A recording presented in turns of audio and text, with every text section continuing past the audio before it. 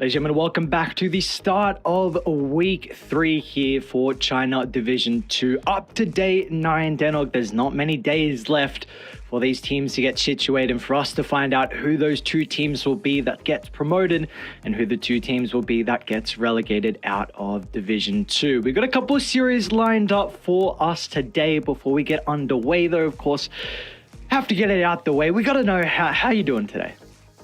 I'm doing all right. A little tired, to be honest. This is the third day in a row that my fire alarm has gone off in my building.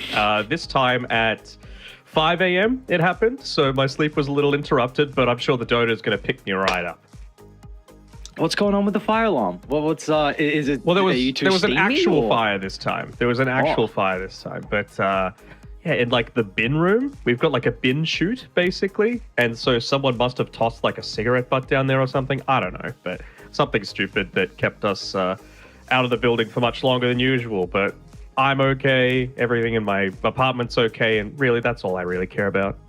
Very good. What time did you go to bed? Were you DJing hours? Did you go to bed late and then? That's, irrelevant. Okay, we don't need to talk about when I went to bed, but we're up. We're awake now. We got our coffee. We got some Dota ready, and it's a really interesting day, right? Because we have a lot of interesting results happening across the board, right? We were talking in Western Europe with Zippe about how he feels like everything is matchup based, like you'll be able to beat a lot of teams just because your team matches up well against them. And I feel like that's relevant to the Chinese scene as well. We've got teams like Meteor probably losing against teams that they would be expecting to beat. I think they lost to IG Vitality and Lonely Rock and Roll, who are sitting at the bottom of the leaderboards right now. But then, they find a victory against Cactus, who are sitting towards the top. So it's like, well, how do you even put a gauge on like how strong that team actually is? Because all these teams are taking games off of each other. Yeah, well, let's take a look at some of the results we saw from last week as well, and we get to see how those matchups played out, I should say last day in particular. Poke up against Piggy Killer. Now, this is really the one team that it doesn't particularly matter who they're versing. Piggy Killer are just dismantling everyone. They are still yet to lose a map. Even the ones where they got absolutely stomped in the laning phase, they were still able to come back. We remember the Fly Lone Druid, but yeah, they really haven't looked to be very challenged at all, have they? They're relying on their macro gameplay. They're forcing mistakes out of the enemy team, I think, is the most important thing. I mean, look at Frisk is feeling confident enough to be able to go in onto the enemy offlaner because he knows the boys are going to be there to be able to back him up.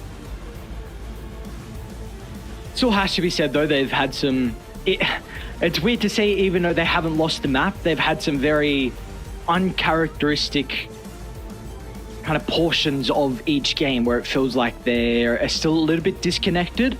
But regardless, like you said, they're just using their kind of experience and their raw talent to be able to, so far, brute force their way out of Division 2. And well, for Poke, that was a team who, heading into the season, was one of the few that stuck around into it too. So they had a little bit of time, of course, to continue scrimming and playing with this 5-man roster, but hasn't really found much success.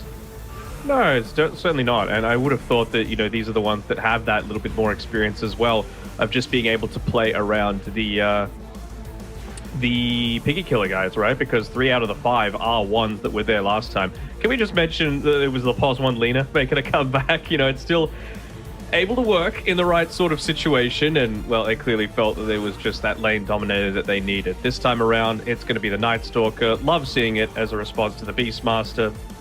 Obviously not run as that position 1, but still is able to provide a lot of impact here. That it is indeed. So I wonder if we're going to continue to see the Night Stalker overall. I mean, I'm trying to see Meteor in the end. The big victory for them to find. They're going to be bumped up to middle of the pack as well. So much needed over Supernova, who were looking pretty good so far. But this was one of the few games where we saw the Monkey King really work out for them on Supernova. Yeah, again, like, can you imagine where Meteor would be if they just won the games against the teams that they quote-unquote should be beating, right? Like IG Vitality's only win is against them. Lonely Rock and Roll's only win is against them. And then Meteor go ahead and take these series against Supernova. They take the one against Cactus.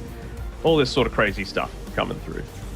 Yeah, and we got Visage from them twice as well, which not something that we really see all that often, but they were able to make it work. Again, this was much more, it felt draft related, right? Like Supernova just could not make any plays off the back of this Game 3 draft in particular. You know, no one was really going to be the one that goes in first. Broodmother doesn't get as active as other heroes. It's more about that map denial and, well, Troll Warlord farming the Battle Fury. I thought he played pretty well on the Invoker, actually, Han, but again, there's only so much that you can do on an Invoker. Good for the lane against the Storm Spirit, but for the game, really just doesn't provide that consistent pressure that you need. Yeah, in that game, I remember I was a little bit concerned on his scaling potential, but he had such a solid early game, was able to find that Witchblade at a great timing as well, but it just did not matter in the end. Like you said, multiple Visages getting picked up in that series from Meteor, and maybe something we're going to see further down the line from them as well. But this in particular was really the game of the night. I don't even know how... I think the replays will do us justice on how to describe it. We don't even need to say too much. Just look at all the team fights. I mean, even just in this clip alone, I'm pretty sure I saw the net worth lead flip back and forth about 4 times. You know, there was a few big kills that really put it a lot more in the favor. But you look at that. It went from 1K to 1K the other way to 5K back to 1K. Like, it's crazy the amount of back and forth it is. It's probably about to go back towards Cactus's favor off the back of this one. It was just, I called it a yo-yo the entire time. Just net worth lead swinging back and forth, and eventually the one team that got caught without that buyback would be the one that lost. And, well, unfortunately for Cactus, in this game, it was Summer. You know, he had that Rapier purchased, he went for the super deep dive solo, he got the mega creeps, but being without that buyback meant that Bright were eventually able to just run it down with, I think the Lesh even bought a Desolator as well, just so that the push could happen that little bit faster. And then unfortunately, we didn't get the same follow-up games, which is a little bit sad to see with how crazy that game one was. The second game, Bright, they just absolutely stomped Cactus. It was a no mess around. They wanted to try and close up the series. It was a great performance from the Chaos Knight, a pick that I was hesitant about, but Hart, without a doubt, proved me wrong. He bodied that lane, and then they did not look back from there. I mean, you see 30 minutes in, there's a 16,000 net worth lead, so a big victory for Bright, considering Cactus, they still have to go up against Piggy Killer, which at this stage is, I don't want to say guaranteed loss, but it's like maybe 70%, maybe 80%. That's a very tough matchup, and it's really Piggy Killer going to take that first slot, and it's just who gets that second slot, and the fact you still have to verse Piggy Killer means it's going to be very difficult in regards to the standings. Yeah, for sure. You know, Bright, they would have to be the number 2 favorites now, right? Like, they've only lost to Piggy Killer. Cactus still have Piggy Killer to play. So you would say Bright have the quote-unquote easier matchups to come. You know, they just won their series against a difficult opponent. Of course, like any game that goes to, 70 minutes plus is going to be a difficult opponent. And then, Team Bright, they still have to play Meteor. That's probably going to be their next biggest challenge. But after that, they got Lonely Rock and Roll. They got Poke. They're sitting, towards the bottom end of the table. So we'll see what they're able to do. But today, we've got IG Vitality against Cactus. Again, this is another one of those situations where, like, which Cactus are we going to see turn up? Because for them, you would say going into this series, they're going to be feeling relatively confident. But IG Vitality have a ton to play for. Obviously, they've got the backing of one of the biggest organizations in China, and off the back of that, you don't really want to be dropping out of Division 2, because the reality is if you lose too many more series just with the one win you've been able to rock up so far, then that might be the reality. You might be getting booted out. Yeah, you might indeed. So a couple of contenders today to, again, see if they're going to be able to rival for that second place. So it's very important, those series, and also for the bottom of the pack as well for relegation. But we do have a draft getting a decent way through here. So we'll get that one up on screen very shortly. It looks like the odds, I'm quite surprised it's favoring IG Vitality. I have to imagine this is just solely based on the name instead. Because I feel like Cactus, they're just not Digimon fans. That's it. Yes. That's all it is. They don't like Togemon. I don't like Togemon. Mm-hmm. Yeah, it's just probably got to be the backing of the org. You see a familiar name in IG, you're like, all right, these are the boys we're going to go for. But Cactus, Yeah, it definitely feels like they are the ones that are probably in prime spot to be able to take it. But like you said, like which cactus are we going to get today? Like that is really the ultimate question. We're going to get the good performing cactus or the ones that get run over. So let's speak about our draft real quick. Cactus in the first phase, they're going for a Clockwork and a Death Prophet, IG Vitality with the Doom Monkey, and then we've got the Shadow Demon here in the second phase. They're just zooming through this draft though, aren't they? You know me. I see Crystal Maiden. I'm happy as long as they've got some sort of capability to enable her. For me, this feels like Cactus is probably going to be wanting to play the DP in the safe lane. In the off lane, excuse me. Just against that Monkey King, if that's the way that they're going to go about it. Of course, they still haven't quite yet revealed if it's going to be like a position 4 Monkey King. But again, against a Clockwork, against a DP, probably not. That's not really what you're wanting to be able to pick up for yourself. So, I do like the Shadow Demon, you know me, against the DP, feels incredibly solid. Against a decent amount of pickoff, feels quite good as well. It's just about that counter initiation potential now for IG Vitality, you know. It's all well and good to be able to get off a great disruption, but do you have the stuff coming back the other way? And you would have to say, with a Wukong's having the potential to be laid down, with a Rolling Thunder, with a potential, Blink Stomp Doom, they've got that. So I don't hate this IG Vitality draft. I just need to see a little bit more active heroes look to come out now. Like, are we going to see a? It's not going to be a Nature's Prophet because they've banned it themselves. But I want to see something in that same vein. Are you wanting the Death Prophet to be flexed here for Cactus though, in particular? Because it seems like they're banning out mid laners. Well, DP into the Pango doesn't feel that great, right? You siphon him, he's going to swashbuckle back every single time, or he's just going to keep swashbuckling from range to be able to clip the creep with that. So I really don't think you get value out of it in the lane, and Monkey King wins 90% of his lanes. So it's just about putting the DP into the position 3, make it so that really isn't the case quite as much. And, well, now the question is for IG Vitality, what do they do into this? I still think you have to run the MK as a position 1, so their mid laner against a DP I think should just be something that farms and is able to push reasonably well. Leshrac seems fine to me. Would you... Wait, what are you thinking they're going to flex if they're looking for their mid? We've seen them run Doom as a 4 before, and then look to put like the Pango 3 on IG Vitality. So that's into that's CK? A option. Yeah, it's an option. You worried he's going to get bodied in the lane? Pango 3 is a little bit weak. Oh yeah, I just saw the CM as well. Yeah, no, that's probably actually going to be the case. So what, they need a 5?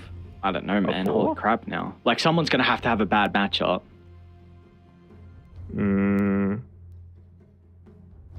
It's a really tough last pick. Like, if you play Monkey 1, you're going to be leaning to a Death Prophet Clockwork, which doesn't sound fun.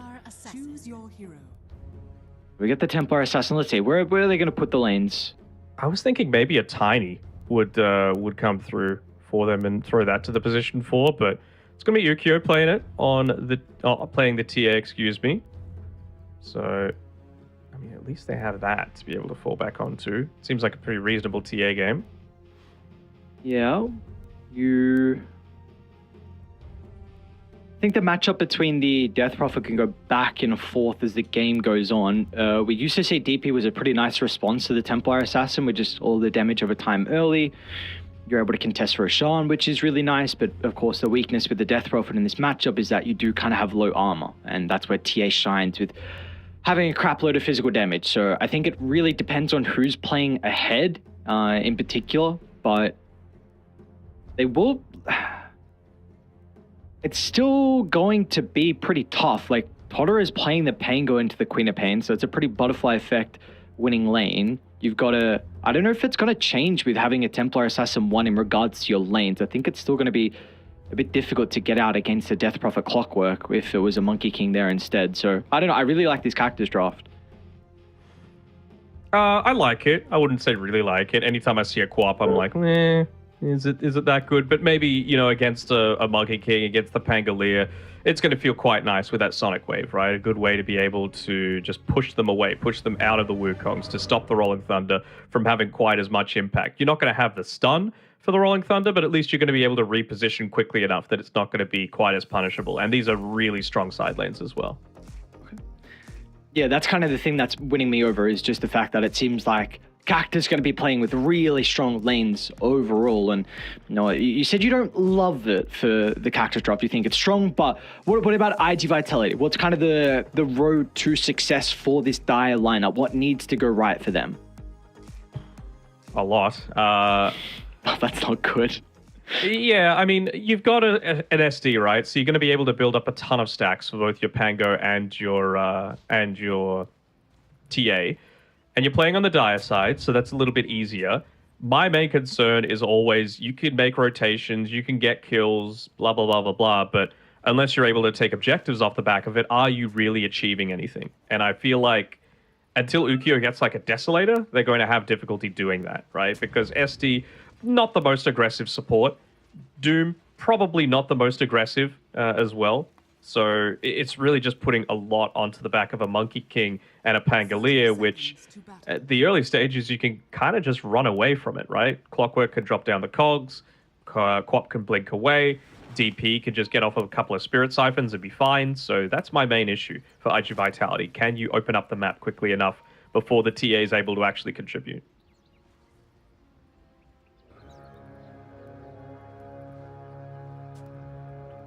We have seen, though, with TAs, like, it was like, who was it playing the mid TA that just got, like, incredibly active when we were casting it a couple of days ago? And it was, like, wasn't something that we're really expecting, but they, like, roamed across the map, they made the plays because they just didn't have the heroes to be able to do it. I know this is a position 1 TA, so you're not going to have quite as many levels to be able to do that, but I kind of feel like that's how Ukyo needs to be playing it. Like, when he gets into, just the Blightstone, even if he wants to go like Dragonlance first, just to stay further away from the DP.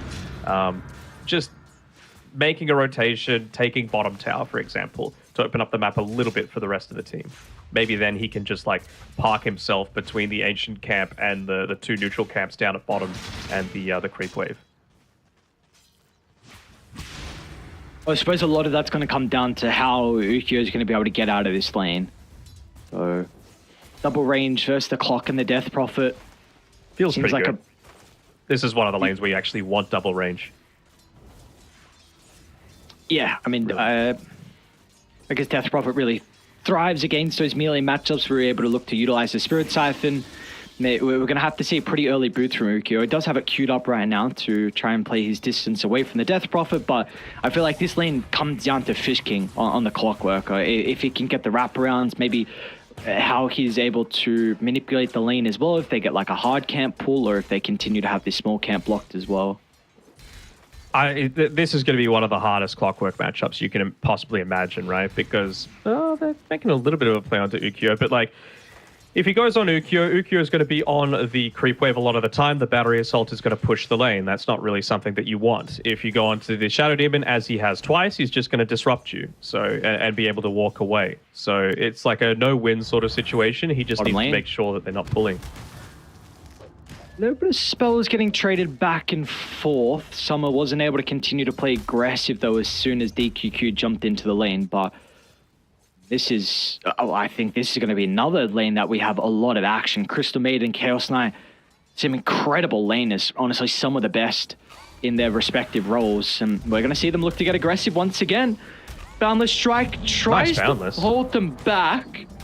DQQ's done a very good job so far. Might be able to get the kill on the Jumi. Not going to be the case, though. So it feels like this lane, a lot of it's going to come down to just the resources and how much you ferry out. Like, I mean, Jumi's got multiple main goes. Summer doesn't really have any, but it's how you're able to use the spells. And if you just get away, then without those abilities, you can't continue to play aggressive. Yeah, he just fed him a mango on Summer so that he would be able to go. So they're just looking for an opening to be able to get in onto Tax. Probably would have been able to secure that first blood if they didn't layer the stun and the root, though. So we'll see if they're able to do it again. As soon as Tax comes forward, they're going to look to make a play. I'm just constantly watching Jumi. I've seen him, cancel his Crystal Nova a couple of times just because they want to find that opening. But DQQ, good positioning, basically put himself in the way. Got to be careful about getting too close towards the tower, though. Otherwise, you're just going to get reality rifted back under it. Might even go immediately on the back of this creep wave, like nuke the wave, get... Oh, man, DQQ might still die, but he's dodging a lot. Can he get any Jingu? Hasn't leveled it up actually just yet, so DQQ. So with the Boundless Strike, he's been using them quite effectively to help reposition. I mean, he's doing so much in this lane. Like, he denied 2 range creeps, preventing them from getting level 3, so they don't have that damage spike. He uses the Mischief on the Chaos Bolt to dodge that damage. He's got a bunch of Fairy Fires, and now he's pulling the lane. Like, he is doing an incredible job on this bottom side. And it's giving Tax enough time to work into the Vanguard. Like, he's already got the ring of health and a decent amount of gold to be able to work towards that item, which might just mean they can't kill him. Like, it's going to heavily mitigate a lot of the damage coming out from the Chaos Knight once you get this item. I think they're wanting to go onto the CM if they go to contest this. Boundless Man onto 2. What is DQQ doing to them? This Monkey King is just obliterating the bottom lane, and now Summer's probably going to go down as well. Scorch Earth, can they get the tick? They do indeed. So that was pretty much a full wave denied to the hard camp. Now they're going to miss out on a decent chunk of creeps as well. He is... I cannot state it enough. He is playing amazingly. Mid lane, Totoro might be about to get solo killed here. We'll need to pop the wand, and, well, you get a TP coming in from base. So SD going to be able to refill the bottle, thankfully enough. What happened there? Why did he walk all the way back to base on SD? He may... Yeah, I was going to say may have been stacking, but it's the minute mark now, so I'm actually not quite sure. You see Radiant done a pretty good job to get an early ward out. Dire had their ward first, so maybe it was actually scouted with that rotation to the jungle from Fish King. It does look like this top lane, they're getting a lot out of it. Ukyo top of the last hits, the Death Prophet 27 and 5. Feel like I'm going to be looking towards that first exit of the game, but back to bottom again, Tax. Some danger, but with DQQ nearby, they might look to turn it. Tax is pretty tanky with the Vanguard. It was strong enough to be able to dive deep under the tower, and another death onto the Crystal Maiden. Not really what you want as this lane dominator, is it? I mean, with Tux, if he doesn't have that Vanguard, he doesn't go for that kill. Tower is still dealing way too much damage at this stage of the game. But with it picked up off the back of those first 2 kills, they can go just to swing the lane even further in their favor. Now DQQ goes back. He'll be able to see that the camp is blocked up. He should hopefully be able to deward it in time, and he does. So, mate, he is actually doing so much. He set up his Doom game. He's setting up his TA's game. Mid lane still going in favor of Butterfly Effect with a pretty strong net worth lead, actually, about 800 in his favor. And Pango actually TP'd back out to lane pretty recently. Butterfly Effect's going to get involved in another kill here. EQQ, they should be able to see him pretty shortly somehow. They still have vision. Now, anyway. Now, UQ. They might be able to get a kill into Fish King, but without the traps leveled up just yet, Fish King is okay. It has shoved the Templar Assassin back into the jungle, and TZY has got the exit on the catapult. So it looks like this tower is going to go down for free without anyone to contest it. And this is the real advantage that Cactus's draft has, right? Like, there's nothing really that IG Vitality can do to stop this. Right now, Fish King is just being annoying, basically, taking away a bunch of these creeps from the TA, slowing her down a little bit. He's been able to take 2, leech some experience off of that. Will Yukio be able to get the kill? Maybe just seeing that rocket flare, he'll say, well, he doesn't have the power cog, so I'm going to be able to chase him down. But at least he's able to take 2, stops Yukio from farming a little bit, but if you can farm a hero, you're satisfied enough. They take the tower too, though, so say job well done, Black Clock. So the side lanes have gone much better than I was expecting for IG Vitality, but this mid lane is really the big thing that they've got an issue with at the moment. Where the Pango is so far behind the Queen of Pain in regards to the net worth. There's bottom, they're going to make the attempt onto Tax. They'll need Butterfly Effect for this kill. It's only 1 point here in the screen, but with the maxed out Shadow Strike, they should be able to slowly dwindle him down. And it doesn't look like there's going to be a turnaround potential with that ultimate on Tax. No one else was looking to TP in, so finally a big kill for them to find. That was the hero on top of the net worth, so a lot of gold and experience given over. They're actually going to make a play towards mid, pick up the Illusion Rune on Pango, but he had to use his Rolling Thunder for that purpose, so I mean, it seems like a lot of tempo that you've just given up to be able to secure a single rune just so that you can stay in this lane. And well, I feel like all the while, Quap's... It is, but I feel like Quap's going to feel empowered to be able to make a play towards top, for example. I mean, they might even just play on mid just because they've got the CM here as well. Low on mana as well on the Pango, but able to get out of the root at least. Yeah, the reason why I was saying there's a big rune, I was hoping maybe he played a little bit more passive to a Rolling Thunder, because of the illusion, you could get a Frostbite, you get out of the Max Shadow Strike as well, so if you maybe just chill out a little bit, wait for that to make a play on the side lanes, then you'd be able to get a value on the illusion, and potentially off the back of that you could get a kill. But Force used a bit defensively mid lane, and now Totoro's not going to have it for this invasion. Fish King, he's going to run straight to the Pango. He doesn't get some distance away, but the Frostbite holds him inside the cogs. There's the Sonic Wave once again from Butterfly Effect to shut it down with the Pangolier, and now they're going to look to try and take away some of Yukio's jungle. Doom bottom though, Doom's out onto the Chaos Knight. Can they slow him down though? Boundless Strike's already been used, so DQQ won't be able to catch up, but it looks like CK will live, and meanwhile Tax, well, he's not going to be so fortunate with multiple heroes TPing in to protect Summer. Tax just stepped a little bit too far forward and will be penalized for that.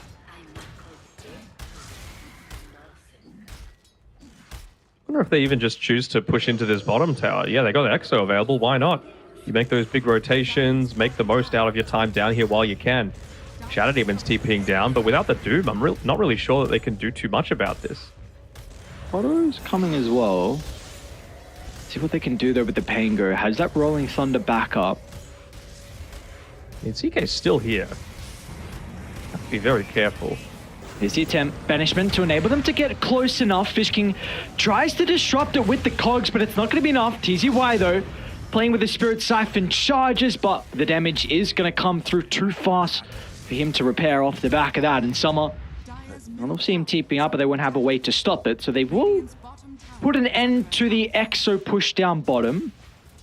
He had 17 one charges. I was thinking maybe he might want to pop them. Still probably would have died, but with the 2 Spirit Siphons that he had off at the time, probably would have been able to live long enough to confirm this mid tower going down. You've got Butterfly Effect with DD, with the Siege Creep pushing into the tower, and, well, DQQ off of that gets his level 6, so he might just be able to drop down the Wukongs and force them back here.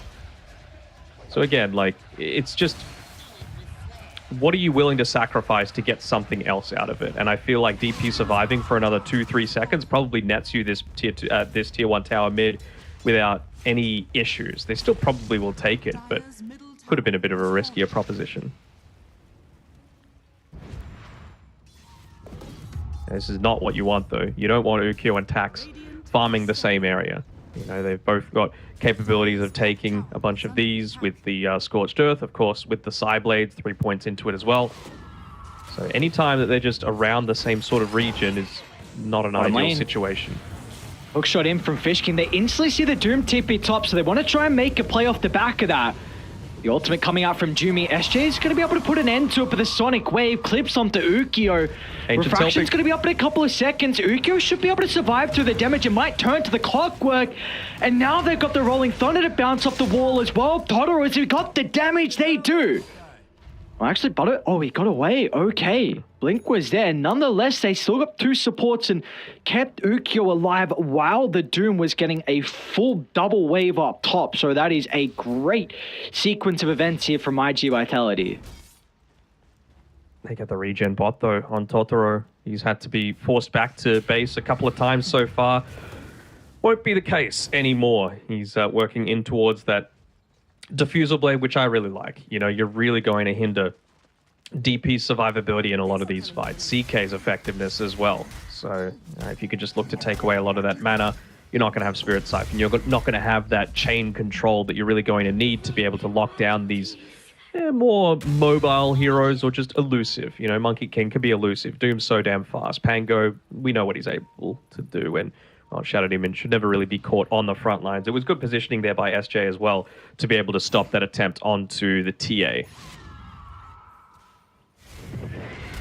It's pretty goddamn poor here on SJ. Lowest net worth out of everyone in this game. Very far behind some of the other supports as well. And he could be vital, honestly, with the with the Purge to mitigate some of the effectiveness out of TZY's DQQ. Again, he's just toying with them. Look at all the vision he's providing the team. Sees double supports. Maybe that could set up for a fight. Totoro is wanting to try and TP in. I'll make the go onto the clockwork.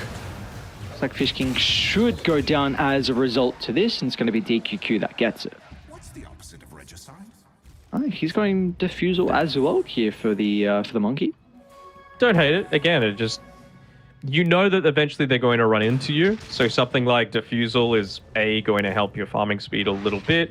It's also going to enable like these things like the Boundless, like the Wukongs, to be able to do so much more. I'm really expecting like a defusal Wukong sort of build out of him. Defusal Wukongs. Defusal Mage Slayer build out of him during the Wukongs. Okay. Radiant's middle tower is under attack. I have to be really happy with the status quo of this game, right? The fact that, again, I think Ukyo is freely been farming 0 deaths inside the river. Fish King gonna make the start onto SJ. Freezing field from Jumi just to maybe I'll guarantee the kill. Yeah, sharp points. Right, we'll go with that. So there's a kill into the Shadow Demon top lane now. On to DQQ with the Monkey King. He's had a pretty solid game so far, but first time he's gonna step a little bit too far over that line. I'm gonna be able to condemn him for that, but regardless, you still have the cause. Getting a lot out of the map. Tax top of the net worth. He's gone back for that Midas after the Vanguard and the Arcane. And he's got the Greaves queued up as well. So he's looking to go down this Aura route. I'm really wanting to see Cactus play a little bit more up towards the top side of the map. You know, they've already taken mid. They've already taken tier 1 top as well. Maybe they're just wanting to wait for the Greaves to come out for their DP before they make that sort of play. But I feel like if you're not putting more aggressive play up towards the top side, Ukyo is just going to keep extending this lead. They're hunting that Death Prophet. He might run into the trap pretty shortly. And they're going to veer their attention back. Totoro with the U-turn. And he's so far away from the tower, but... Oh, okay. SJ's going to be there, at least with the banishment. I thought maybe the silence to the shop, the Rolling Thunder attempt. Of course, SJ was easily able to put an end to the TP out. So great smoke from IG Vitality. Love this ward that SJ placed down as well before they went for that attempt. Just giving information if there were going to be any TP rotations coming, not putting it onto the high ground under any sort of vision. So, yeah, I wonder if DP is going to TP up top now off the back of this, because someone's going to need to address bottom. You know, you can't leave this many creeps just coming into your tower, especially a siege creep wave for free. Maybe, again, he's just going to go back there. He doesn't have the TP available, so we'll need to just run out, but I'm really expecting to see, like... This could be awkward for SJ. Side the river, and Cactus is starting to turn towards the Shadow Demon. Clockwork's going to be able to close the distance. Likes the Cogs to bump Totoro back. It's going to be a little bit too late with it, so they're forced to use the Sonic Wave, but SJ... He's still healthy at the moment. Butterfly Effect gets a glimpse of him, though, with the higher ground ward. We'll get the kill in the end. They'll know that they've got it up there. That attack range was a little bit too big for nighttime for them to be able to play around with. And where's DP moved towards? Are they going Roche off the back of this? I mean, he walked bottom, didn't really clear that wave, and then he's walked back towards the mid lane, and then he hasn't been farming anything. Ooh, if they found DQQ, it would have been worth it. What as the Dark Torch Summoners farming in the trees. They found him.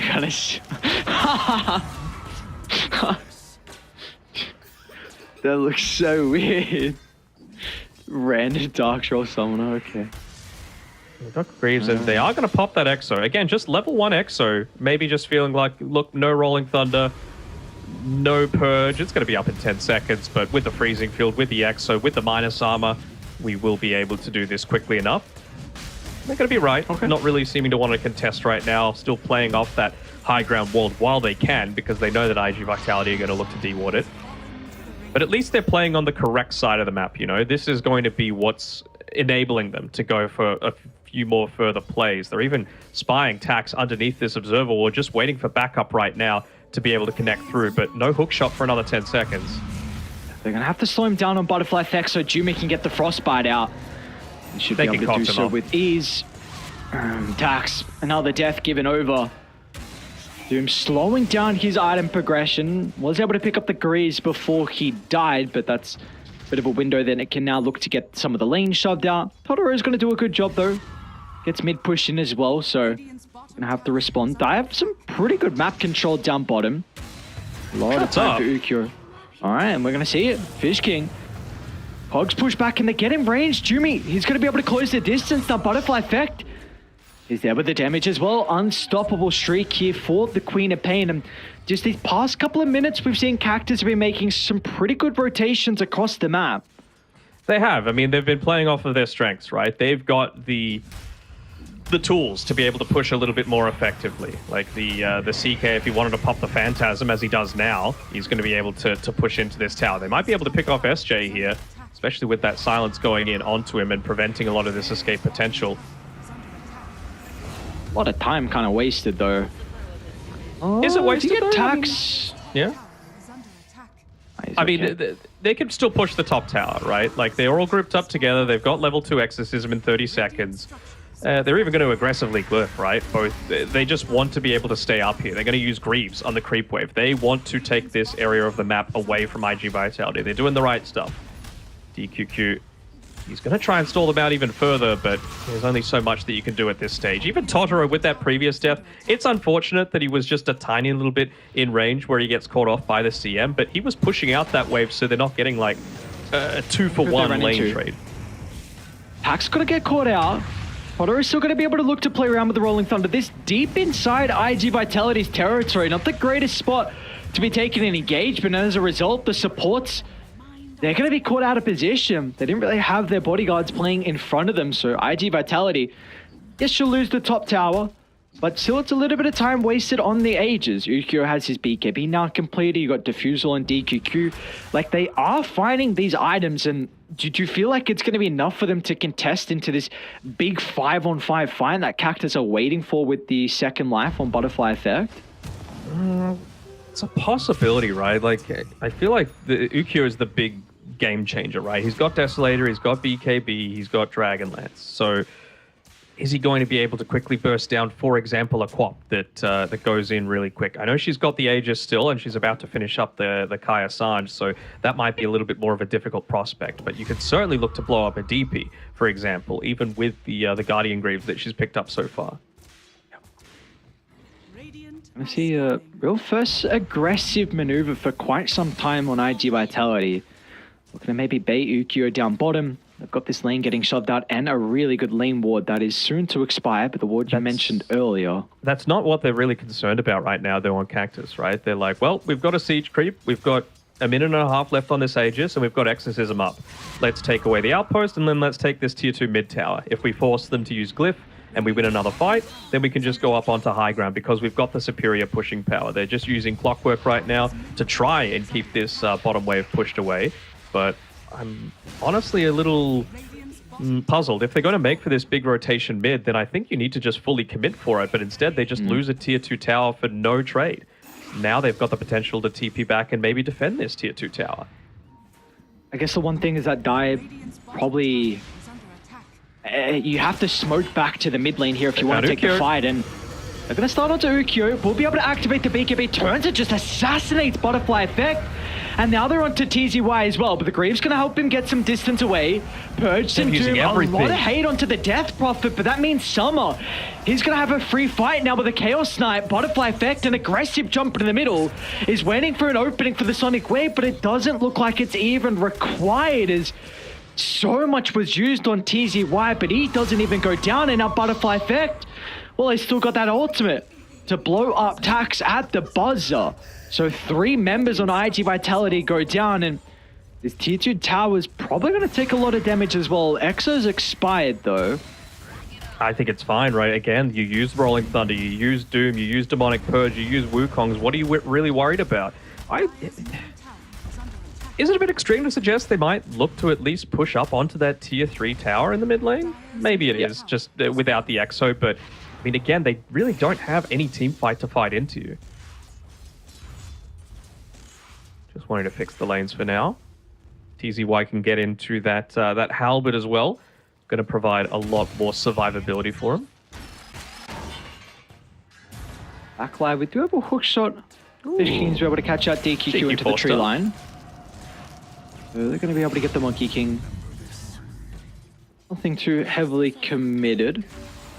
Does seem like maybe the game's going to slow down a little bit for a minute or so, and then we might see either side put some priority around that Roche. Need to start to get the vision up. That is going to be a big second Roche to claim. Important Ages, but also the Aghanim Shard as well. A lot of heroes that would love the Shard this game. Oh, for sure. I mean, if Quap can get it and you can use that silence onto the Shadow Demon, game changer, right? CK's got the Blink Dagger, so you can look to make that jump in onto the squishy target and look to take him out. Clockwork hook shot, of course. The big thing for me is they've got so close to a bunch of big items right now on Cactus. Butterfly effects. Nice use of the Illusion Rune. It's going to be able to dodge the Meld Strike, but blinked aggressively, and if they just had one stun nearby, probably would have been dead. Mm-hmm. Looking to protect these power runes, both teams, as much as possible. These rocket flares have really been on point by Fish King, just revealing so much information specifically about DQQ. And, well, Totoro, he's going to actually roll his way up that river and be able to claim the Invis rune on the top side. So at least, you know, Cactus don't have that to play around with, but they didn't see that the Rolling Thunder was used, so maybe they're going to feel a little bit more hesitant at wanting to go in. Never mind. They're just like, we got our big timings, we got our Boots of Bearing, we've got our Ghost Scepter, we've got Halberd, we've got BKB, we've got Blink Dagger. They're just going to ball up as 5 and go. Again, no glyph available for IG Vitality. You get picked off, and you're going to be in a really rough place. At least TA is able to get out of this bottom lane before she gets caught out. Didn't have buyback, of course, and, well, DQQ, he's just trying to keep this lane as pushed away as much as possible. 5-man rotation for a Monkey King doesn't feel that good, especially if you're able to get away like that. He's going to do that to the next wave as well. This is the lane that's going to be pushing in closer to the next objectives that they want to take. They know that Roshan's not going to be up for at least 10-15 seconds, probably about a minute or two longer than that, so just delay what they're able to get out of the map for now. And importantly, it gives time for IG Vitality to sweep through their top jungle and D-ward and maybe get their own vision down. So you got traps set up, you got sentries littered down. They're going to know that Cactus have no wards here to take this fight. And importantly, they got the outpost control as well. Buyback could be a very key thing to defend or take Roche. I mean, DQQ is even just pushing this bottom lane into the tower. So if you can force someone back, then that's going to be obviously a dream. TZY separate from the team. They're going to get the Pango as well, though, off in the river. And now this might give an opening for IG Vitality. With the Doom committed, it's going to be a trade of heroes. We'll have to see a BKB expended from Tax, but maybe IG Vitality feels strong. DQQ wanting to try and jump in, but doesn't see the angle. Was EXO committed as well, though? Luckily enough for Cactus, it's basically going to exactly mirror the timing on the Roshan respawning. So really, it's just about, once again, claiming control over the dire side of the jungle, get the outpost back, place the vision down on that cliff ward. And I'm assuming for Monkey King, he's just going to go right back to business, play down on the bottom side. Looks like he wants to go into the BKB for himself next. I don't hate it. You know, he's just being caught out and burst down a little bit too easily for now. But there we go. Your favorite item purchased up, the gem. They just want to make sure that there's no TA traps littered in tricky situations that might reveal their positioning. But as of right now, not really anything on the top side of the map outside of the stairs up into the jungle on the very top side. Fish King's positioning. Great spot for the Clockwork to be able to pop the smoke and get out. He's got Force and Ghost Scepter, so what a defensive tool is Fish King. They'll purge up the clock and can't even find the side blades off the cogs as well, so he's not there just yet. And Totoro, oh no, now DQQ as well jumped in the river. CK, There's another member of IG Vitality that's going to be in some trouble. They don't have the Doom to take the team fight, so Tax doesn't see a window to jump in and protect them. Sama so close to catching Ukyo, not to be though, but that is now Roche up and probably for free even without the EXO. Yeah, Jimmy's going to instantly see it. Just how much emphasis is placed on this cliff ward, man. If they didn't have that cliff ward on IG Vitality as well at the end of that, then Summer would have got a pick off onto the Shadow Demon as well. It's a good use of the Purge, though, onto the clock, prevent him from running away quite so easily, but this is a few too many times that Totoro has just died for nothing. Yeah, it's really struggling here with the Pango. Haven't been able to feel his influence in this first game. A lot of the pressure is going to be on the back of the Templar Assassin and the Doom. I mean, we do have that Daedalus now complete on the TA, but we're going to be going up against the Aegis and also the Aghanim Shard on Butterfly Effect and an Arcane Rune for good measure. So this is going to be a scary couple of minutes for IG Vitality. I mean, it almost bumps CM up in the kill priority, just the fact that she's holding onto that gem, right? To be able to maybe take back a little bit more of your map. I know that you don't have to play around TA traps coming back the other way or any other vision of that sort, but it is just so important for you to maximize the space on this map that you can look to farm on inherently greedy heroes like the Doom and the TA. Even just going into the MKB, realizing that hey, they've got a halberd to be able to play around with. Two, actually. Mid lane. Do you have IG Vitality playing Binary Q? Maybe trying to bait the carry. Cactus are all nearby as well. They're ready for an engagement. I think they got a glimpse of the monkey in the trees. Play accordingly to that. Lanes are in an okay position for Cactus. Top's getting shoved out.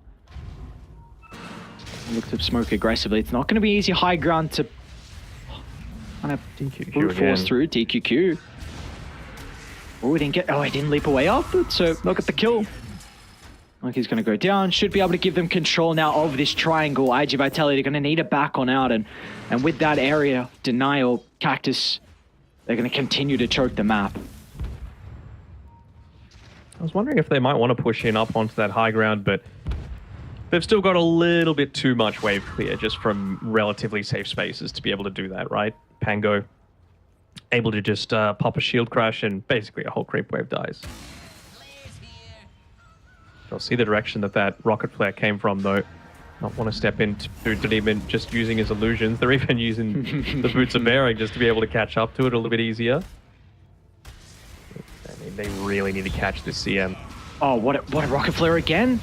Sees him in the tree line, so they're going to be able to react accordingly. Oh, the Sonic Wave pushes back Totoro. They're going to get the jump in. Fish King, look at the cogs. There's no escape. Templar Assassin stuck inside the middle of the fight. Taxi's trying to do whatever he can, but the Doom, it's just not going to provide them a whole lot. TZY can charge through the Wukong's command. He doesn't have a whole lot of mana, but Radiant, they're still healthy enough. They can find the remaining members. Down goes DQQ, and I'm surprised it's just two members that end up dying on IG Vitality. It looked like it could have been so much worse. Yeah, two pretty important members, though, and again, like they've got this siege creep to be able to play off the back of. They've got Guardian Greaves just being used, and you don't have any ultimates to be able to play around. So they're gonna pop the glyph once again, but the Exorcism Spirits just came back, so it wasn't even going to give them any value anyway. They tanked up a lot of those hits as well. They're trying to find a quick burst onto Totoro once again, but I mean, you don't have any glyphs left after this next one. They're instantly gonna pop it. Oh, that's deep. That's not gonna matter though. SJ's going to be forced to try and protect his core, but he's going to die along with Totoro. It's going to be a full set of barracks, probably middle as well. I don't think there's much that's stopping Cactus.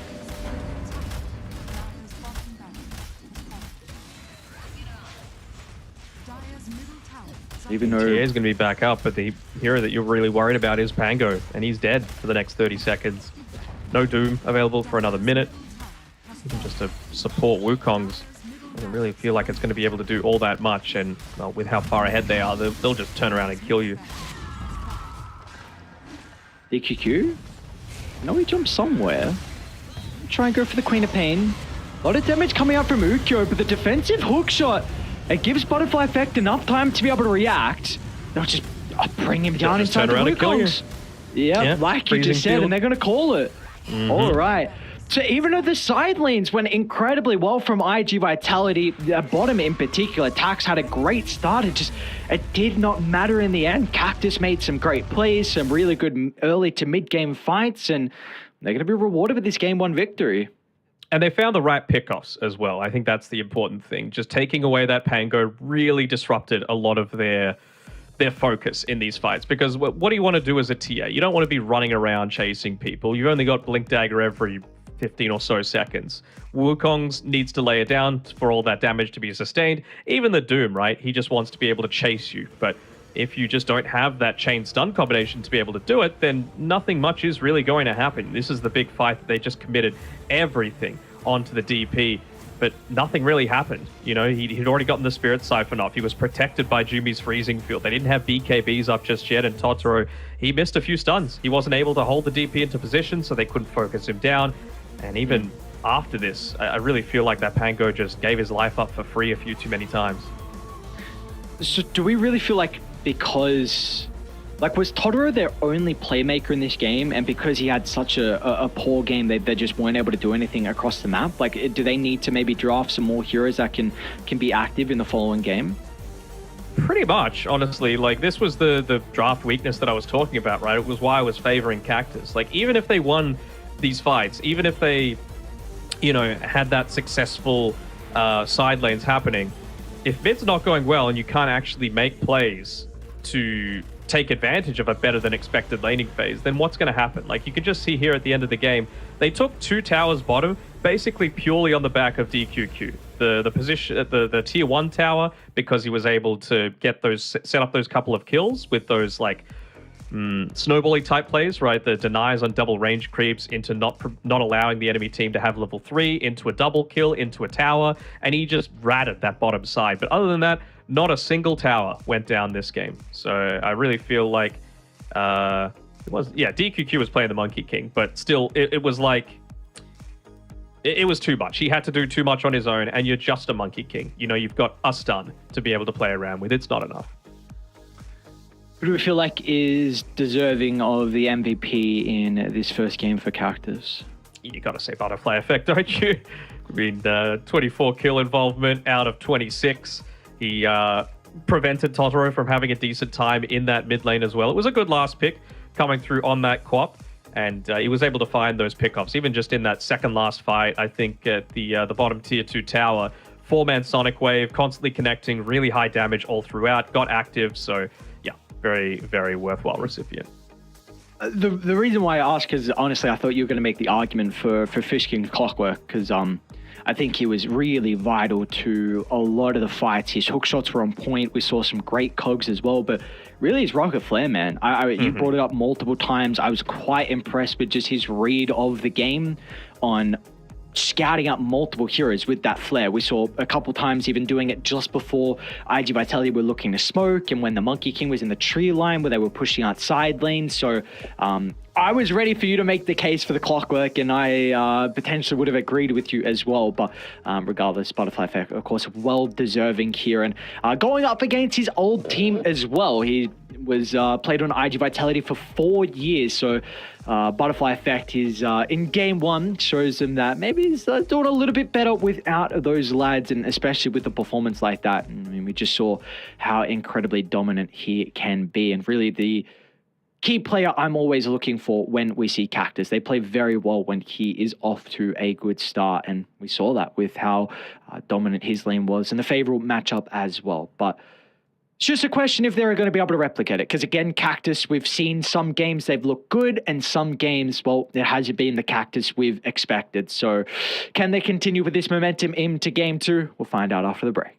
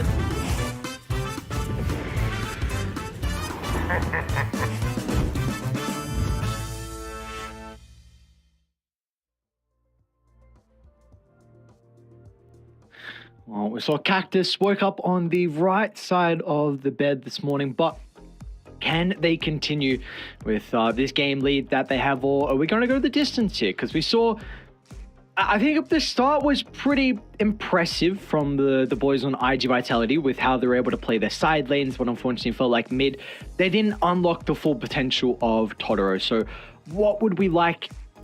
How would we like them to adapt, in particular to the mid lane heading into next game? Do we want them to put more emphasis on the supports helping him out? Maybe just last pick his hero? Or what are we hoping for? Just give me some tower push, man. I feel like that makes the game so much easier. And I know that's like, I don't want to go in and flame him, but he got outplayed a few times, right? Like, yes, you're playing into a quap matchup. It's not easy, but especially if the quap is going to go full point Shadow Strike, right? He sacrificed his own game because he realized that his cores were going to be able to rectify that a little bit. And he knew that, again, the Panga was really the only tempo setter that they had on IG Vitality. So just take him out of the game. There were a few fights where his Rolling Thunders weren't perfect. He got picked off a couple of times a little bit too early. So could it be as simple as like just don't feed, or is it going to be a little bit more around, look, we need something that's going to be able to take these towers to make those plays a little bit easier and to make the position that you're playing around not quite so obvious? I think that's probably going to be the bigger factor. Just something that pushes. That's all I want. One hero, even just something that can buy a Meteor Hammer. I'd take that. Which I've been surprised. I've seen the Meteor Hammer trend kind of fall off a little bit, which maybe it's just the heroes that are looking to buy Meteor Hammer. We're not seeing as much right now with some of the games that we have been getting, but we do have our second draft underway. It's going to be Cactus with the first pick on Radiant side, IG Vitality on Dire with second pick as well. Pusher, Nature's Prophet, Shadowfiend. Okay. I mean, it's still fast-ish, right? That you can look to play around it, and you're against Cactus, right? So you're always worried about the butterfly effect, SF. If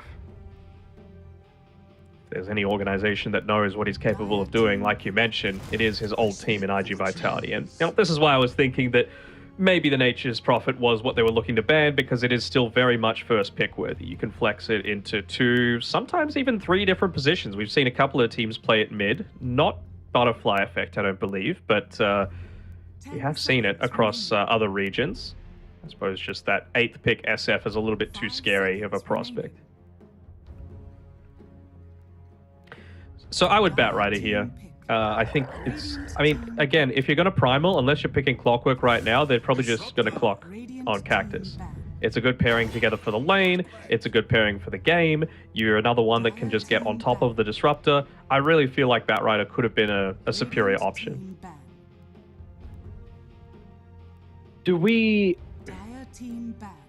If they pick Clockwork where the Disruptor was, do we feel like that would have prevented the Disruptor then for Cactus? Because we know both Clock and Disruptor are good responses to the Primal Beast, but if IG Vitality were playing with the Clockwork, is that a little bit more of a deterrent for then Cactus to go for the Raptor? Well, Disruptor into Primal Beast is good for the lane, but do you really want to be going a Disruptor Nature's Prophet lane? Probably not, right? So it would have limited your flexibility, and Disruptor doesn't do anything against the Primal once you've got the BKB up, whereas Clockwork still does. You know, you can just hookshot into the Pulverize and save off the back of that. So I really feel like you either don't pick the Primal Beast and you go another option like the Batrider that I was saying, or you pick up the biggest counter to the Primal Beast in the Clockwork to pair together with it. And I mean, they're honestly doing them a bit of a favor on IG Vitality with banning out a lot of these heroes that are going to go for those backline dives, right? The Batrider's gone, the Ember's gone, the Storm's gone. I'm assuming Puck is going to be banned out at some point as well here. Just because, you know, Dream Coil plus Static Storm, it's a good amount of damage that you're able to output. Especially with Ursa going, you would have to say that Cactus may be the ones that are emphasizing the Puck. Are they going to Pango with the Quap ban? I'm quite surprised maybe they feel like the Queen of Pain's still a bit of an issue for the Primal Beast mid. Maybe that's the one thing. Because if they pick Pango here, then it's showing that the Primal Beast is going to be played off lane. But I have to imagine then that maybe they're just worried about the Queen of Pain to address the Dino in the lane. What else could you go here, though? Okay, don't hate it. I was thinking, like, could they potentially Snapfire? I was wanting something with a little bit more damage to pair together with the Disruptor. Just something that even the kinetic field on its own is going to be enough to be able to secure some kills. But Undying, this protects the safe lane a little bit further, gives you some area denial, 5 seconds prevents remaining. running away quite so easily. So, I mean, it really now becomes about the BKB timings on Cactus, right? To be able to avoid the Pulverize, to be able to avoid the Trample, to be able to get out of the kinetic field, to not have to worry about getting decayed or being slowed up by the Undying Tombstone. So I'm wanting to see some heroes that look to build into BKBs relatively early to be able to counter this. I think you could still just puck, though. Like, a lot of the counters are gone. And they even banned the Ursa, which, you know, one of the better cores against the puck.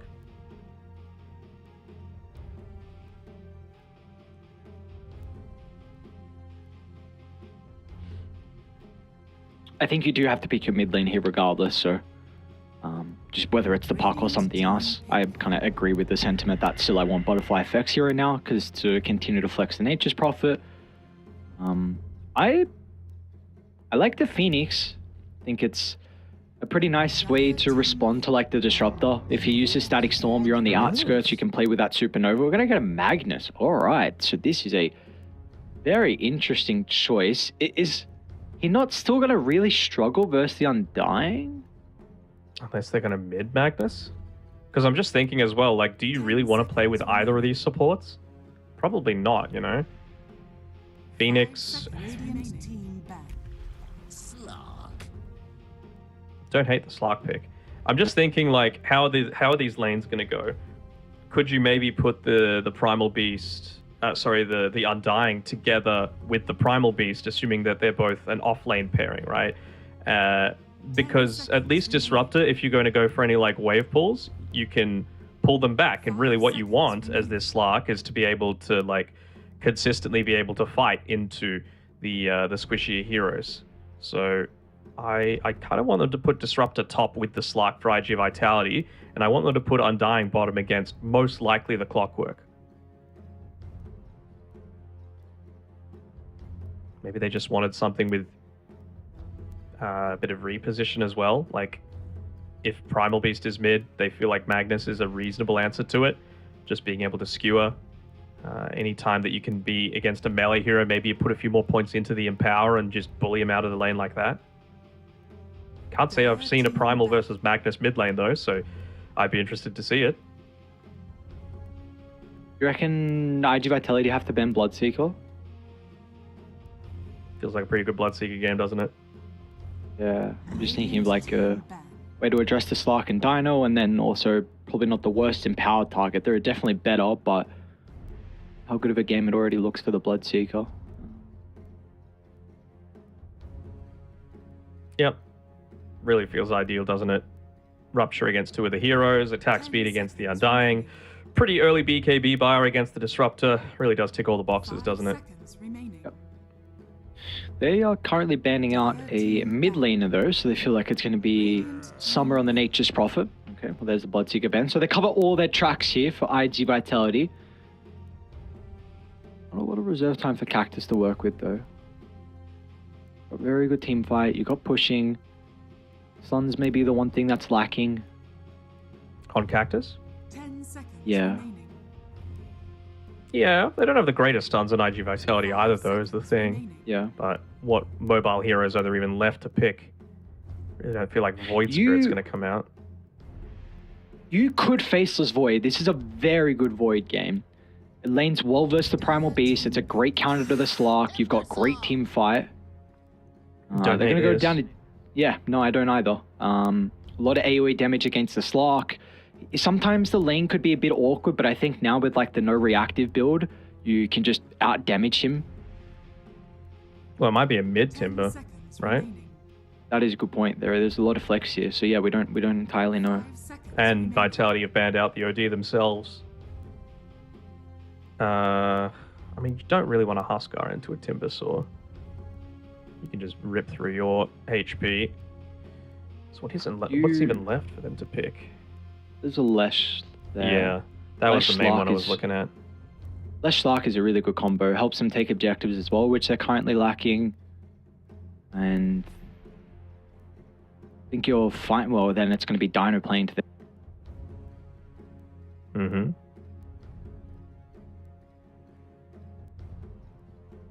No, that's the one that's standing out for me right now. Unless they want to, like, they don't have the greatest stun, so it doesn't give them push, but, like, could they Zeus or something? Just to be able to deal a lot of damage from afar. You may now select your heroes.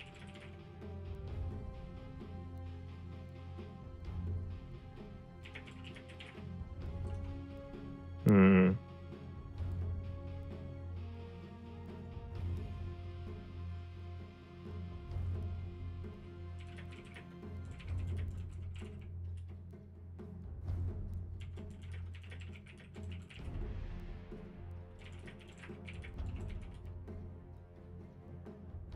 Okay, well,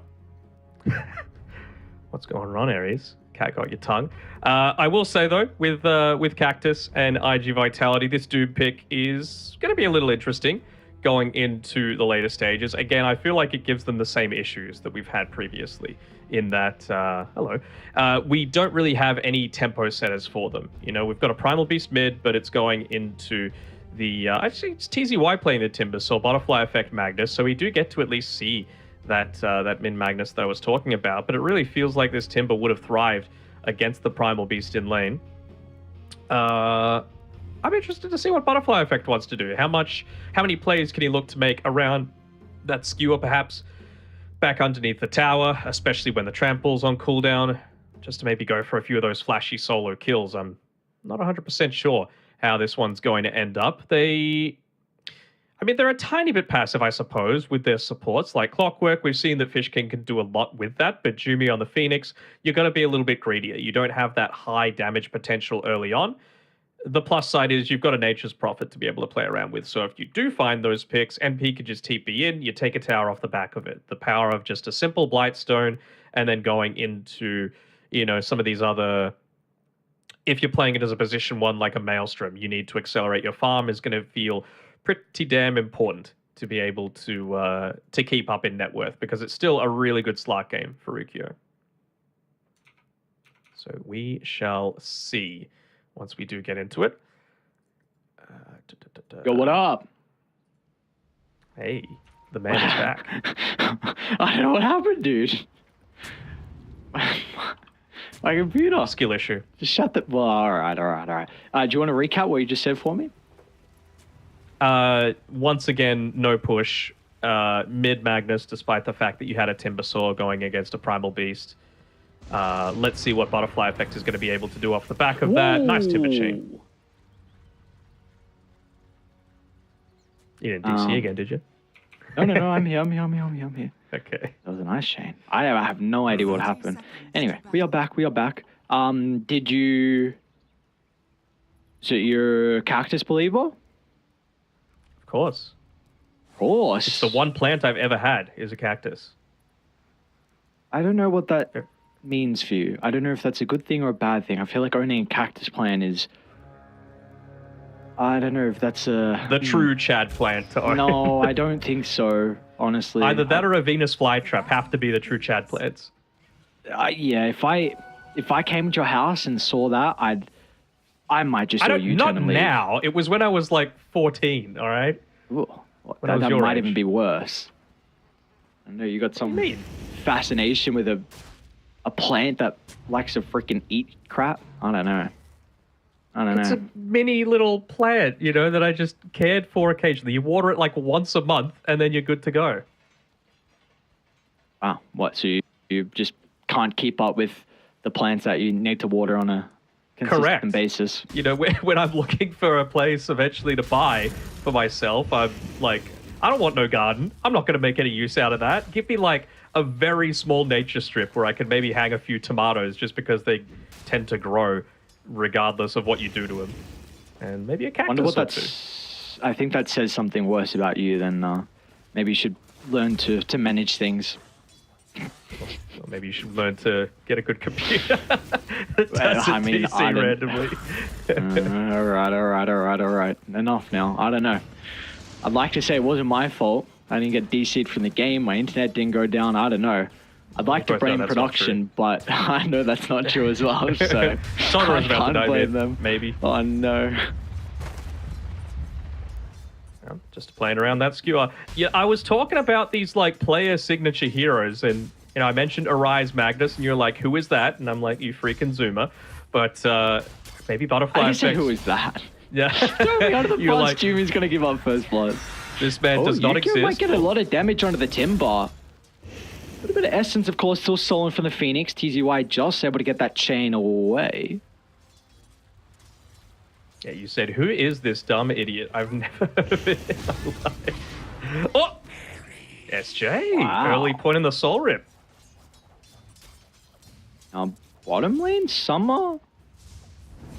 A little bit of damage, really nice blocks with the tree, and so Tax unable to get through them, so it's going to be able to reposition. They tried to make the aggressive glow with that Glimpse drag back into Tax, who had a good start to the last game and looks like he's off to a good start again. All right, sorry, keep going with your Rise point. He good Magnus player. Okay. And I've been watching a lot more of like, are there any like, when you think of like players that are synonymous with a hero, what do you think? Like, who are the main ones you think of?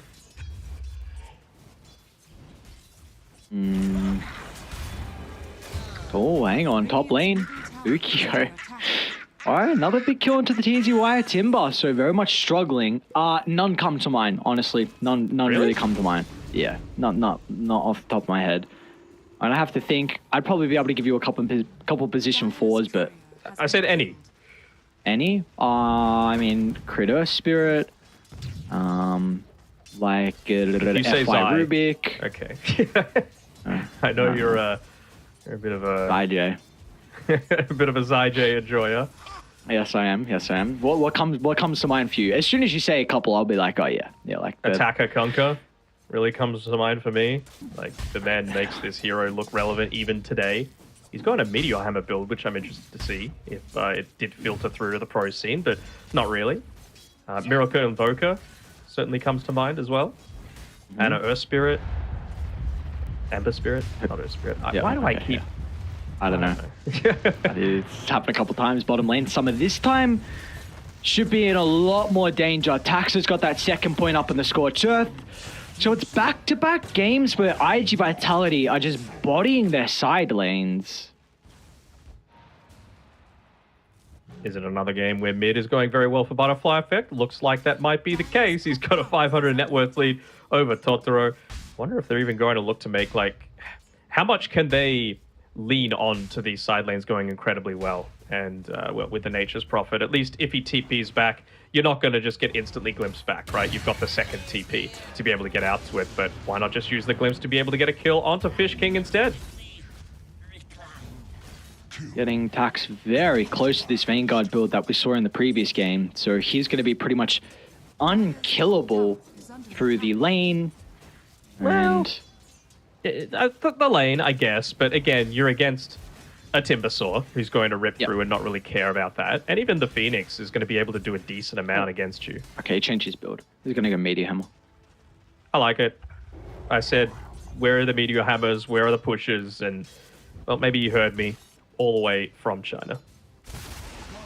So I do like what Jimmy's doing. Unfortunately, missed the double stack on Totoro actually inside the river. Yeah, he's in a lot of trouble. Fish King proving to be an issue for this Primal Beast to escape, and Butterfly Effect. He went for the kill secure with a skewer, but unfortunately wasn't enough damage. Regardless, though, they're able to get a big kill. It's almost level 6 as well. So he's got the RP skilled up. He's even just letting him know about it. Saying, I won this lane. He's 1,000 net worth ahead, man. Totoro like I said, very much struggling. A lot of the time when you play this mid Magnus, you don't want to put a single point into the Empower, but is he just going to get RP'd underneath the tower? Yes, wow, Butterfly Effect. He gets that full range of it as well. Thought he might have just been out. And meanwhile, we got some kills across the map. TZY, it's going to be okay. Not going to be able to get held into place. Bottom lane, though, we saw Fish King go down to Tax and DQQ again. you love those little things, right? Just turning his body so that you get the RP in front. It's not like that's really an unknown mechanic either, because it even says in the skill description, brings the enemy in front of you. So he's able to, once again, just prevent Totoro from having too much of a game. He's used the Onslaught just to get back to lane a tiny bit faster because he'd used it previously. So 2-level advantage now for Butterfly Effect. My real question is, when is he going to start making these rotations towards the side lanes? Bottom lane, look at this. Yeah, well, they need a way to help someone. Meteor Hammers are going to come out fast. Oh, no, Tax. Stops the TP in the nick of time. And now Timber is continuing to be shut down. So this mid lane is going appalling for IG Vitality, but your side lanes are on another one. Yeah, this is really why I was like... I mean, you can't really complain about how Butterfly Effect has done on this Magnus in mid, right? But at least as the Magnus in the side lanes, you might be able to get a few of these last hits, for example, just through your Shockwave, for example. You know, you skewer, leaves you with a big window. Whoa, Tax. Oh, they're going to be able to glimpse away Doomie. Oh, no. So Tax will live, and that instant Doom usage means Clockwork's going to go down as well. And Summer's a little bit vulnerable. Tax doesn't really have the health to die, but Meteor Hammer should be able to heal him up slowly. Butterfly Effect. I think he realizes that he needs to carry this game. He's got the Empower maxed out. It's against 4 melee heroes, so it's going to give you a decent amount of value here. But I think the main thing is he just wants to have the potential to rotate towards that jungle, so that Jumi, he's going to be able to soak up a little bit of that experience in the mid lane. Jumi as well has done a very good job stacking up this top side of the map. I almost wonder if Totoro needs to go and influence that a little bit, but have a look at his build. 3 points Onslaught, 2 points Trample. So probably won't have the damage to be able to take it, even if he wanted to. If you take away the stack from the Timber, his game is completely over. I mean, I feel like Butterfly Effect might be taking it. Oh, okay. Maybe they'll let him get level 6 and then Ninja Gear to take the Ancient stack. Well, I'd like to see... When TZY has Chakram, I'd like to see them smoke top and use RP on UQ. I think then you might be able to kill him with that extra Chakram damage, but I don't think until then you can die. So you'll probably have an Echo Saber by then as well. Mm-hmm. They're actually going to go for a smoke of their own down towards the bottom side.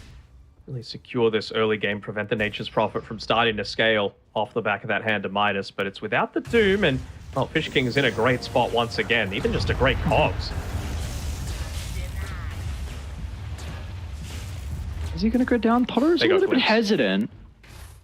So I'm starting to make his way over. You've also got Butterfly Effect, who is ready with the RP if he's going to be able to find an angle, but IG Vitality were well aware of this going on with that kind of ward next to the bottom rune, so... Surprised they didn't glimpse him back. They had the Pulverize available. Timber. Oh, TZY. Oh. Nico's going to try and hunt. Cuts down the tree. Is able to find him. So this is 3 perma IG. He's 3-0-2. It's just... You're not going to have a Timber this game, it feels like. Really does feel that way, doesn't it? And, I mean, he's the one that's supposed to do a decent job in the lane to allow the Nature's Prophet to TP in. They're actually still going to go top to try and defend this, but... Is Ukyo going to be in a position to just dive onto Summer if he wants? I almost feel like he might be. Oh, 2 heroes up top. Yeah. Fish King, he's in trouble as well. Totoro? Alright. Yeah, it's like, oh, we can't dive that deep. These as well. Movements feel really awkward. Summer TP top, but then Timber wanted to go back to the lane. Now he's bottom. And he doesn't really have creeps to farm. He's going to have to place aggressively into Totoro, who can easily kill him. So without a map, it seems a bit awkward for Cactus to be able to split their farm between the cores. They're going to make the attempt on Ukyo. Shockwave's off the mark, though. That smoke was to enable the Timber to take the Ancient stack, by the way. So okay. They at least are going to be able to do that. TZY recovers his net worth a little bit, but more importantly, brings himself up to level 7. So... a lot more of that kill threat. Oh, bottom lane. Fish King, an aggressive hook shot into the middle. It's going to be able to trap 2 members into place, but without the cores to be able to capitalize on that initiation, he's going to go down. If you're distracting Kill. 3, though, you feel like you're in a decent enough spot. I'm a little surprised that TZY didn't soak up at least one tower hit to be able to keep that siege creep alive up top. And with the fortification, you might be able to... Yeah. Totoro is able to onslaught in aggressively. Got the pulverize, which is going to be required for that extra little bit of damage. And we see how this matchup's able to play. Of course, the Dino very good against the Nature's Prophet with how easy it is for you to gap close. They've taken a tower, though. So now it feels like TZY is going to be able to play a little bit more safely up towards this top side of the map. Has to be very careful of going this deep, though. Ukyo, he's got the Echo Saber available, and he's got a decent amount of kill threat going back your way. But it is only like a 1.5 level lead that he's got right now, despite how dominant that lane went. Nice stuff from Fish King onto Totoro. They're going to have to chakra him for the extra damage as well, and they're just going to be forced to sacrifice Totoro's life. Can't stick around with the threat of Butterfly Effect, getting a multi-man RP. He's ready to go here with the Arcane Rune as well, maybe setting up for the bottom rune. It's not going to spawn there though, and TZY gets a much-needed injection of gold into the bank as well for the Timber, and Radiant's top tower. nice moves coming out from Cactus overall. They don't get rid of the Observer Ward on the bottom side, but they just wanted to get a couple of quick pickups there. They might even be able to catch the Disruptor if he's not careful. Shockwave, not quite the range. DQQ, he played amazingly on the Monkey King last time around, and that's a decent glimpse. Nice but an chain even away. better chain. Ukyo though showing up to the fight. The Doom before the RP. So Butterfly Effect is completely taken out of the equation, but they're going to be able to stop the Pulverized Fish King. Beautifully done. Just that last second battery assault enables the retreat, which could have been disastrous for Cactus. And they'll get the tower off the back of this with the Meteor Hammer, so that's some nice little moves, a perfect utilization of the Doom, right, to be able to prevent that RP from coming through. And who knows, maybe that fight's a little different if Jumi just had a little bit extra XP as well. He's still level 5 at the moment, so wasn't able to drop the Supernova. Hopefully we'll be able to get it off the back of this this mid-wave. Butterfly Effect at least is continuing to farm on his Magnus. He's approaching that Blink Dagger timing, so I think you would love to be able to find a quick pick-off onto the Doom, onto the Primal, pre-BKBs coming through from either of them. Slark really doesn't feel like the target that you can go onto at this stage. The burst damage just isn't quite there unless the Timbersaw is right next to you. Is under attack. Maybe they take mid, though. For Cactus, so we do still have this team fight prowess now with Jumi having the egg, so we're about to have Blink on Butterfly Effect, and there we go. So this could be, if you land the combo, there's going to be another overlap of spells that they have to be worried about for IG Vitality to run into the middle. But, Jesus, Butterfly Effect, relax. I'm not going to lie, I hate these players that do that with RP. As a viewer, you know. Yeah, but my ears and my eyes, they don't like it. Going to get this Invis rune to be able to make a play off of with the Blink Dagger, so that's a big plus coming through for Butterfly Effect, as long as it's not underneath any kind of vision. Are they go for a two-man smoke, or are they going to use Summer as bait down here? They'll see that the heroes are starting to make a move down towards that bottom side. The thing that I'm questioning is just where are they actually going to be able to make these plays? Luckily for them, the Observer Ward in that lane had expired. This could be huge. If they're grouped up, man, this could be really devastating. Ukyo has a big streak. They're going to be grouped up. Butterfly Effect, there's the double RP with the Supernova. That is how you find your way back into the game, and it's off the back of Butterfly Effect. What a jump in from him. I was really expecting to see at least a kinetic field go down, but that wouldn't have really stopped anything. Just quicker on the fingers. They know that they're in this risky position. You got to go for that play and hope that the Slark wasn't quick enough on the Dark Pack to be able to break out of it. And yeah, like you said, big kill streak going over to Butterfly Effect as well. He's almost keeping up with the Doom that just dominated his lane with a Midas and the Devour.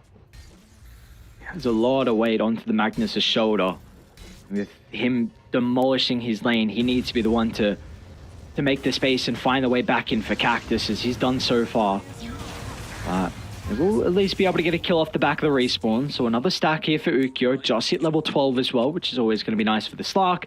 But importantly, you have that nighttime. So there is a big window now with some of the ultimates on cooldown for them to make a play across the map as bottom lane. Totoro getting aggressive onto Summer. He's going to be able to get a solo kill. Shouldn't feel Blink's actually on cooldown for Butterfly Effect. I think he had the Tumbler's toy available. Could have maybe used that, but Oh, well. Gets away after picking up a solo kill onto Summer. He actually gave more gold than the 4 times kill streak from Yukio. So, big props to him. Again, dude, TZY is incredible with the Timber Chain Glimpse play. Gets out of the Static Storm. Exceptional for him. Bottom lane now. Butterfly Effect, he's been doomed. Oh. A little bit awkward. Can he cut? No way. All right, they're going to be able to see him. Toto, just a little bit of veer over to the left side. Meanwhile, mid lane as well. Ukyo, he's not done just yet. On to Fish King. So that's what we were speaking about with the ultimates on cooldown and with the nighttime IG Vitality just looking to run across the map and find these pickoffs, and they're not done. Straight to top they go, just sweeping through their own jungle. They see, though. The Observer Ward got a brief glimpse of the Slark, so he's going to go for a TP. Will it be quick enough? Ooh.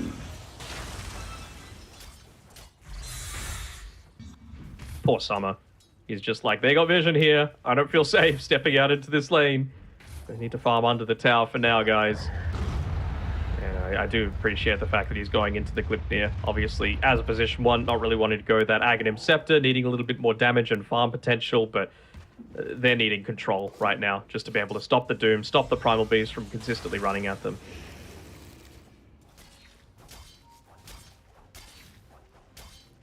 I was wondering what build Butterfly Effect was going to go. Looks like he's, with the RP, going to look to try and make another play. I'm going to go for the skewer back. Hodoro's going to be able to turn with the BKB. They'll need a defensive egg if they want to win the team fight, and they're not even going to try and play off the back of that. They're just in with the combo. Down goes Butterfly Effect. Now TZY is in trouble as well. Gets some distance out of the chains, but still on the prowl. Gonna be able to glimpse him back. It's close to the egg, which could be enough to protect him. It will end up popping, but a great time with the Dark Pack means that Ukyo purchase of the stun off instantly. And now they should be able to catch up the Jumi as well inside the river. Would love to get the Arcane Rune away, but it's not going to be the case. So a completely different IG Vitality we're getting out of this second game. Even just that, though, it feels a little... I mean, they are lacking in damage early on. This is what I was talking about with a Phoenix, right? A much slower hero. You're not going to be able to kill someone on the back of an RP, you know? That really feels like more of a turnaround, a reactionary measure. So I'm not really sure what happened to the Primal Beast where they weren't able to blow him up before that BKB comes out, right? Like the Timber Saw damage wasn't quite there because of how much he was bodied in lane. Doesn't quite have the Kaya Sanj up yet. But even just the decision to go for the RP first rather than... Oh no, Butterfly Effect again, he's doomed. Pack's pretty close to the tower. The TPs is starting to come through, but with a glimpse, it's going to send him away from the reinforcements. That was, I believe, an Arcane Doom as well, so it's going to be up very, very soon. Mm-hmm. I'm getting that little bit of value out of it straight into the Roche Pit as well. I mean, this is a much faster IG Vitality as well. Like, the thing that I felt like they didn't do well enough last time around was, yeah, they won 2 of the lanes, but they didn't really do anything with it, you know? This time around, they are looking to try and get that little bit more active. With the Disruptor, with the Undying. They might not have the highest damage, but they enable you to go for these consistent pickoffs. And, well, if they're heroes that just like to run you down, like Slark, Primal, Doom. Speaking about the Primal. Pretty good spot, yep. Found Again, another. he's onto Summer, man. This is the counter pick. You got 2 options. You got the Bat Rider or the Dino. It looks like this time he's recovered. Like, Totoro had a really rough lane, but he recognizes his job overall, and it's just been a huge nuisance for the Nature's Prophet. He cannot show anywhere on the map, and in particular lane. If Totoro is nearby, he's going straight for him. All right, we ready for the cope? Yeah, good luck. Let's hear it, though. No. Like, it's there. So you're 11k down, right? But the Nature's Prophet, he's 300 gold away from the Glypnir. So he can just look to park himself inside of this ancient camp, unless Butterfly Effect gets picked off and they're already down. Okay, he's able to get away. He's closing in on the BKB, about 1,200 gold away. You're about 300 gold away from the Kaya Sarge, and you've got level 12 on the Timber Saw. You've almost got 4 stuff on Fish King, and you've almost got Boots of Bearing on Jumi. So they're about to hit this really big power spike, and I think they just gave the Tome over to Jumi as well. So if he can get level 12, feels even better. He's able to dodge out this gank as well, so Totoro won't be able to pick him off either. So there's like 5 big items about to come out for Cactus that maybe they can look to make a play off the back of. The most important thing is that you just take out anyone but Slark. Just go on anyone but Slark to be able to start things out, because he is just too tanky right now, and he's got the Aegis to play with. Can you see them winning fights, though, unless it's a multi-man RP? I can, but it's going to need to be like a hook shot into a Cogs, into a Timbersaw with all of that damage, picking someone off. Clockwork should end up going down. Shot's going to be used, and TZY. Let's get the chain away this time. It's going to be a little bit of trouble. Jumi's there with the maxed out Sun Ray, but with Ukyo nearby, it's just not going to matter. You're now feeding over more essence to the Slark. Got that gem as well, so it looks like all the vision. Tax, he's chasing. He's going to Be able to find him. Oh, it's a defensive RP just to TP out. It should be able to cover it, but there's no reason for them to stop now on IG. Yeah. What? Oh, whoa. Okay. I guess the frustration got to him with Butterfly Effect. It's kind of understandable, but surely you just go for that last-ditch effort, right? And, I mean, we could see the little bit of a smirk there on DQQ and Totoro. This game certainly went a lot more simply for them. That's twice now that Butterfly Effect has really been the only one to be able to get out of that laning stage in a good spot. Go on, say something. That's pretty appalling. That's pretty. That's not a good sign. What I would was you call scratching that? my head. Other than appalling, like what would you call that? That's just. What do you think they're feeling right now? No, I can't. No. What do you think they're feeling? Tilt? Is it just tilt? Simple as that? There's something's going on with the cores, because we spoke about throughout that game where like Summer TP top and then TZY instantly TP back top as well, and then Summer had to go down to the safe lane where he then died to Totoro. So like there's some I don't want to say ego thing where maybe they feel like TZY needs to recover. I don't know. I'm making assumptions. Whatever is happening, something's not good in the Cactus camp, and you don't want Butterfly Effect to be tilted because you're winning games off the back of him. So, I'm almost certain that their next game is going to just be him saying, you are going to pick me a win condition, because I feel like even if I hit a 5-man RP, we're still not going to have the damage to be able to take this game, you know? Like, I can't solo carry this game on a Magnus. Give me my Shadow Fiend. Give me a TA. Give me these sorts of heroes to be able to make plays off the back of. Because I think that's where they're going to have a shot. Like, again, 2-3-3, not the worst KDA, but he was the only one making things happen that game. Yeah. I mean, it is back-to-back games where he's the only one that won his lane. It's back-to-back games where all the side lanes got absolutely bodied. But you can't. You are the most experienced player on this team. You need to do better. It's as simple as that. You need to do better. So, I'd probably give the MVP to Yukio. 9-1-5 just absolutely destroyed TZY. Like, just Timber did not have a game. He had such an exceptional showing on the safe lane here for the Slark. So I have no idea what is in store for us for the next game. It's going to be a. It's going to be a very interesting game 3. That's all I can say. I think you're probably going to say, like, all right, we want to pick something that pushes a little. They had push, but I think they want to win their lanes a lot more strongly, because I really feel like Nature's Prophet Clockwork is a good lane. Like, there really isn't any sort of reason that it should be turning out the way that it did, you know? Or was it Phoenix Bot? I forget. It was Jimmy, but so maybe it's Clockwork with someone, yeah. So I can understand why top went the way that it did, but I really don't know why bot went the way that it did. You know, like having the battery assault, having the cogs. I really feel like that's going to be enough to be able to prevent a Doom from just getting these consistent kills in onto you, but. Apparently not, you know? Maybe they needed to get a little bit more aggressive on the Disruptor, because it was off the back of a lot of those glimpses that they were able to get those kills consistently. You know, we saw that the glimpses back as well when there were some rotations by DQQ were also in a pretty good spot as well. So I don't know. I don't know what needs to change. To me, again, it's just going to be pick Butterfly Effect, a true win condition. Shadow Fiend, TA, other sorts of heroes that can just do it all from the mid lane.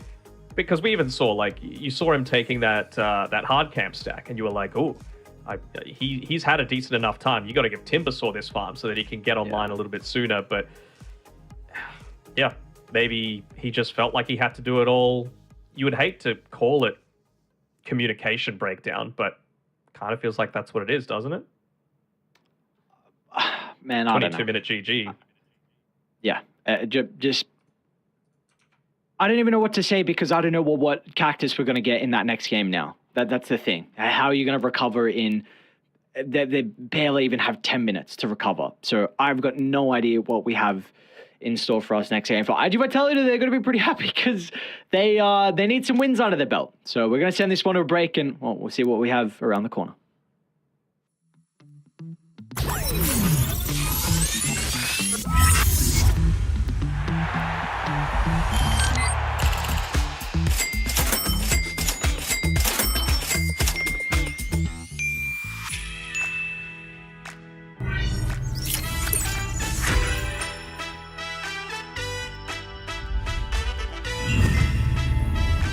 Watch more. Earn more. Full TV.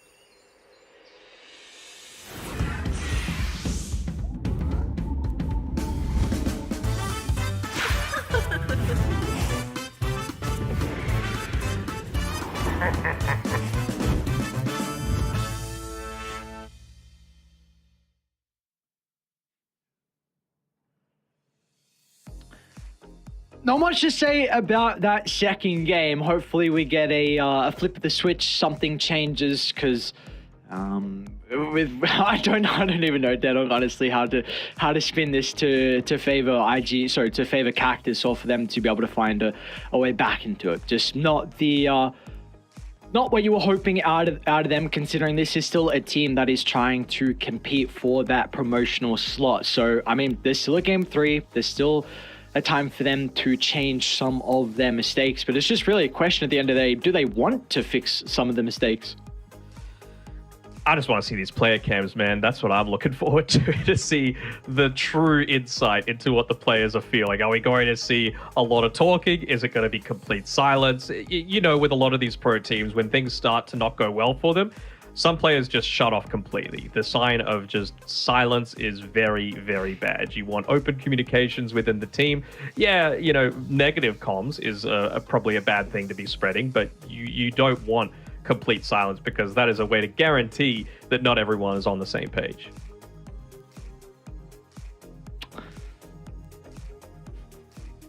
I want a prediction before we see the draft. Who's going to win this game 3?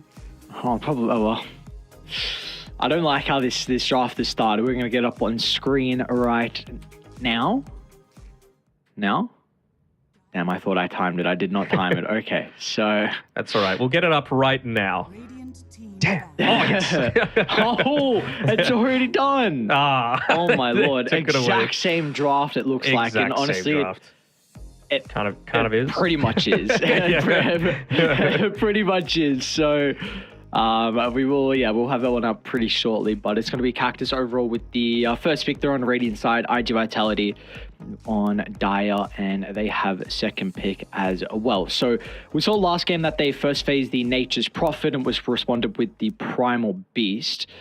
Spoilers, it is done exactly the same as the first phase last game. Concerns? Ban the Doom. Ban the Doom. Okay, they're going to ban Storm Spirit, but IG Vitality, they're doing exactly what I wanted them to, right? They are banning specifically Butterfly Effects heroes. Just saying, you know what? If you can't carry the game, you're going to call GG in 22 minutes. So let's try and enable that as much as possible. They can still Doom, man. What's the downside of picking Doom at this stage? It feels like it can even be played position 1 if you really wanted to, if they wanted to flex this NP to be like a 3 and the Clockwork's a 4. I mean, Doom has bodied them 2 games now in the lane. Like, Pax has absolutely destroyed them. And that previous game, of course, we saw, I think he made much better movements as well with his ultimates. Got a couple of solo kills and some big kills onto the important core. So I would not hate for them to just pick up the Doom here. I think Doom is totally fine, man. Just, again, you can flex it into multiple lanes. If they did do that, though, I want to see it be a TZY Nature's Prophet, and then like this is fine too, another lane dominator. This is the exact same draft as last game.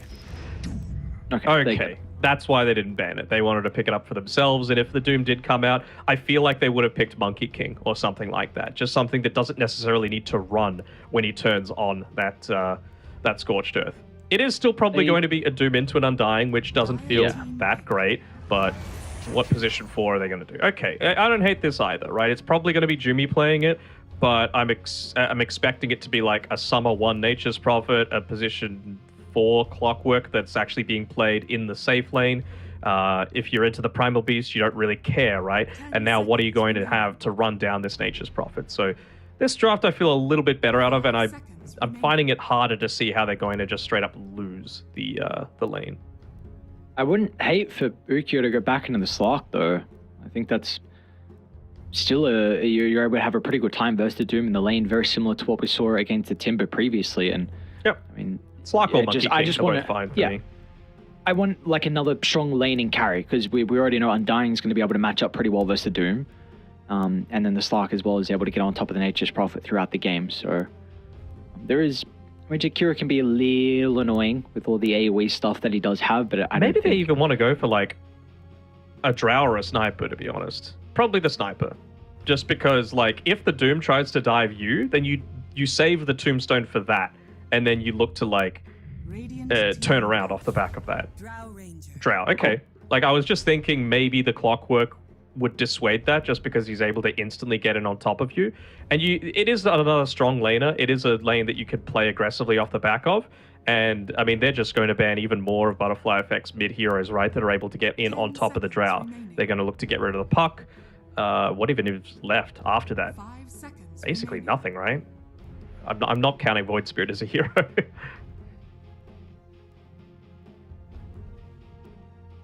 Unless they, like, mid-timbered or something.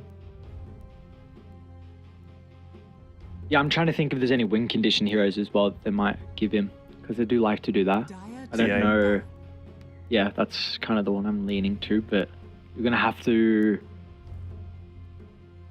pick it without knowing your mid lane, because they can still flex the Primal Beast off, and I feel like Dino and Disruptor is going to have a pretty good time, and then you could counter TA, so they're going to need to try and protect it with their bans.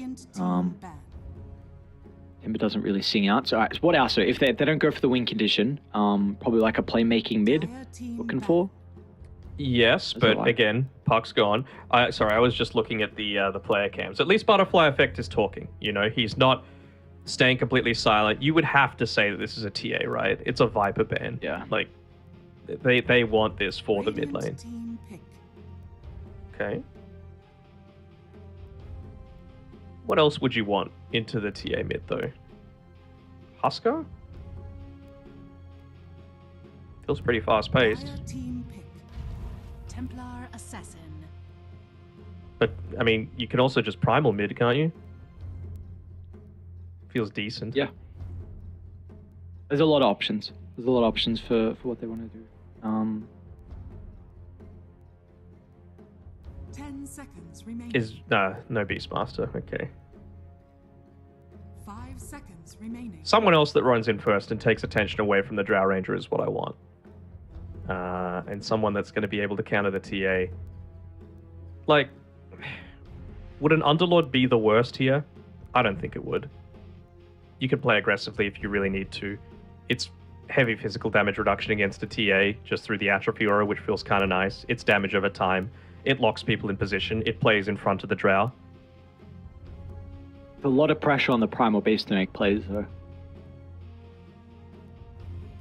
Yeah, but you can shove out lanes fairly effectively. And you've got tower taking potential. Like, Drow doesn't need to spend that long to be able to take out a tower. Plus, you need to remember it'd be a couple of strength heroes that are being given a big agi buff based off of the marksmanship. So you're actually a lot more survivable against the TA as well. Choose your hero. It's more tower damage. Where are they looking to run it, though, is the big question. Like, are they now putting the Primal Beast into mid? Or are they still just going to have Tax playing the Primal? I really don't want that against a Clockwork. Okay, good. I don't hate either draft, but, you know, Cactus have done what they needed to, right? They've given a win condition hero that hasn't been immediately, strongly counterpicked by IG Vitality. Totoro still feels like he's going to get a decent amount done, but we've seen that Cactus, in pretty even matchups, have been able to come out of that mid lane in a really solid spot on Butterfly Effect, just based off of his mechanical skill. And then you've taken away the Doom, so there's not as much kill threat for that. It's actually Jumi playing the Clockwork. Okay, I was really expecting Fish King to still be playing that one, even if he had to switch the lanes up, but I'm feeling better about this Cactus draft. What do you reckon? Yeah, I think this is a game that Butterfly Effect can carry. You're going to be on Radiance, so a little bit easier for TA to open up Roche. I guess there's advantages for TA as well with just your farming, but I think she should have... I wonder how the matchup mid's actually going to go, because we've seen Butterfly Effect in particular, like some lanes he actually really does well on the TA just based off the side blades. So I think all TA matchups are a little bit more skill-based. It's going to come down to... He's been performing well. He's won 2 out of 2 mid lanes now. Is he going to be able to do it a third time? But I'm really worried about the Undying Drow lane. I do not think that you're going to get a whole lot out of it for Cactus with their Doom and I think Jakiro playing in there. So I think, I think it's a very good TA game, but again, there's just a lot of question marks. Like, I don't know right now for Cactus. I don't know what their mentality is currently. So I think the safe bet is maybe just to favor IG Vitality slightly. Okay. But I do think Butterfly Effect could carry this game. Oh, wonder if they'll be seeing that that Treant be stopped a little bit and might scout out the fact that they're going for this smoke attempt. They place down a deep observer ward, but you could just see around that mid tower, they're all clumped up together. They're ready for a fight to be about to break out. Doom knows that he's not going to be doing too much in these, if an early skirmish did happen. So they're going to 30 just seconds. play really defensively for the start of the game on Cactus. I mean, again, broken record, but they're just not going to lane into this Undying. They're going to try and manipulate it as much as possible. Like you said, you've got the Jakiro playing the position 4. That's just going to be looking to try and pull the wave away as much as possible. Yukio is actually going to get hit a couple of times here by TZY. No real assistance coming for him either, so a decent amount of damage pumped in onto the Drow Ranger to start.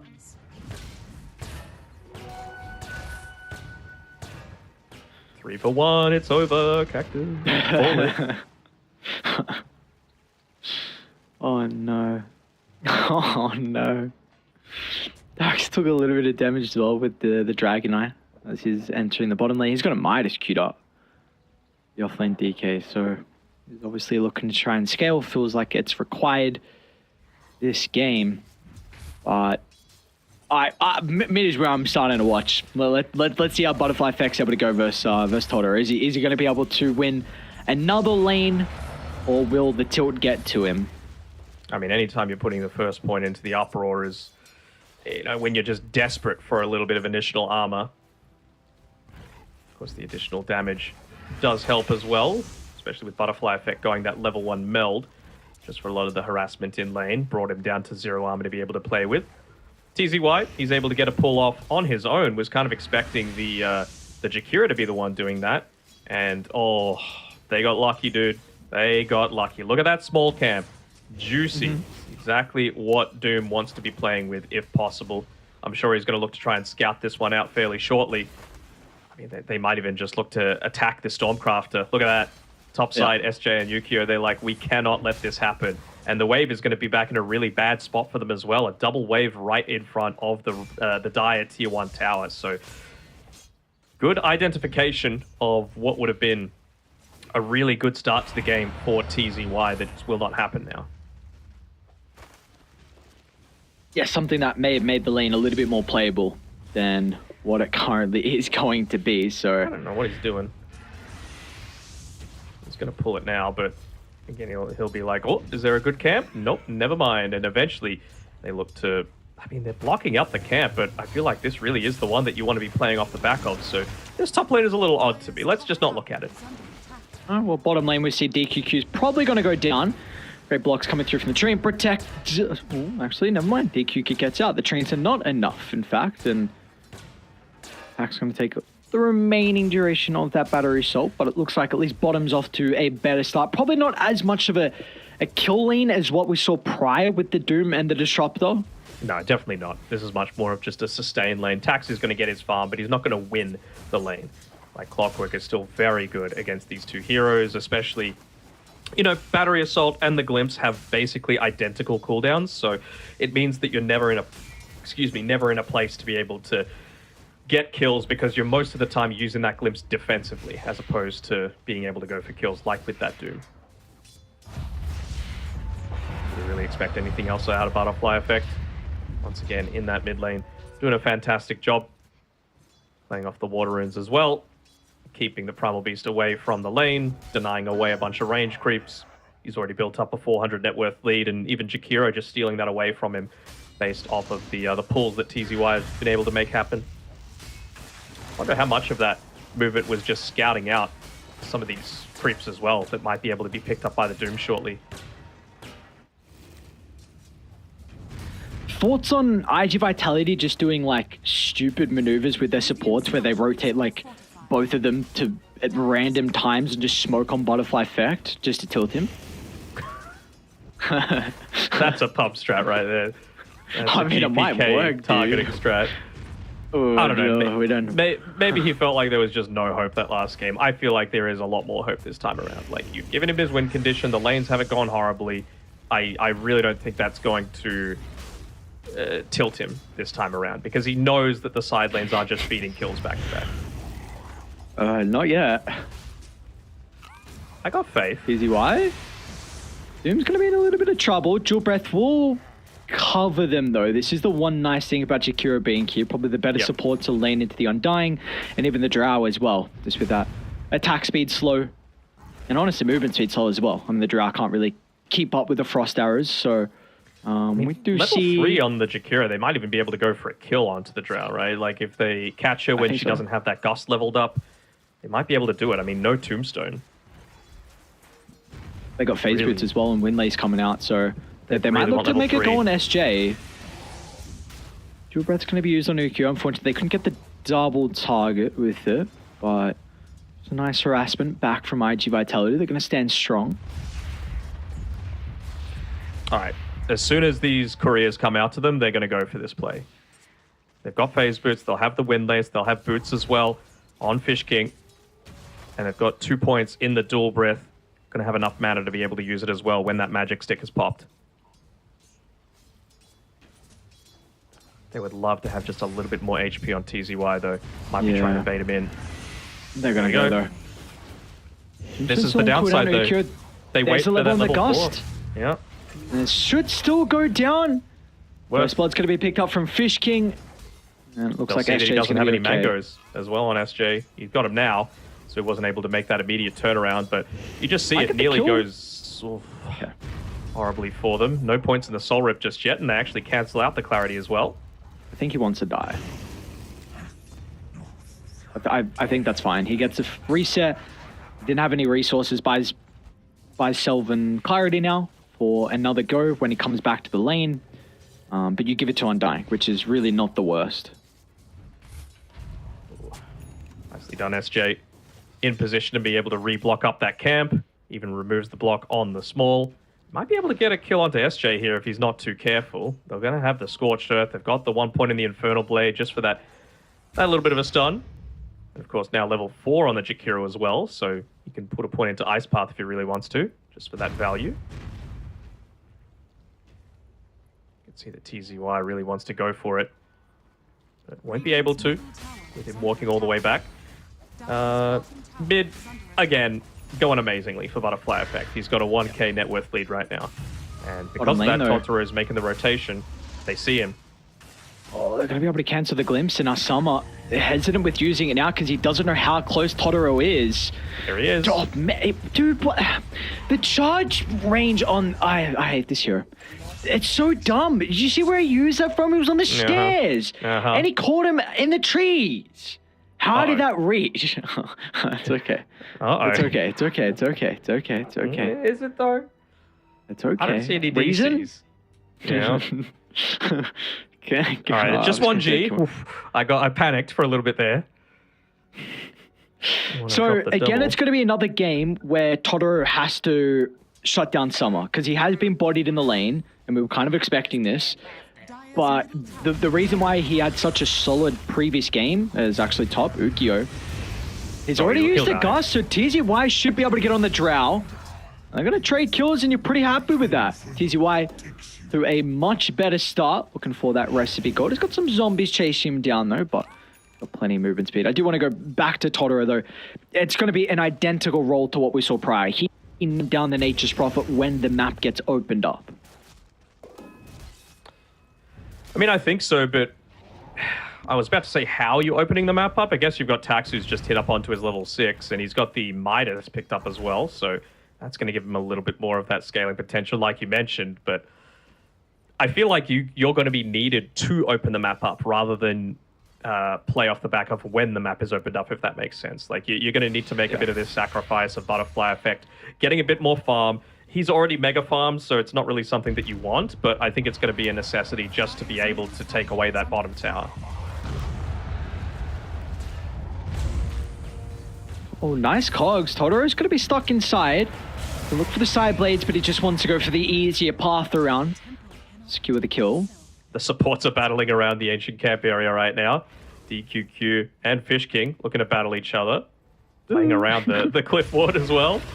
Playing around the Rosie. He'll die. It's a big solo kill for Fish King. Gets a lot of experience and the D ward as well. So that's a huge sequence of events for the Jakiro. He's got And you can see Arcane Butterfly now. Effect. He's pinging out the fact that, hey, make sure you unblock this camp. I want to be able to play the game. Might not get fast enough on the courier with the clarity on it, slowing it down. So might tilt Butterfly Effect, not having that camp available.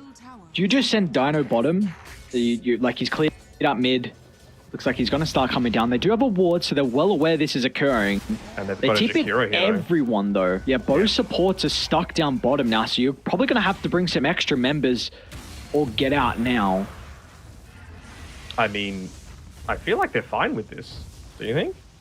Like, if Primal is just playing down here and you're not actually getting that much damage into the tower, Jakiro is able to keep the wave push from reasonable range. Doesn't have the macro pyre yet, which would feel so much better, but you're farming on multiple heroes. NP's farming the jungle, TA's farming the mid lane, and then some stacks. TZY is solo up top, while you're committing 2 cores and a disruptor down bottom. I think you're overall quite happy with this. Did you not ask for this, though, that you wanted the Dino to help open up the map? And he's I kind did. I think But he he's has to be here, right? Yeah, but he's done it indirectly, right? The fact that he's under vision means that they feel safe to be able to farm elsewhere, and they're not defending it because they know that he's still at this period where he's quite strong, you know? So he's opened up the map, but again, it's at the sacrifice of 3 different heroes farming. And it's also not like last game where your offlane has had a bad start. Like TZY's got Midas now.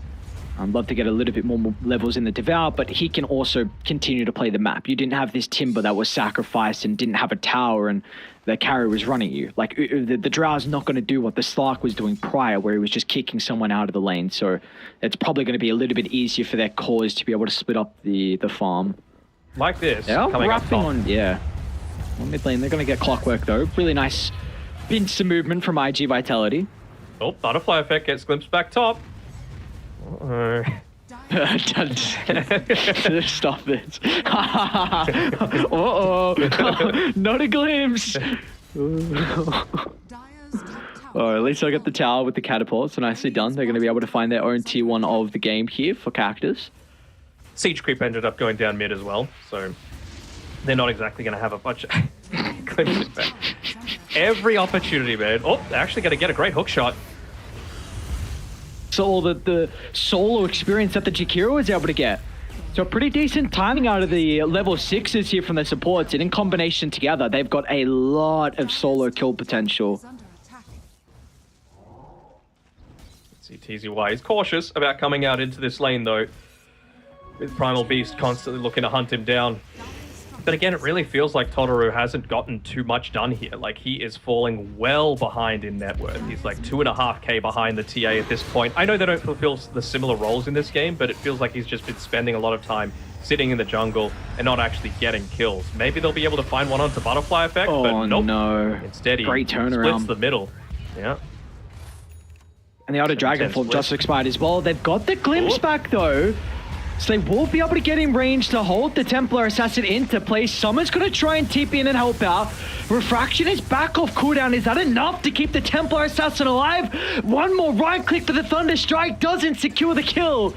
Butterfly Effect will live, and the turnaround is there for Cactus.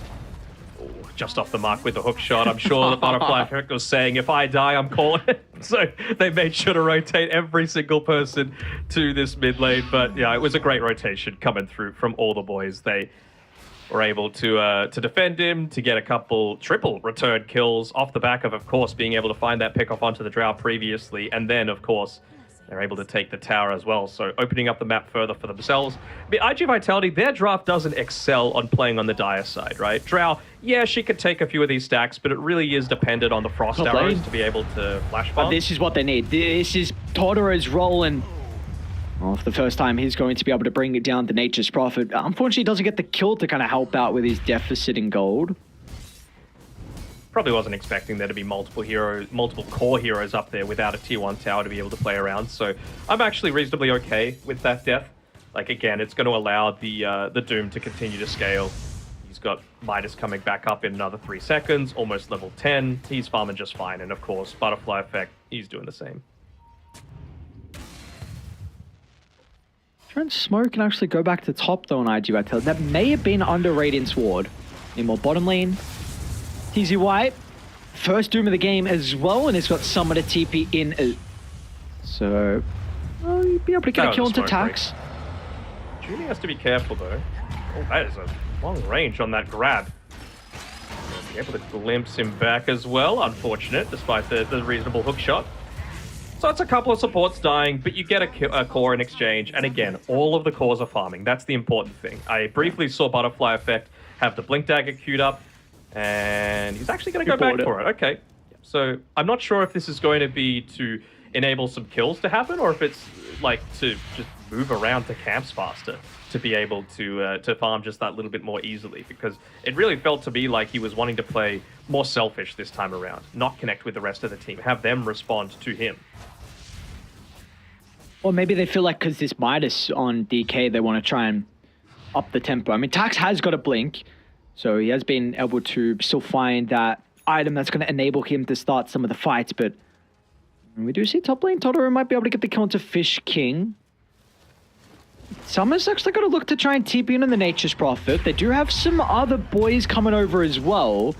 They won't be able to stop the Pulverize, but the hookshot's going to be on the mark, so Totoro in some trouble. Gets some distance away with the onslaught, so he's going to be okay for the moment. TZY has to be careful down bot. They're coming a bunch of heroes. They saw him. They might just Midas drop the the creep, they're going to go for the dive. Oh, they'll go for the Static Storm and the jump over the top. So Tax, brilliant use to the blinks, able to get on top of the TZY Doom instantaneously. And they do take a lot of damage for that, though, with the glyph activated. So Ukyo and SJ don't have the greatest health pool, but this tower's now a little bit vulnerable unless some people come down to defend it. It's a lot vulnerable. I mean, you don't have the TPs to be able to make this move. You don't have a Doom alive. You don't have the Doom spell available. So, yeah, I mean, they're trying to get a little bit of extra damage into 4 people diving onto him, but really doesn't work out at all.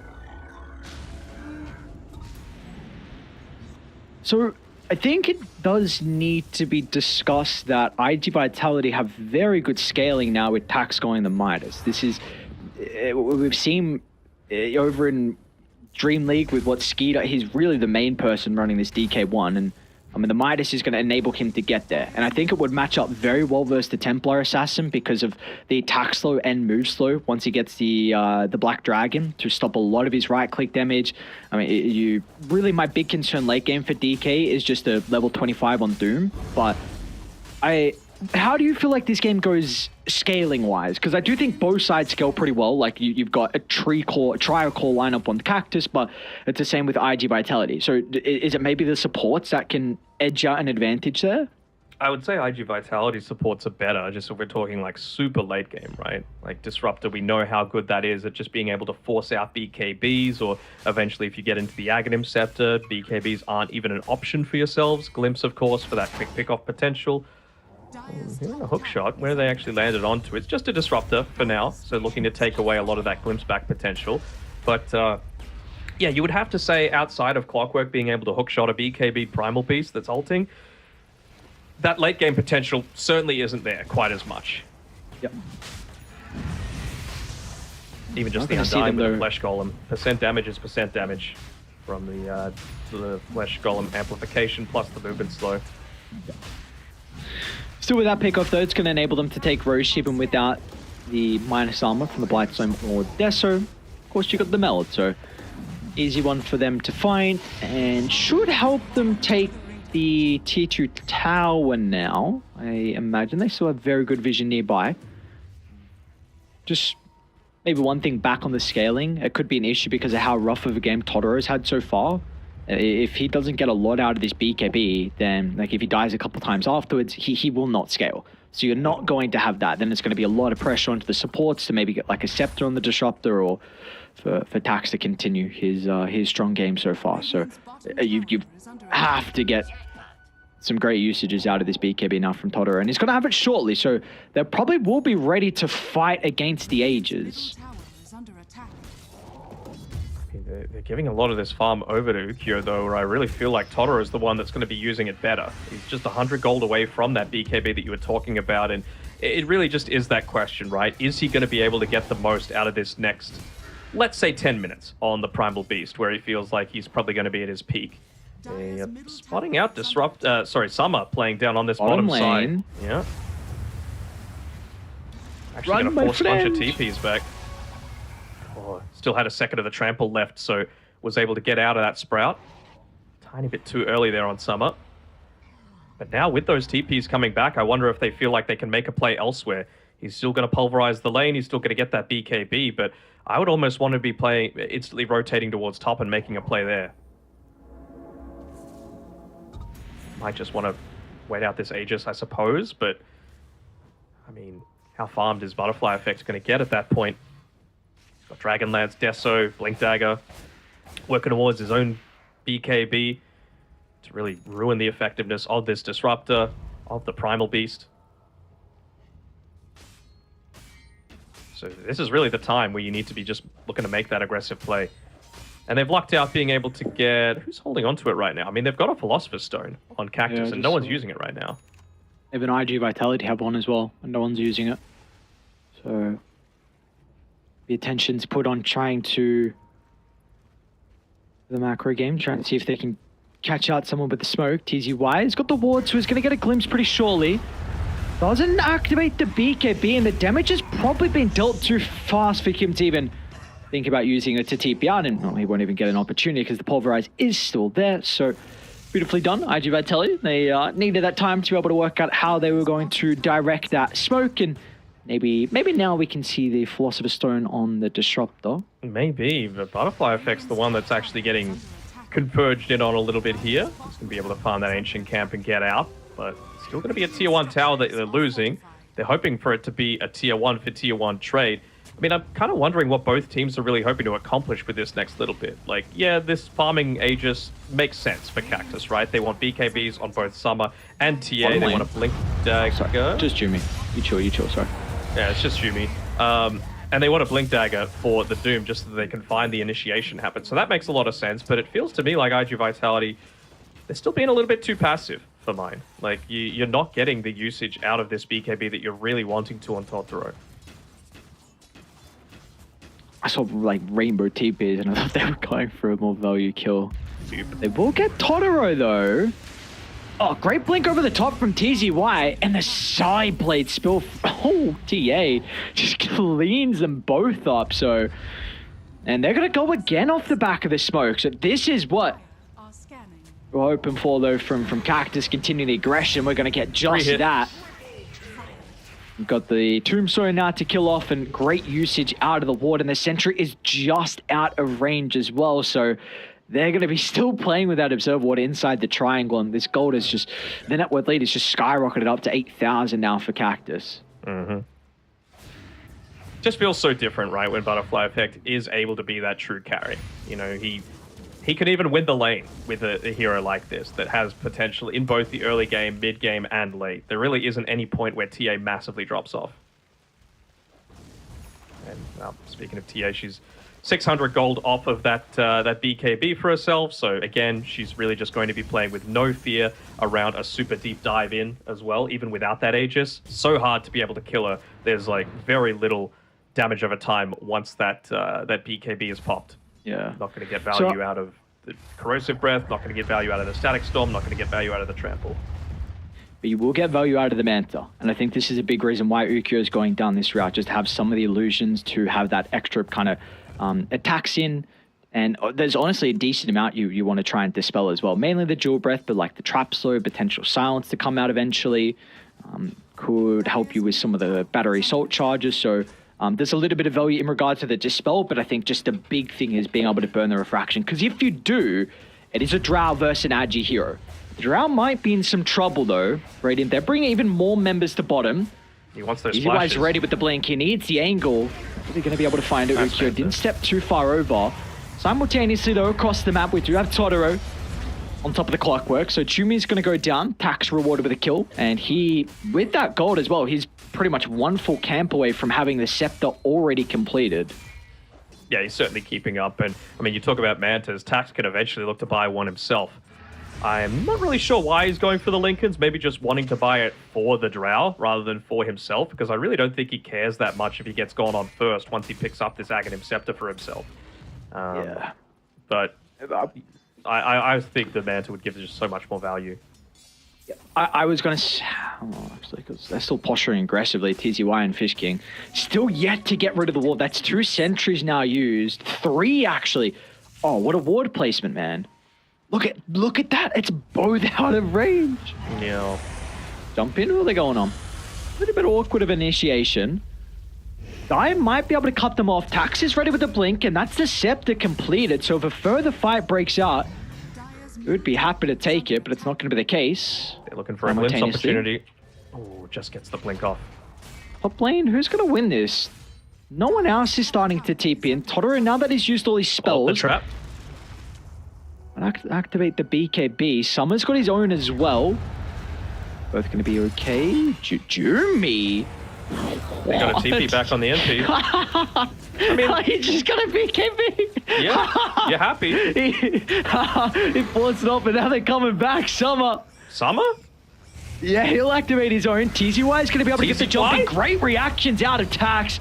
An instant use of the BKB, stopping the Infernal Blade and the turnaround. He's going to be forced to use his own. It's BKB's galore. Who's going to be able to survive off the back of it? Blink still could not hit the man.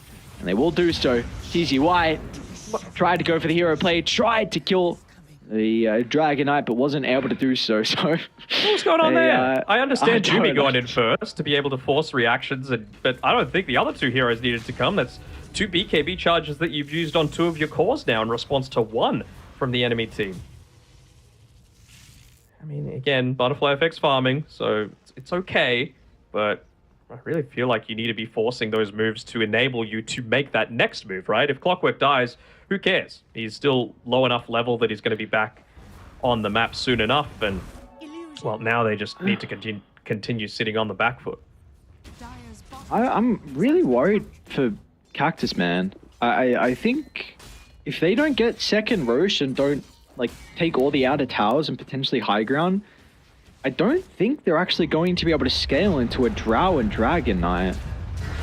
Top lane, Totoro should be able to get the kill onto Clockwork, so that's important for him to continue getting involved even in just these minor kills. Meanwhile, Fish King is in no man's land.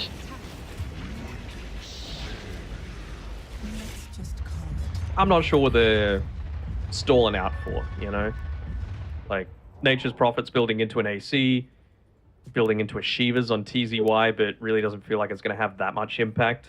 The plate mail's nice, of course, against the Drow, but I don't know. I really feel like if Cactus don't get this second Roche, I think IG Vitality have won this game. I think if Cactus get it, then that they still can close this one out. Tax might have found TZY. They got a glimpse of him. Big reaction out of the BKBs. Going to disjoint the Dragon Tail. Still in return. Summer's got a double damage for him, but let's see what he's able to do with it inside the team fight. They're going to be able to glimpse back the Doom. It doesn't even get the ultimate off. Now Taxi's looking for more. Might get a glimpse of Jimmy. He's just going for Summer. Pretty deep, but he's got Ukyo to fall up as well with the Drow Ranger freely sieging from the right side. Someone needs to address Ukyo, and they're not going to be able to do so.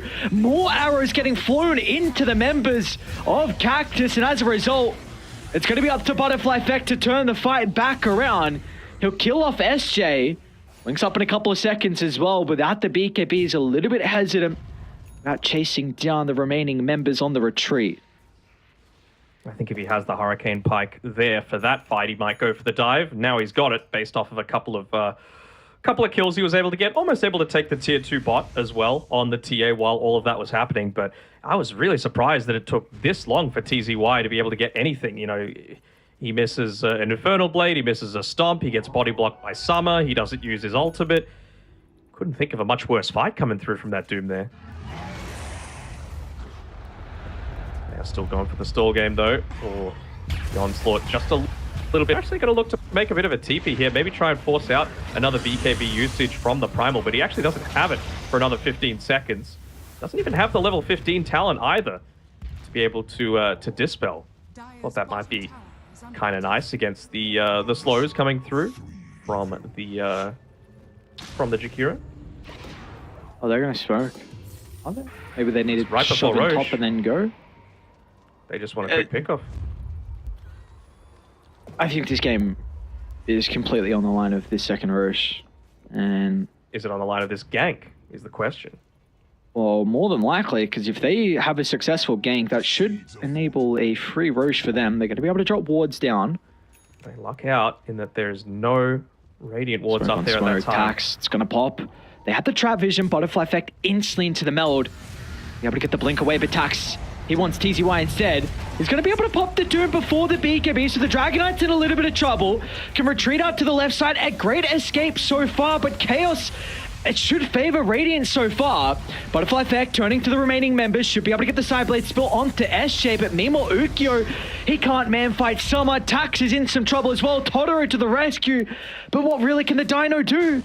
Tax is still alive. The flying movement's actually able to make it up to the high ground, and what was looking like a disastrous fight for IG Vitality, somehow they only use Ukyo. It was a really good Delta split going on there as well. Forced out some not so ideal BKB usages from IG Vitality, especially off the back of the Cactus supports, and they're just going to go straight into the Roche pit. You do have to go up against this Static Storm though. So something you're Butterfly gonna be worried Effect is caught about. out. Oh, he's just on the edge.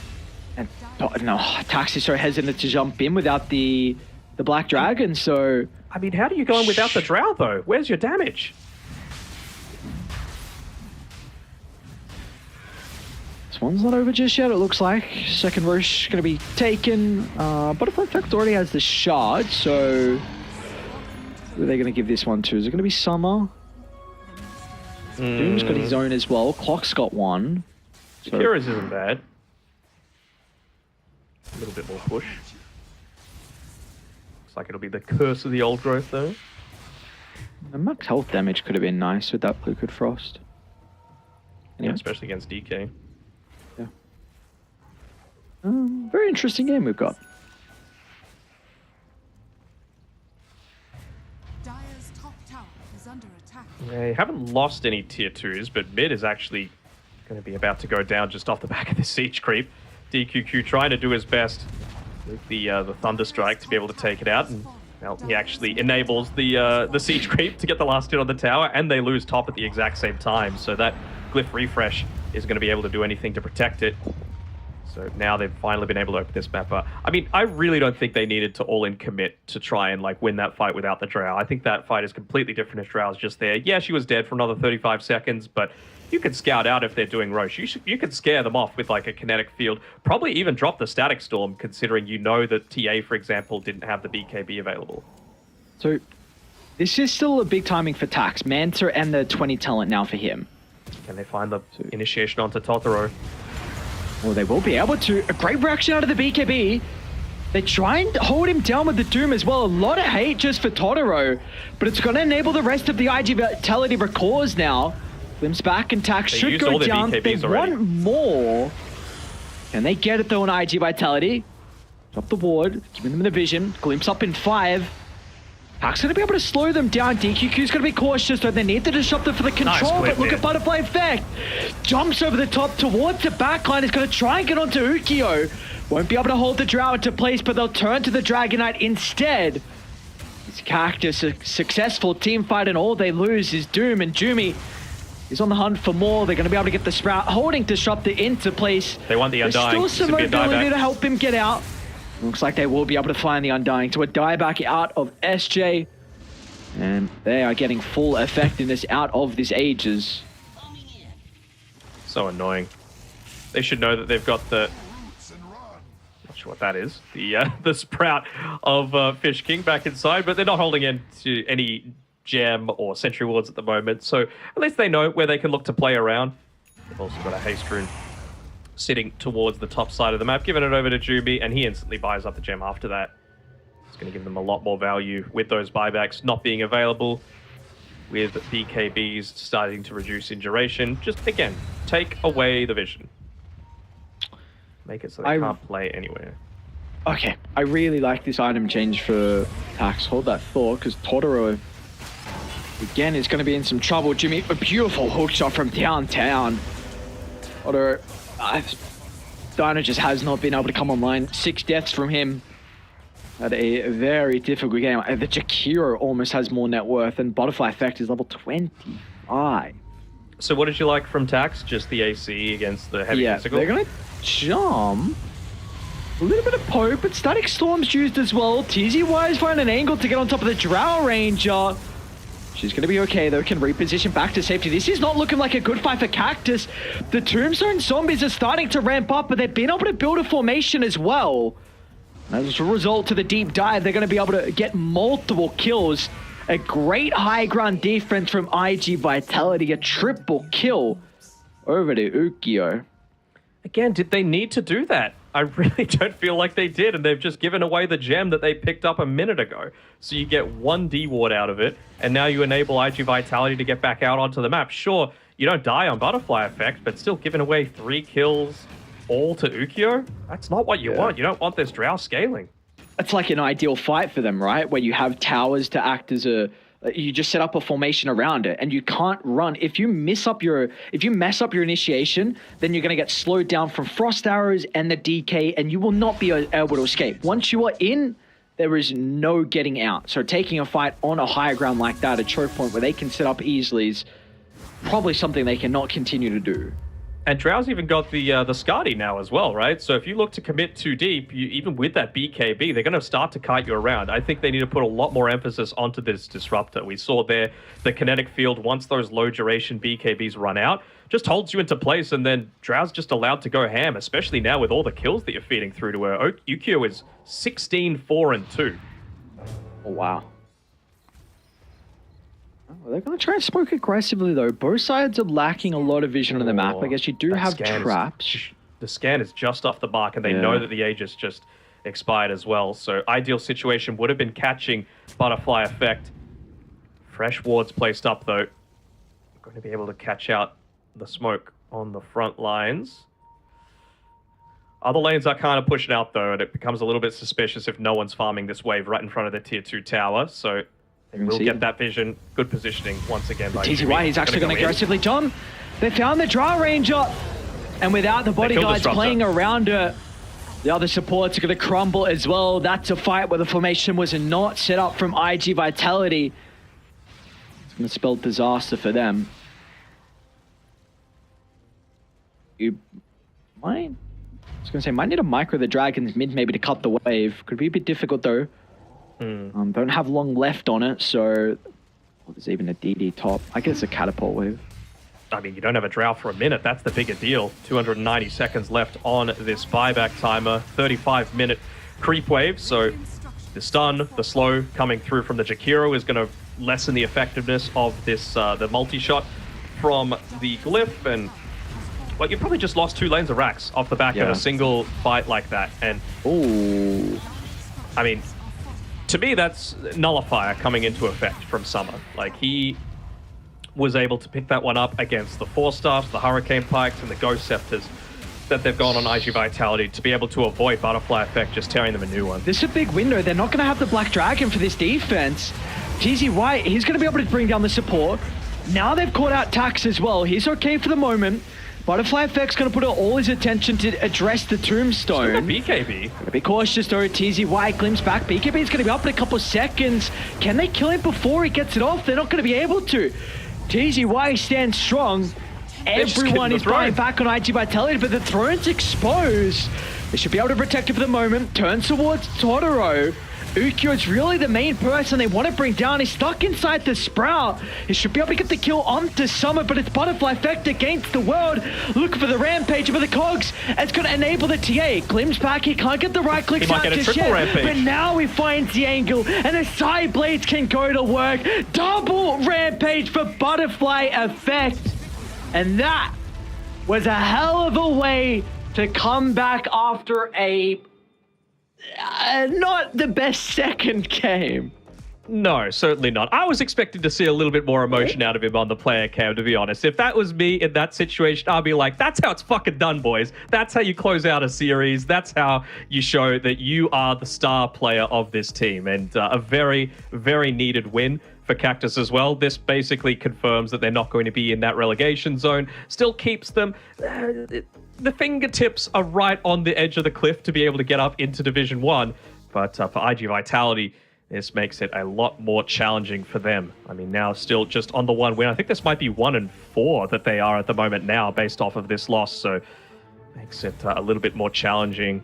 But to be fair, the teams that they have still yet to play against are ones that are sitting down towards the bottom as well, with Lonely Rock and Roll and Poke Gaming still coming up against them. But it was a very different laning stage. That's the big thing that really stood out. Not necessarily in terms of like the overall kill score. We can still see here there's a little bit of miscommunication coming through. There's, ultimates not being used. There's not respecting the effect of the disruptor when you don't have those BKBs available. But you just weren't getting stomped in lane. That's the big difference. Yeah, and which we kind of thought Doom was going to have a bit more of an issue in that lane against. That could be one of the worst lanes for Doom to go into, honestly, like a Drow and Undying. It doesn't get much worse than that. And the Drow Undying is one of the strongest lanes in the game, period. Yes, yeah, exactly, it's just period. There's nothing else that really needs to be said afterwards. So the fact that he was able to have a lane, you saw Summer did not get killed nearly as many times across the map, so we felt no involvement out of Totoro's Dino, and that's 3 games in a row where Butterfly Effect just mows in mid lane, just eats him for breakfast. And this guy, like you said, that was a statement game. So I'd like to try and put the previous game behind, because I'm a bit of a Butterfly Effect fan. It is unfortunate on what happened, but he recovered. 15-0 and 10 is like, I got you boys. Don't worry. Let me get us across the finish line. And he did just that. Double Rampage at the end. And again, this is another team. It doesn't matter if it's Fish King or Jumi playing the clockwork. These 2 supports are very good on the hero. I know it didn't work out in game number 2 as well, but I really feel like teams have got to respect. Like, if you're going to pick the Primal Beast, clock needs to be addressed. Like, it just breaks down so much of what you want to do. Yeah, Totoro was already going to be playing from behind. I mean, he finished, what is that, 20k behind his enemy mid laner. Wasn't able to get a single kill onto the TA, and I feel like if you want to have this flex, again, TA was we both saw it coming from a mile away. I was calling for Shadow Fiend or the TA for that mid lane, and they still let it slip through the very end. I think it's probably a bit of a mistake, considering you saw how effective you were when you relegated Butterfly Effect to playing more of a playmaking hero. That meant that you could basically focus all of your attention onto Summer and then not really care about what Butterfly Effect is doing. But if you give him this option to be this win condition, he might just have that extra 2% where he's able to scout out a gank a little bit sooner, be able to get away, to waste a lot of enemy movements and, well, carry the game like we saw he did just then. Yeah, quite the performance. MVP performance, without a doubt, here from Butterfly Effect. So that is still going to put them in fighting contention for that second slot in Division 2. They're going to jump up to 3-2 now, and that is our first series done for the night. We've got one more, and another pretty important series for relegation and for promotion. It's going to be Bright up against Lonely Rock and Roll, 2 teams that are on the polar opposite end of the table. Of course, you're wanting Bright, if they're looking to try and take that spot, you need to guarantee this victory over a team where, honestly, with Lonely Rock and Roll being 1-3, it should be expected. You need to get these easy wins for them to be able to find that, again, second slot. And for Lonely Rock and Roll, you're fighting for relegation. So just a question of, again, what team we get out, because so far it's just been, it doesn't really matter what. Piggy Killer is the only team that seems like it doesn't matter about their matchup. For everyone else, it's a little bit matchup dependent and who shows up on the right day. And with Lonely Rock and Roll, it's a little bit of a shame. I mean, they started off the tour with a win, and then they've just gone loss since then. So trying to turn around the momentum. I'm a Team Bright fan. I think they're fairly solid. I think they're probably the only other team left in this division other than Piggy Killer that if they went up to Div 1, they're not going to get stomped like we've seen a lot of other Div 2 teams moving up doing. So I've got high hopes for them, but they've got to clench these wins against the teams that they should. That's the mark of a good team. Beat the teams that you should. The teams that you are worse than, make it competitive. And they did even do that against Piggy Killer. It's just that Piggy Killer were able to use that experience in the mid game to be able to turn it around against them. So not too long of a break. I think it'll be about 20 minutes or so until we're back. But gives you enough time to be able to get a glass of water, something to drink, maybe some coffee if you're like me. And we'll be back after a short break. Don't go anywhere.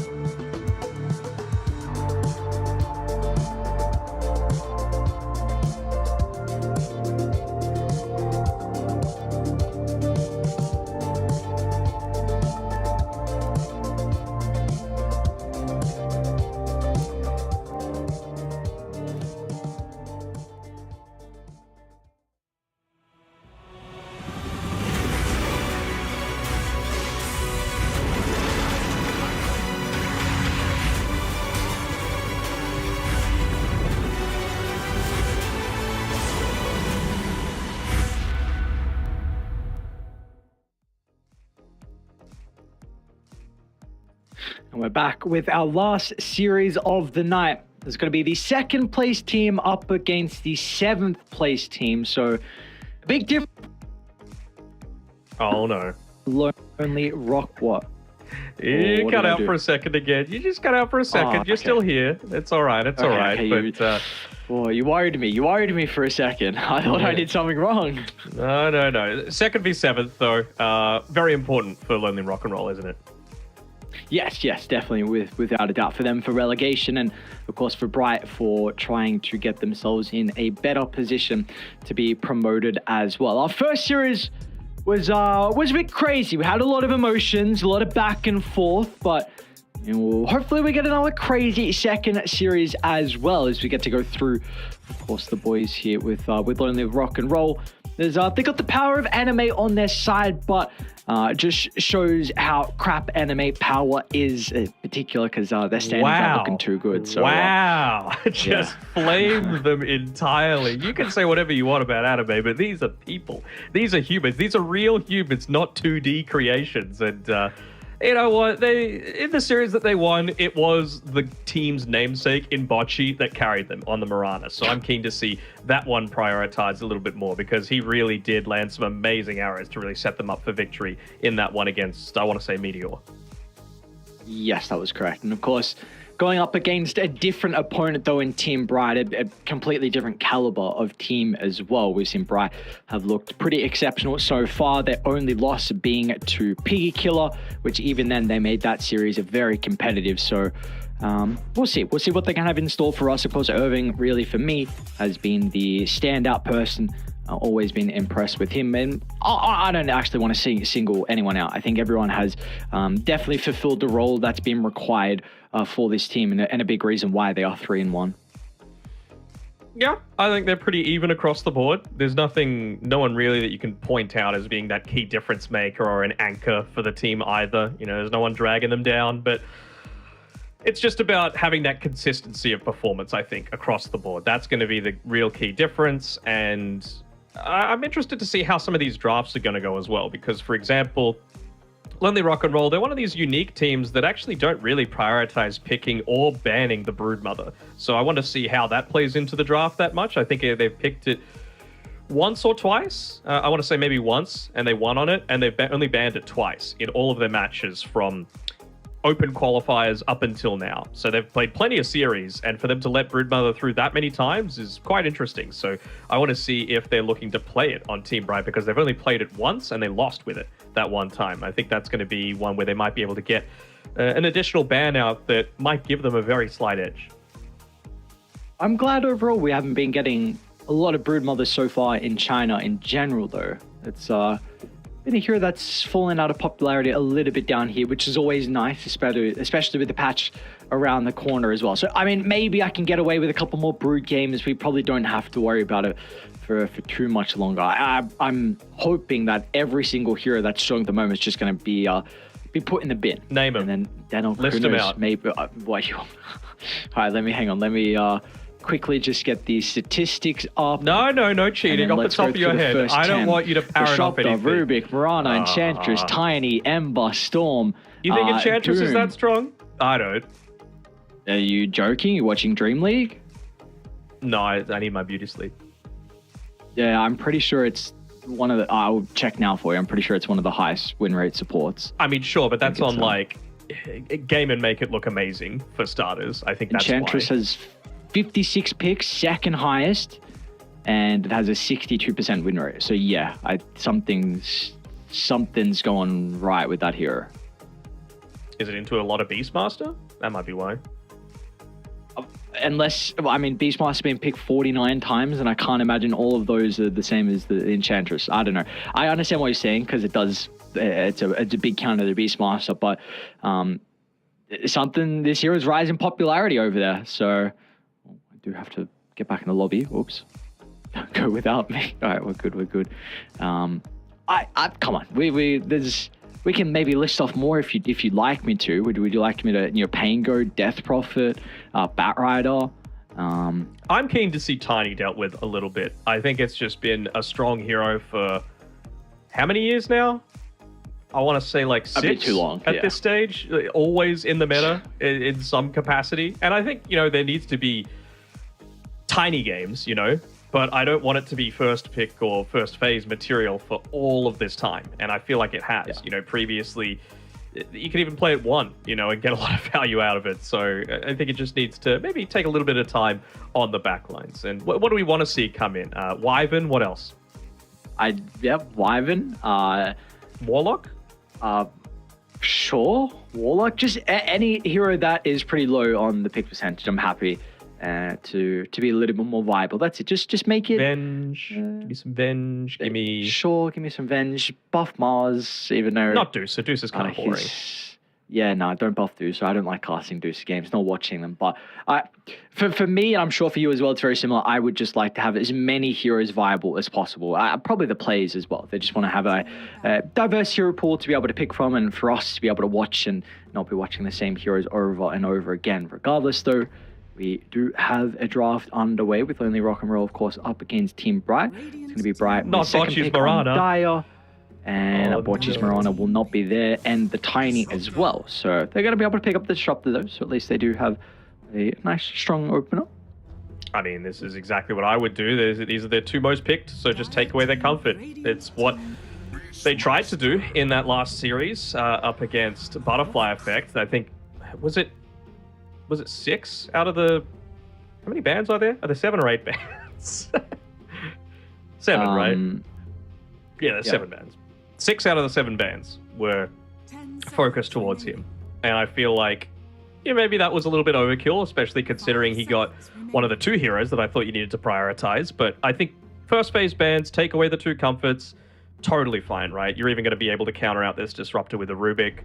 Feels pretty good to start off with for Team Bright already. So I think you need to go something that's going to counter this Beastmaster right now. Morphling tends to be the pick that people look to go for just to be able to get out of the lane in a decent spot, to be able to use the Adaptive Strike to secure some last hits onto the boars, although Disruptor's not that great at being able to clear them out. So they're just going to go the Ench instead. All right, let's see if this 60+% win rate is going to be able to do it for him.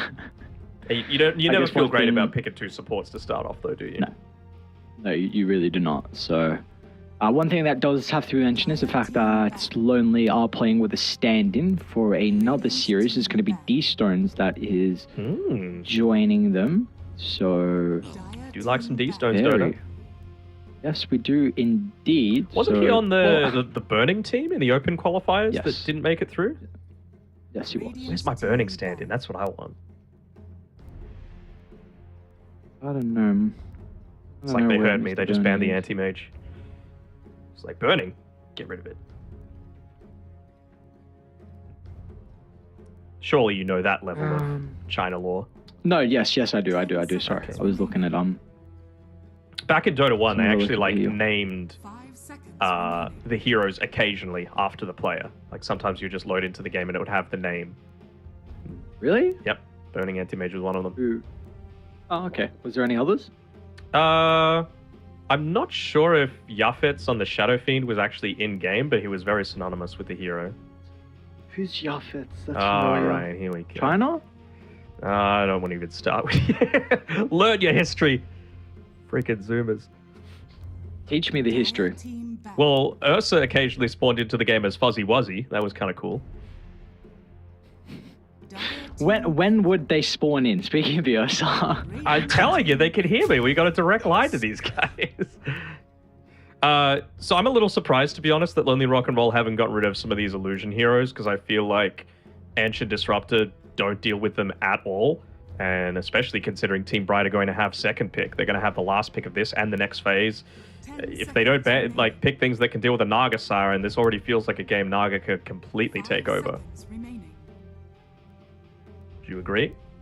Yes, I would agree. Maybe not so much like a TB, just because you're against an Ench. It can feel a little bit annoying to be able to face up into it, but certainly Naga and PL. Lonely can pick it up as well if they want to, really. Plays pretty well versus the Beastmaster. You still Axes. Yeah. Axes is not the worst, but you've got some team fights set up with the Disruptor, and both the Rubik and Tusk don't deal the greatest with the illusion. So honestly, like that could fit into their draft as well. But then you can go for that counter, right? Like you could pudge, for example, if they look to go down that route. So There's what would always, we though, do? the ish- I mean, I think they've missed their opportunity to be able to counter out this Beastmaster now. They think that the Ench is going to do it. I'm not quite so sure about that one. I mean, even the the Ember Spirit, right? You can look to DK, you can look to Death Prophet, you can look to Huskar if you really want to. Death Prophet or DK feel totally fine paired together with a Beastmaster as well.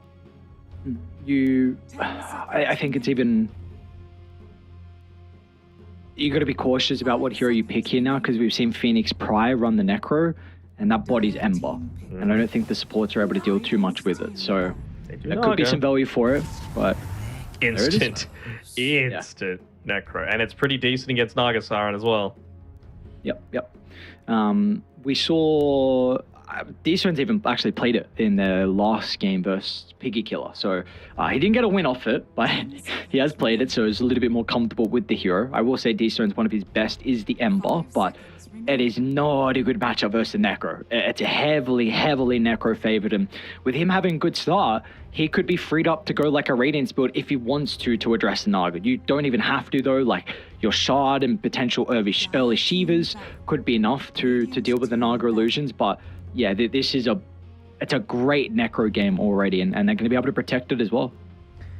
They are. I'm a little surprised that they're going to ban the Lifestealer themselves. Maybe they want to go Night Stalker, and Lifestealer is one of the heroes that just lanes really well into it. I mean, if you can get on top of the Necro with a Crippling Fear, feels really nice. You can't get off a lot of your spells, and you don't just want to lane into this hero that can bully you out, and you're also another counter to the Beastmaster. I feel like that's where they're sort of leaning.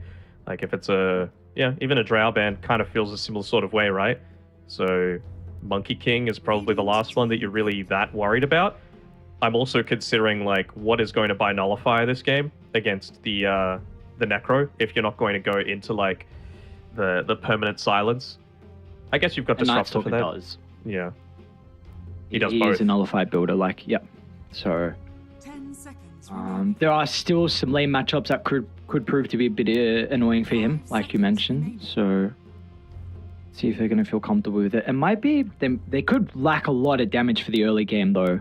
On Bright? It's going to take if they go Night Stalker. I think even honestly, regardless for Lonely, I think they're lacking a lot of damage right now. Mm-hmm. So I don't particularly know how you can address that in your off lane, because it's kind of your aura builder and sometimes your initiator. Doesn't help out a whole lot with damage. Depends how fast they want to take the game. Like if they Underlord Dawn. Okay, that's a decent amount of damage, and it's magic, and it's an extra stun, and you can get. I feel like you're going to once again be playing this like. It's in the off lane, but you're kind of playing it as a 3. You're going to be making rotations as Enchantress, Disruptor, Ember Spirit, and then if you need to, that's when you come in with the ultimate. But you're still not needing to make sure that you're farming on this this Dawn as much as possible, and looking to emphasize something like a Desolator, for example. Not really a Nullifier builder, though, is the downside. There's no real heroes into this as well that's going to counter out that Solar Guardian. You can't Silencer, you can't Wyvern, you can't Nyx. They will just Monkey King, though. Just, again, wanting the solid enough lane. Okay AoE damage against all the Naga illusions. Another bit of lockdown that you might need for the Ember Spirit. So it's not the worst.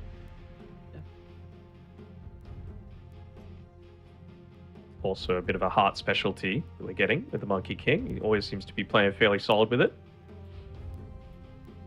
I guess they're really relying on Phoenix to be able to deal with the Naga. I guess Irving can as well, but they had the option to go for the Pudge, and just feeling that the Dawn might have made his life a little bit more challenging in the laning stage, just being able to out-sustain with the Luminosity, to be able to secure a lot of those like range creeps, for example, with the Celestial Hammer. So yeah, I really don't mind the Monkey King. You're going to be able to out-trade a lot of the time, and it's not as single target as, let's say, a Chaos Knight that also has that lane sustain potential. Okay, so what would you like them to do with their setup of the Enchantress? Because there is value with him laning to the Beastmaster, but also the Monkey King. do we feel like a potential Naga disrupt the lane is going to be able to slow down the Beastmaster enough if they want to put the Enchantress with the Dawn to stop the Monkey? Because a Monkey's going to have a good time versus Dawnbreaker, right? But maybe Bocce can make it a little bit less favorable for him, and then you could also have an okay safe lane as well. Because if they run like Enchantress Naga, then maybe your Dawnbreaker gets nothing. But if you swap the lanes, maybe your cores get both. So do you have a preference here? I would probably put the Disruptor into the Beastmaster lane. I don't think it's going to change too much about the kill threat, but I feel like he's going to go Axes anyway. And just because you're up against a Naga Siren, because you need a way to be able to deal with those illusions. So Enchantress being there doesn't really change much of anything, right? Whereas Enchantress being in top lane does change the matchup with the Monkey King. You can get rid of the Jingu, you can enable the Dawnbreaker to get a lot more out of that laning stage and still do just fine. So that's the way I would look to do it. Plus, we're kind of cheating a little bit. We've got Bocce playing the Enchantress as well, and he's typically their position 4 as well. Is he? Yeah, a lot of the time. This'll work. They He's switch it lying up. to me. They switch it up. Goddamn Liquipedia, I rely on you so much. Now you lie to me this time. How dare you? I don't know what I'd do without Liquipedia. I mean, I'm sure there would be probably another website that would be created, but it runs so smoothly. Makes my life easy, Denog. It's not You ever something donate you would to them? like. Oh, come on, that's such a weird question to ask. You trying to throw me under the bus? So that's a no then. That's such a weird question to ask. What the hell? Dude, come on. Do you ever donate to them? Yes. 30 seconds to battle. $1. $1 more than you. Dude, All right. I donated $1.10. Liar, you would have said it if you had. All right, so can we just have a quick look at Phoenix and the amount of experience that he's got right now? Because if we do, we can see that he's just going to win the lane. He has 1 experience at the moment from getting an illusion rune kill. So he is... Wait, do they give experience? Yep. Oh, The battle 1. begins. Lane changer. do they? What the- I didn't know. Well, obviously they do. I didn't know that, though. Is it every illusion? Does PL illusions? Or is it hard? Like, is it strong illusions? I'm not sure, dude. PL must not. Yeah, no, I don't. I mean, don't these know. aren't That strong illusions anyway. It was a Naga illusion, which aren't strong illusions. The only strong illusions are True, CK CK, illusions. right? Yeah. Huh. Very interesting. Well, Look at be able to Bocce get mid. the- He's helping him out a little bit there. Okay, so Bocce still is going to go bot. I'm not sure how strongly I feel about this, especially since you'll have seen the Ring of Basilius picked up by Irving, so you know that he's going to be Wild Axis spamming. I just want to see how this top lane turns out. Like, you can see Wenhow's already being gone on a little bit here because really, you can't do much into this lane. Like, you're not going to be able to stop the Jingu Mastery from coming out. Dawn is a great laner though, so I often underestimate how much. The lane, you know? Yeah. It's against 2 melee matchups as well. Like, Ench thrives on that. Dawn thrives on that. Disruptor, not so much. Disruptor doesn't want you to get in their face. Ench can prevent that. Tusk's gonna do that constantly in this lane. Oh, we just saw Pride with the amount of damage she was able to do, forcing out some regen. So we'll see. Top lane's definitely going to be action-packed. Just to touch on mid early on, are we expecting a different skill build out of D-Stones to play this lane? How does he kind of need to get a little bit out of it versus a bad matchup against the Necro? Oh, I'm not even sure if you can afford to play it any differently. I think you just need to look to skill build for the early game, right? Like, just to try and make a few of those rotations. Like, where are you going to be able to make a lot of these kills happen? It's going to be around top, so like maybe a single point into the Searing Chains, and then look to play along with things like the Celestial Hammer, the Starbreaker, to be able to make a play towards top and prevent the Monkey King from getting out of control. So I guess one thing is that even if Phoenix don't have a Bocce. great time mid... Oh yeah, Bocce. Imitator's doing a good job of playing around the Fog of War, though. Prevented that impetus from coming out onto him for a second. He actually didn't back off, though. I think he might have been able to get the kill if he just walked back after that last impetus. So I do really wonder, though, on how the early game is going to work out for Bride if bottom if Irving has a bad game. Because here's how they set the tempo, I think. Because Necro's going to really struggle with making rotations and being that person in first, but I think that's where Beastmaster comes into play with having a decent timing. The Helm Dom and Helm Overlord, so you can take some of the towers. So, and so are you essentially thinking that they need to do that because you're against a Naga Siren and she's going to get out of control at some point, so something needs to be playing a little bit more aggressive? Well, it's just more like because the Monkey King, I think he needs to go for more of a scaling build. We might see Echo, but I don't think he will. I think he might go like Battle Fury to keep up in farm. So if the Beastmaster can't get a good timing out of the Helm of the Overlord, then how are you going to be running down objectives without it? Which could help slow this game down, which could mean D-Stones then is able to recover. Then you might be able to get some more levels on the Dawnbreaker to have that sort of Guardian to protect. So we often see that though, right? Like the Beastmaster is the person that sets the tempo, but it's going to be even more now because die down here. Although he is a little short on the impetus mana, just 5 away. Might still get it anyway. I really want to see Big Ken go into a Ring of Asilius here. Just for his own farm, we've seen Nagas do it just so that they can keep spamming out the mirror image, but even just enables the Enchantress even further in this lane. Now he's going to look to assist with the Water Runes as well. Look to take that away from Phoenix. Not that a Necro really needs it into the Ember Spirit lane.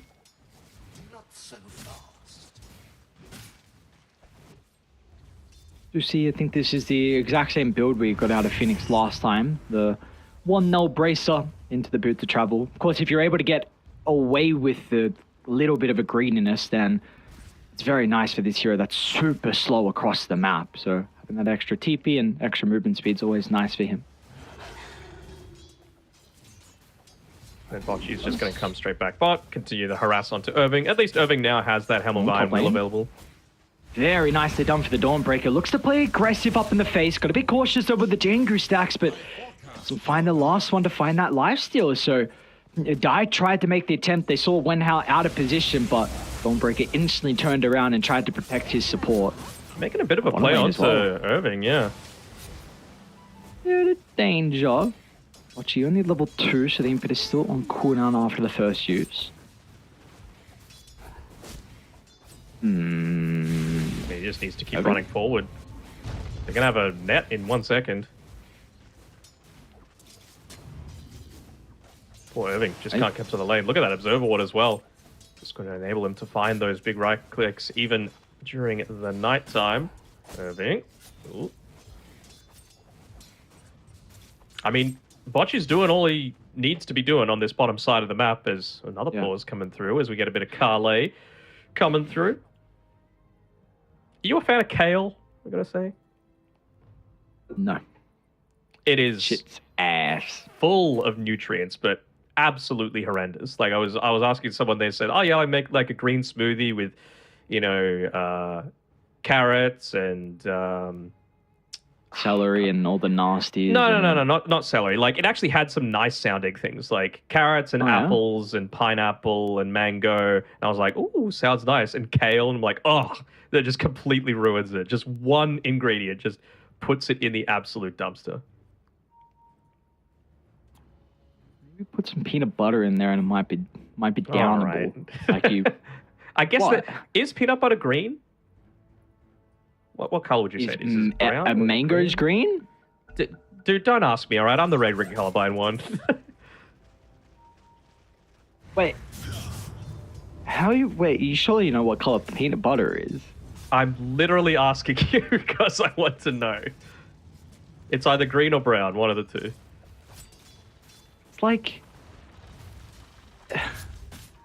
It's like, what? No way. I have to look this up now. It's like kind of yellowy. Oh, I guess it's brown. Yeah, not yellow. It's more like a... It's definitely not yellow. Brown. No, it's not. No. It's not. And it's not orange. An orange is orange. Yeah, no, but I mean like a browny orange. No, sure, it's brown. It's brown. It's not. There we go. Really? What does it look like for you? All right, describe red to me. Try doing that, okay? Then you'll see what it's like describing this sort of thing. It looks like red. No, I'm just saying, like, how do you describe a color? Oh, no, not like this. That's a big rotation out of D-Stones. He's got to get pretty active this game to be able to recover, so They got the power Back treads that as up. well Gotcha. on the courier. Oh, And that was without the chains leveled up. I was really expecting D-Stones to need that one to be able to secure a kill. Downside, of course, is that he made that rotation with Phoenix in the mid lane with the siege creep. And of course, you're a Necro, so you can just keep spamming out the Death Pulse, keep the lane healthy. I'm really expecting him to do it before, there we go, the lane's able to connect quickly enough so that siege creep is still going to be survivable in this lane. And they're really looking Nice to shots. target him. He's got the Fire Remnant, at least, to be able to make a play around, but that would leave him with basically 0 mana, Oh, they and got they're the going to get a stun. kill. Oh no. And now you've got to TP an extra person mid to defend it, but they could probably tank the tower. They can, Phoenix still absolutely. has that regen. He's got Fairy Fire, 1 charges. They're going to keep this catapult alive. This tower will go down. Mm-hmm. Still got plenty to be able to play around. And now the Inspiration Aura as well from that Flag Bearer creep. Under attack. Very early tower that Bright have been able to take, so despite starting the game off 3 and zip, Middle tower has they fallen. are going to be able to claim that one. I almost thought D-Stone's TP'd to that tier 1 tower. I'm not sure what I saw, but he eventually goes to the tier 2 instead. He is able to continue farming somewhat, but it is really the only lane that's going well for Team Bright. It's going overwhelmingly well, but it's the only lane that's going well right now. Naga Siren still having a pretty good start, and it's just a question of what build is he looking to go for. Like, BKB first isn't really something that you want to do a lot of the time on the Necro, and they're going to see this rotation coming through. Never mind, he just goes back to mid to farm more, because why not? With the Haste Bottom Rune. Yeah. It's a big kill into Irving. He's going to try and Necro's water coming. the shop this, so maybe he can glimpse away, but with Phoenix here, Oh, no. Irving's going to be healthy enough. He gets the glimpse, though. So, I mean, you keep Irving alive, because they did rotate both supports down to bottom, but also there were TPs used for Dire from that. Mid lane now. Earl is solid guarding without the chains. I feel like Phoenix is a little bit vulnerable. Supports are starting to connect from bottom. They're going to have the glimpse as well. It's only level 2. Let's see how far away they can get. Phoenix doesn't have the greatest mana as well currently. Get the slow with the remnant over the top, but he's holding some 1 charges. Monkey's even going to look to TP in to protect him. That's a huge kill, though, that D-Stones is able to find. And I don't think Heart's going to get a return kill off the back of it. So a great read that they see the Necro vulnerable for a split second and make sure they use that opening. I mean, they didn't even do everything perfectly, right? They didn't have a point in the chains. They missed the Starbreaker. They weren't able to use the enchant onto the Ghost Shroud. And they still got the kill. You know, it obviously took a little bit longer than they would have been liking to, but that's a big thing to be able to get that. Not just the kill, but to get it on D-Stones as well. So now I believe... Never mind. I thought he might have the full Orb of Corrosion picked up, but he just wants to go straight into that BKB so that he doesn't have to be as concerned about what the Necro is able to do to him if he looks to go for a dive onto those backlines. I just saw bottom lane. Blotchy just took over the Beastmaster creep, and then he instantly just used Helm Dom on it. So I guess at least there's a bit of a cooldown now. But, sorry, duration of the Centaur. Regardless, though, they will be able to take the bottom tower. He's going for a Maelstrom build. So a nice way to be able to address the Naga Siren. Yep. Still lets you farm as well, which always feels nice. But I was really questioning if he was going to go into like a Glypnir as well, just because, I mean, they're not lacking in lockdown, but for a Naga, feels pretty good. For a Dawn as well, means that you're not going to be able to Celestial Hammer around, you can't Remnant, you might force a BKB usage, so it doesn't feel horrible. Dire's top tower has fallen. We'll Not be able really to what get a you tower want in across the position map. one, though. What is Dawnbreaker going to be going? That's my real question. Yeah. Are they going to look to prioritize the Aghanim Shard? Are they going to look to go into a Blink Dagger just for a little bit more of that instant lockdown onto the Necro? You don't reckon there's a Deso potential for him? There's some value with the Ember and the Naga as well. Sure, but like, do you need it now, or do you need to be the one? I guess I did say before that it's going to need to be Ember, Ench, and Disruptor making the plays, and him still like being a little greedier, going for a bit more of that farm route. So yeah, I wouldn't hate the Deso first, just to speed up that farm a little bit, but certainly Blink Dagger after that.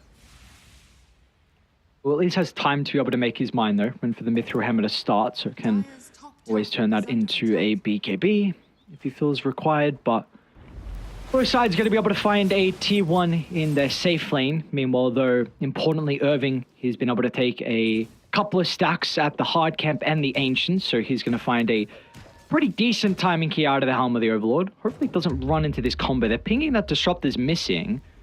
They are at least wary that a move might be going on, especially with the use of the Static Storm. Wenhao, there's the glimpse, and a lot of hate with the Solar Guardian being used as well. And that's a combo we're probably going to see for a vast majority of this game. They'll also be rewarded with that Helm Dome creep as well. So a nice chunk of gold's going to be given over to D-Stones, who is doing pretty well in the net worth, all things considering, with how poorly that mid lane went.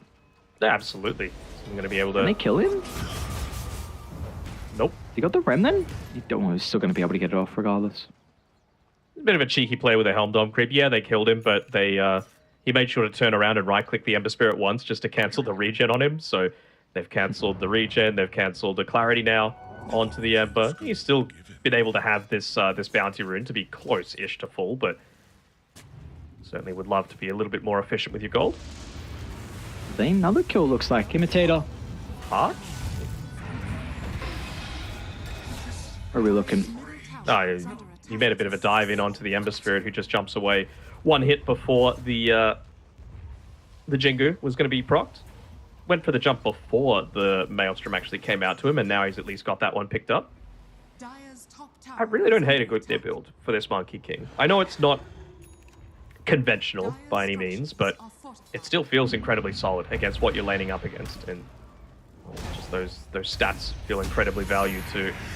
Ooh. Oh, they didn't get the kill. Phoenix in pop Ghost Shroud for the extra damage, so Bocce eats the Scythe along with the Roar. Phoenix was hoping for an extra charge there. I'm back on your Gleipnir. I'm down for it. I just don't know if you can. I think you kind of need to go for it like third or fourth, maybe. Is that when what Naga's you're actually going to be contributing, you reckon? And then for now, it's like what's going to help you right now, and that's probably going to be like a BKB. Yeah. Yeah, because he's going to die right into Static Storm, Solar Guardian, and then Ember up in his face. But if he plays around with BKB, like that's really the one big synergy we can see out of Lonely, where you've got this, where we saw Prior inside the jungle. We might get a bottom lane. It's going to be a little bit early here, but it won't matter. There's no escape as long as they've got the damage over time. They can hold hard into place, and another great usage of the Solar Guardian. D-Stone's rewarded with a kill.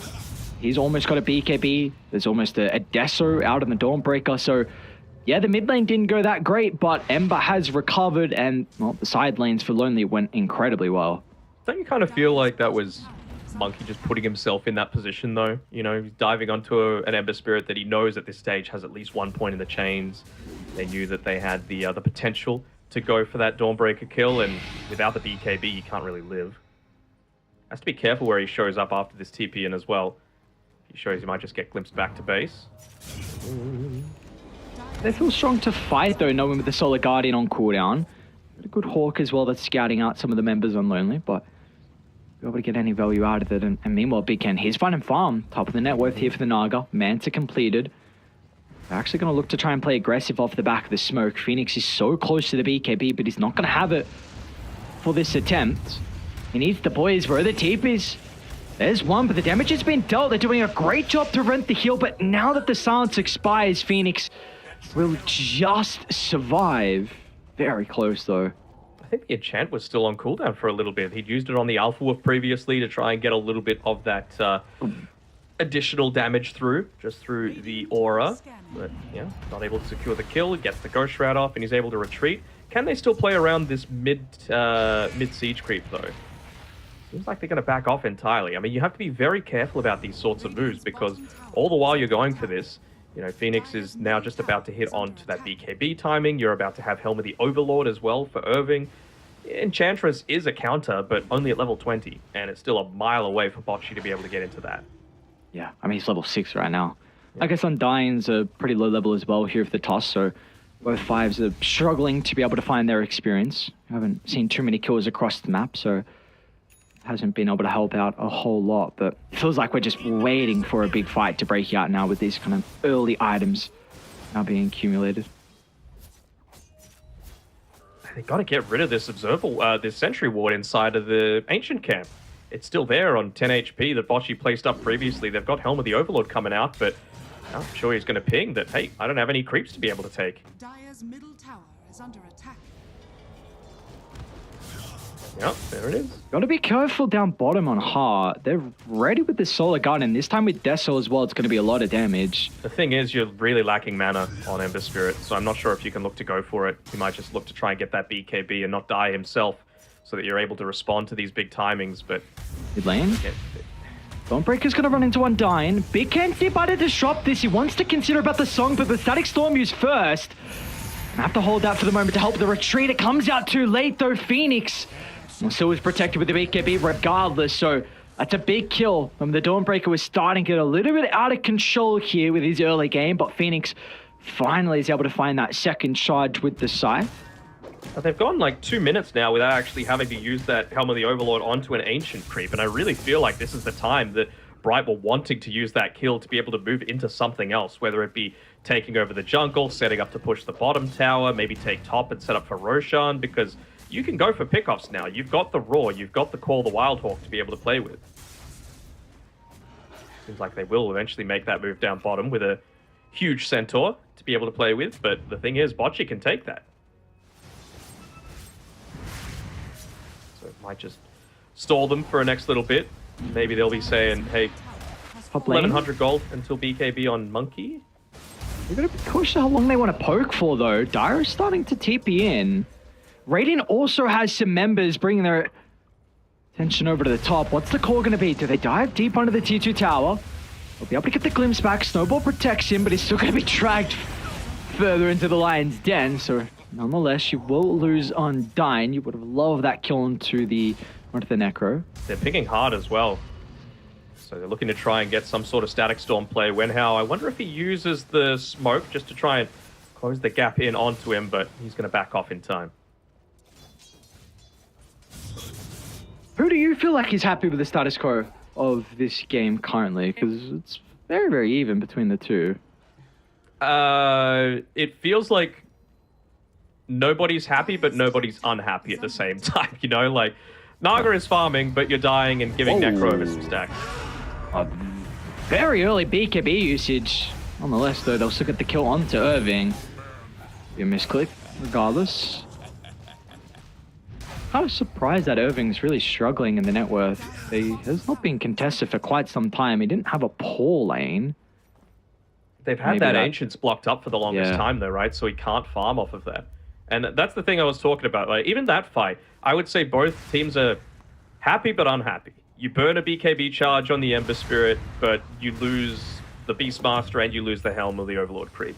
So it's like, well, who's actually satisfied with that? No one really. Like, Nagasaran is happy enough to be able to keep farming, but you're sort of gimping Ember's game a little bit later.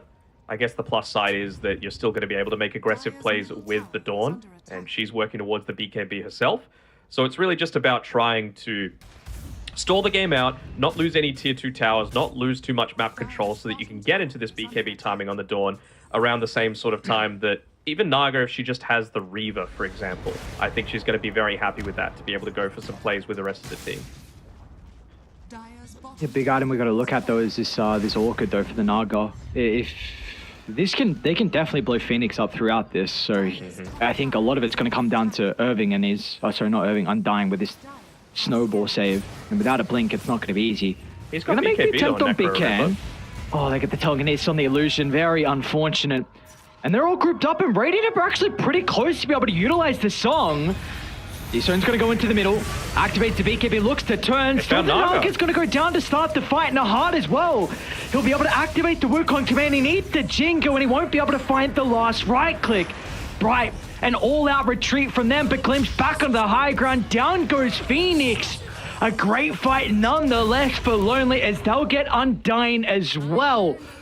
Just quick fingers there out of the Naga, singing her songs, calling the boys, and they came at rapid rates.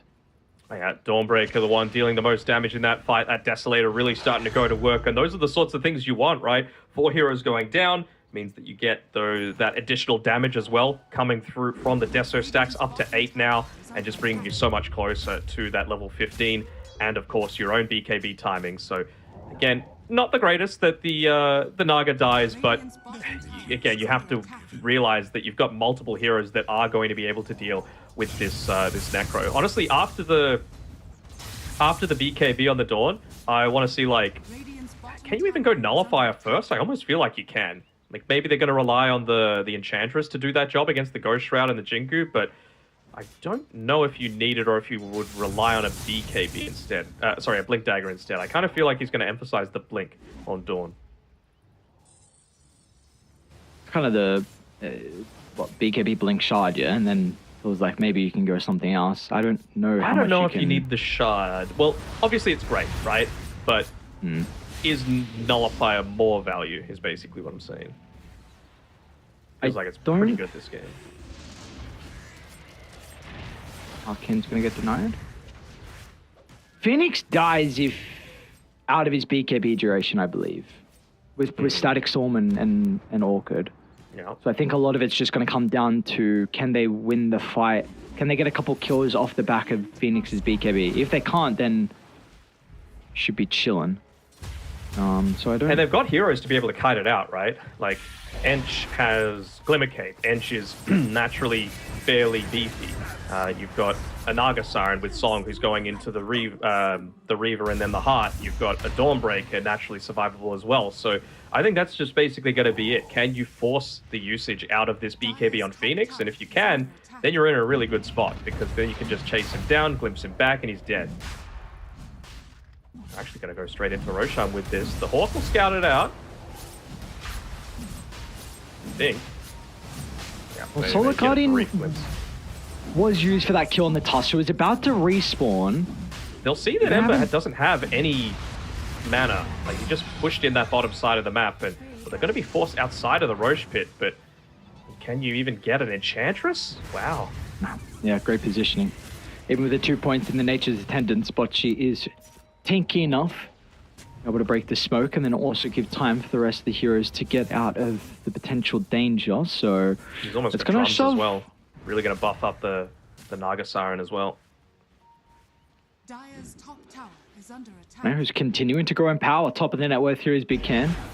Needing a little bit more gold to is able to complete the Heart.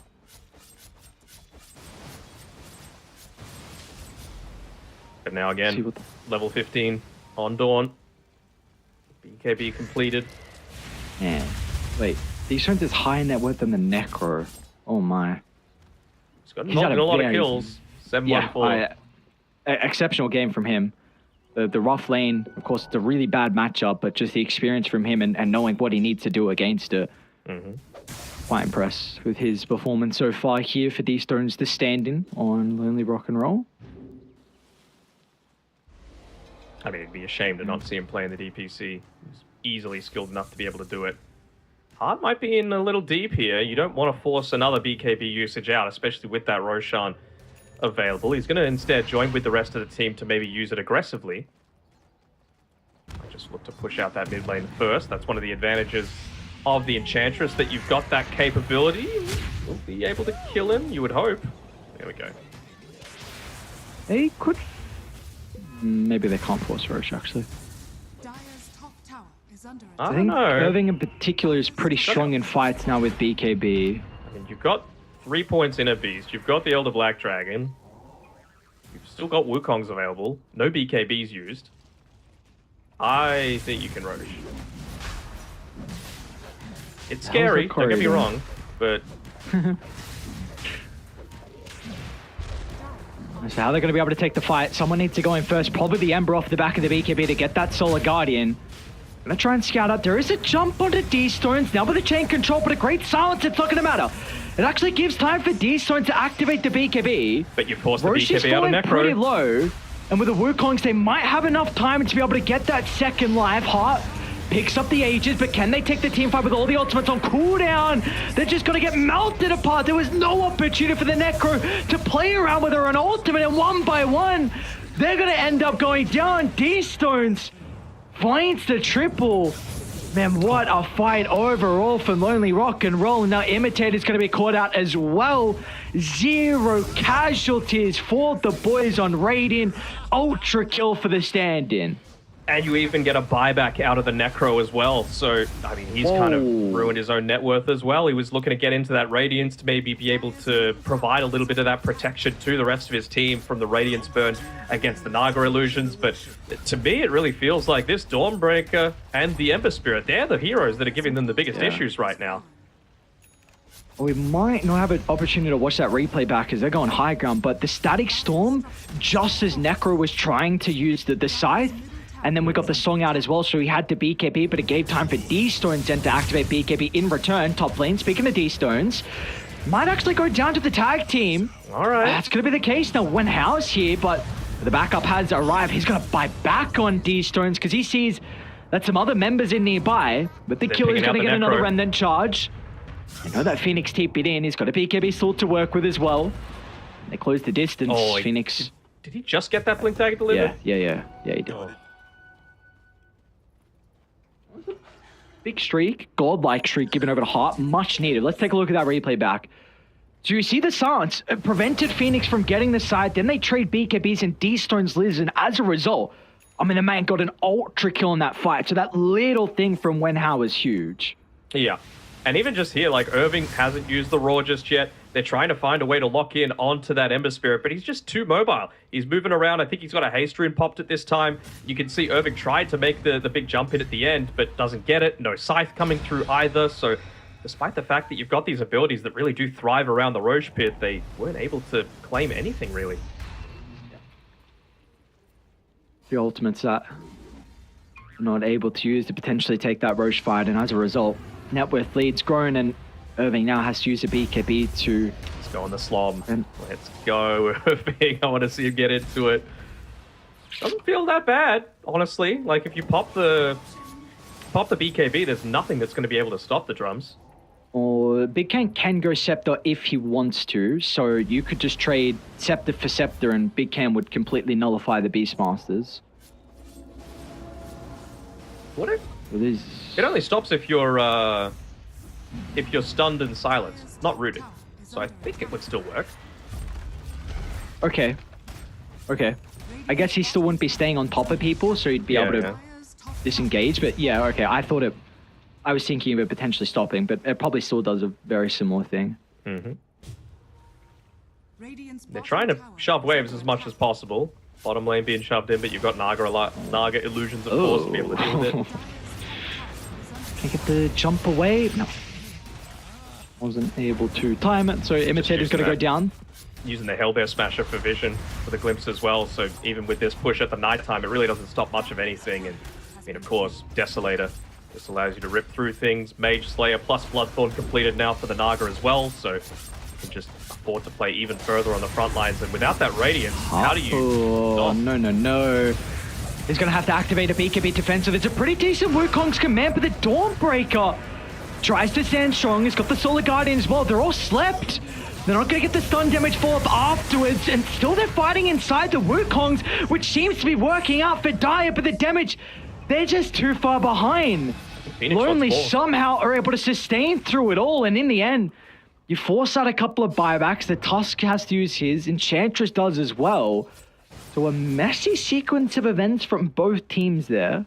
Another buyback being forced by the poor Tusk. His net worth is really suffering. Less than 4k at this stage of the game, but the important thing is that he's got that Blink Dagger available. So yeah, if you layer down the Static Storm, it's going to prevent the snowball saves, but he's still been on point when they're playing a little bit more on the aggressive front like just then. Get the Walrus Punch up early, force a BKB usage. They're still going to feel confident enough to be able to go back, though, even without this Desolator from the Dawn, just because of how tanky Big Can is. Dire's top barracks has fallen. They're just prioritizing Irving right now. Get the Slom. One component away, it looks like, for Mr. Irving. So almost level 18 as well here for the Beastmaster. And she's level 15, so she's approaching that point where you're going to have that response to the Helm of the Overlord as well. Second Roshan, maybe she takes it. Little Friends feels kind of nice. Yeah. Which is something I've seen prioritized a little bit more in Dream League with the Enchantress. I mean, I saw a couple games actually fly going into it. I know you've always been a big fan. Yeah, I mean, On as the- well, Disruptor and Naga Oh, kind of have very terrible aggressive shots. jump in. They might be able to kill the Dawnbreaker before the team connects. Still, though, there's going to be a rebuttal, though, from Radiant. Irving's going to look to BKB TP out. He'll be successful. Diane, of course, will not have the same fate, but that is a win. They got the slum. Let's having used it basically like, what does this do? Boom, boom, boom, boom, boom, boom, boom, boom, boom, boom. So, for those that don't know how the slum works, it kind of like ramps up in the speed that the beats on the drums start to hit. So you kind of want to get CC'd, like you want them to use their minimal stuns at the very start of it, and then you pop the BKB after the fact, because like the first couple of hits are like 1 second, then 0.8 seconds after that, then 0.6, and it really starts to ramp up to like, you know, 0.4, 0.3, 0.2, 0.2, 0.2. So the more hits that you get in, the more damage that it does. It does it in an AoE, so you're able to burst through the Flame Guard, you're able to get through the Naga illusions as well. And it's just about trying to find that good opening to be able to use it. Oh, no. Oh, you can't get picked though. No, and he will. BKB still could. It's like I may as well just get the outburst. I mean, is that worth it? I don't think it is. They're even you- nearly just pushing in this bottom tier 2 tower with Naga illusions alone. So now you're going to potentially be fighting 5v4, no buyback. I mean, Imitators sitting on this bottom side, maybe just trying to push in the next wave, but mid wave is the one that you need to be concerned about. Monkey. Oh, they no. even used the BKB. Wasn't able to push out that bottom lane either. He's going to get glimpsed back. They might just drop Static Storm. Just out of range is when how, though. Hard has to play so cautious inside this fight, and he doesn't have many trees to be around in the mid lane, so it's not going to be an And easy that's the last defense for the glyph as Monkey. well.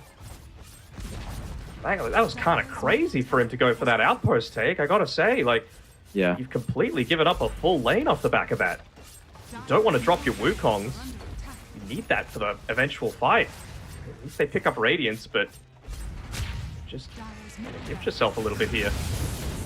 Going to make the jump with Irving back alive. Oh, Nice no. dodge from Big Can.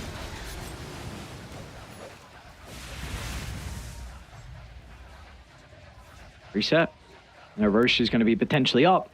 30 seconds until the respawn, but they will have all the lanes pushed out. They're going to be able to get the outpost, drop some wards as well inside the top jungle. So this Roche is pretty much all lonely rock and roll. It is not going to be easy for Bright to contest this with the position of the lanes and without having any vision. They could just keep an Enchantress creep in there as well, so they're going to know instantly when it's going to be coming up. Oh man, even a DD for D Stones. He's also got that Aeon Disc ready to pop at any time. Might look to try and save it for the Reaper Scythe as well. Oh. He's really on point. That's a And big how's gonna- timing too. Yeah. That's huge. Without you, the Philosopher's Stone, I think. I would double check, but yeah, I didn't see. Yep, without it. So you can just song in the Static Storm and GG fight's over. And they won't even get a fight with how fast they take Roche. So you've got the Aegis on Big Can, holding the shard in the Give it to backpack. Bashi. I No, hope it not the does. Naga. I mean, the heal is okay, I guess, but I'm a big fan of the friends. All right. I This might kind of consider feels about like their taking a last fight chance. on this high ground. Yeah. Got a cliff forward. You can't go on the Naga, though. Like, you need so much to kill her once, let alone twice. Got to try and take out the Dawn if possible. Heart for might give smoke. them some vision. They're going to see Yeah, the but- clones, though. Yeah. And now he Nice can double jump on. ward. They're the ones Undying. that have vision. He tries to play with his own ward as well. Look at the initiation onto the shop. That's got a the big setup. target. You've got to take Brenhell out of the fight, and they'll do just that. No Static Storm Aghanims to play with. Heart, he'll get the Wukongs as The well. Slum's coming. This could be the fight they've been waiting for, and Bright with the Boundless Strike connects onto the Naga. Finally, Science of Life for Bright, but off the back of the respawn, they've still got to be cautious. They'll They can kill isolate it. Big Can, and D-Zones wanting nothing to do with protecting his position one. So Bright, they completely waste his Aegis advantage that Lonely just picked up. Really surprising that they were able to get that, though, right? It's all on the back of Undying. Just, I mean, they gave up the vision control, but he instantly moves on his way forward, drops the Observer Ward, and as soon as he sees that it's warded for Lonely Rock and Roll, he just jumps straight on in. He knows that they need that initiation. Great target prioritization, like you said. It was a good song. If they could combine it together with a Static Storm, that fight was over. Yeah, and I love that Phoenix is not messing around. He's like, Disruptor's been an issue, and now he's even got Scepter as well, which maybe they scouted out beforehand. Regardless, you kill him off, and you see just how different the fights look as well. It's a better Wukong's. This time he even got the Boundless Strike just onto the Naga, which he hasn't been getting. Naga's been dodging that, so just finally, really the first fight where we've seen them utilize their spells in a better way. They got the Slom as well, don't forget that. Of course. I didn't see actually how much damage Irving did, but it felt like a lot. I'm not sure if you saw the fight recap. About I didn't. About a million. So I mean, this could turn around as well for Bright. Like, you're about halfway. He hasn't got it queued up yet, but if Undying really wants to, he can go into the Ags on this Tusk. And we know that they're going to be funneling into the last tier 3 tower eventually. Kick back into the base, kick back into the slum. You know, who knows what can happen. You definitely can blow someone up. Like, kick back, you instantly use Scythe, and with that Slum, they probably should die through that combo. And he's got Philosopher's Stone, so it's not like a pipe dream for Undying to get this Scepter. No. Especially if you get a couple more fights going your way as well. They've been able to just get the one tier 4 item now, but it's an aesthetics cap. Pretty nice for a Necro, gotta say. Just need that tiny almost has window to cut Shivas. anything. Yep. So that might even give him an extra window to be able to cast some of those abilities. So it does seem like this game's evening out a little bit. I mean, it's still 90% for Lonely, but it seems like there's hope here for Bright. Any gems? D-Stones does have Ember's one. got one. Yeah, so he's going to be able to D-Ward. Instantly ping it out. Can Necro, I of blow course, him up? farming on the top side with the Boots of Travel. I think they still need to try and fight in this choke point around the high ground. They want to try and get a backstab if they can. Again, Wenhao is the target. We saw what happened last time. They might know they're in the tree line. They got a glyph or something. Wenhao is priority number 1. Can they get the Disruptor? Try and set up the formation. Hawk's going to scout him out. They got a glimpse of the Disruptor. Hiding the right tree line. They need to blow him up. Undying, that's where he's able to come into play, but where's the rest of the team? They're not Scouts there. him down to the south. They're isolated. Naga. He sold and caught a couple, so there's the Static Storm. Solar Guardian as well. I don't think they're going to be able to stay alive to the combo. Down goes the Necro, but it's got to buy back hard as well with the turnaround. Needs to play with the Jinku stack, but didn't get enough life still off the back of that. And as a result, it should be the fight for Radiant unless Phoenix can do something crazy here. We'll turn inside these stones. They'll get the kill on the Ember, but he's going to run them back into the middle instantly.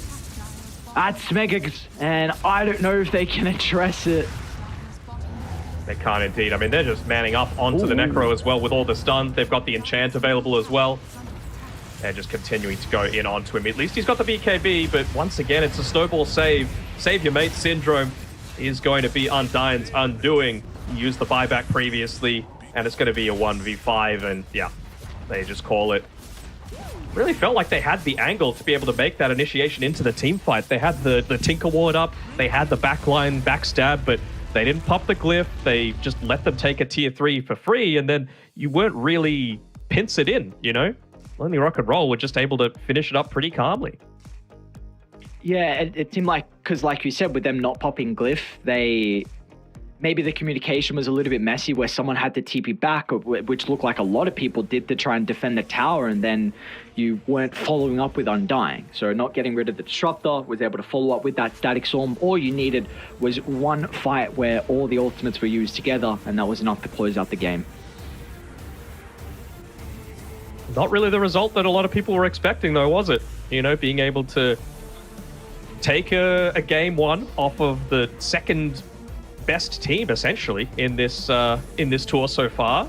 There were a few kills that really just shouldn't have happened, you know, like Heart getting picked off solo bottom against the Ember Spirit, really allowing the Dawnbreaker to start to snowball, allow D-Stones to get back into the game as well, off of the gold bounty, off of the experience as well. We saw, of course, the Beastmaster getting picked, meaning that you lose 2 lanes of racks off the back of that. And then it never felt like they took a really clean team fight. Even the one they won, right, inside of their Ancients area, they probably could have initiated a little sooner before they actually had their own vision up on on on Lonely Rock and Roll. So the fact that they're able to get the win is a little bit of a miracle, but eventually, weight of numbers, weight of D-Stones just popping off ended up being a little bit too much for them.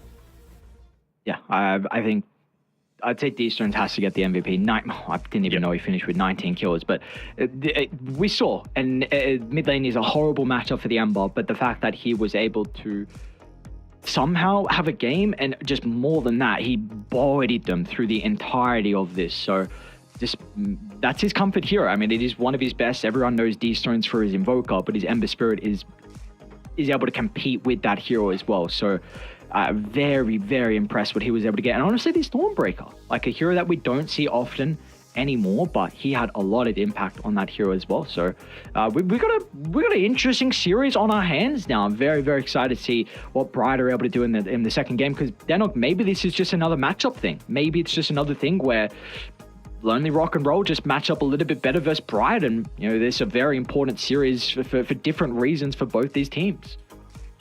Yeah, for sure. I mean, yes, it's clear that D-Stones was the MVP, but I think everyone really had their contributions, right? Bocce only dying the 3 times. We saw him put himself out there in harm's way a fair few times and really take away a lot of that emphasis. Of course, you picked the Necro into this Enchantress, so even though in the lane it's not going to be quite so bad, you still had, of course, that Dispel for the Ghost Shrouds, which really meant that the BKB was at an absolute premium, and I thought they kited it out amazingly well. So this was just a nice all-round performance coming through from Lonely Rock and Roll, led by Bocce, of course. Yes, indeed. Lovely performance, but it's just a question of if they're going to probably come back with that same kind of fate for them and a strong showing as well in the second game, or will it be Bright taking game 2 and forcing us to a game 3? We'll find out just around the corner.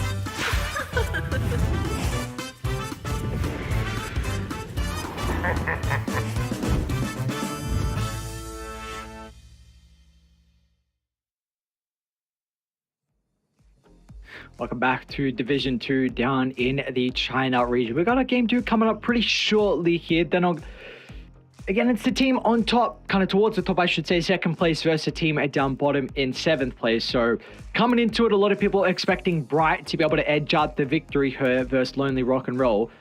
What do they need to do different? Well, like, what do we feel like in particular went really wrong for them that needs to be addressed? Because this really should be a series you're winning, and if you want to be promoted, you got to beat the teams that you should be going up against as favorites. Yeah, if I'm Team Bright, I'd probably do something like pick an anti-mage, just throwing it out there. I think that's going to be a possibility for them to do. I like that.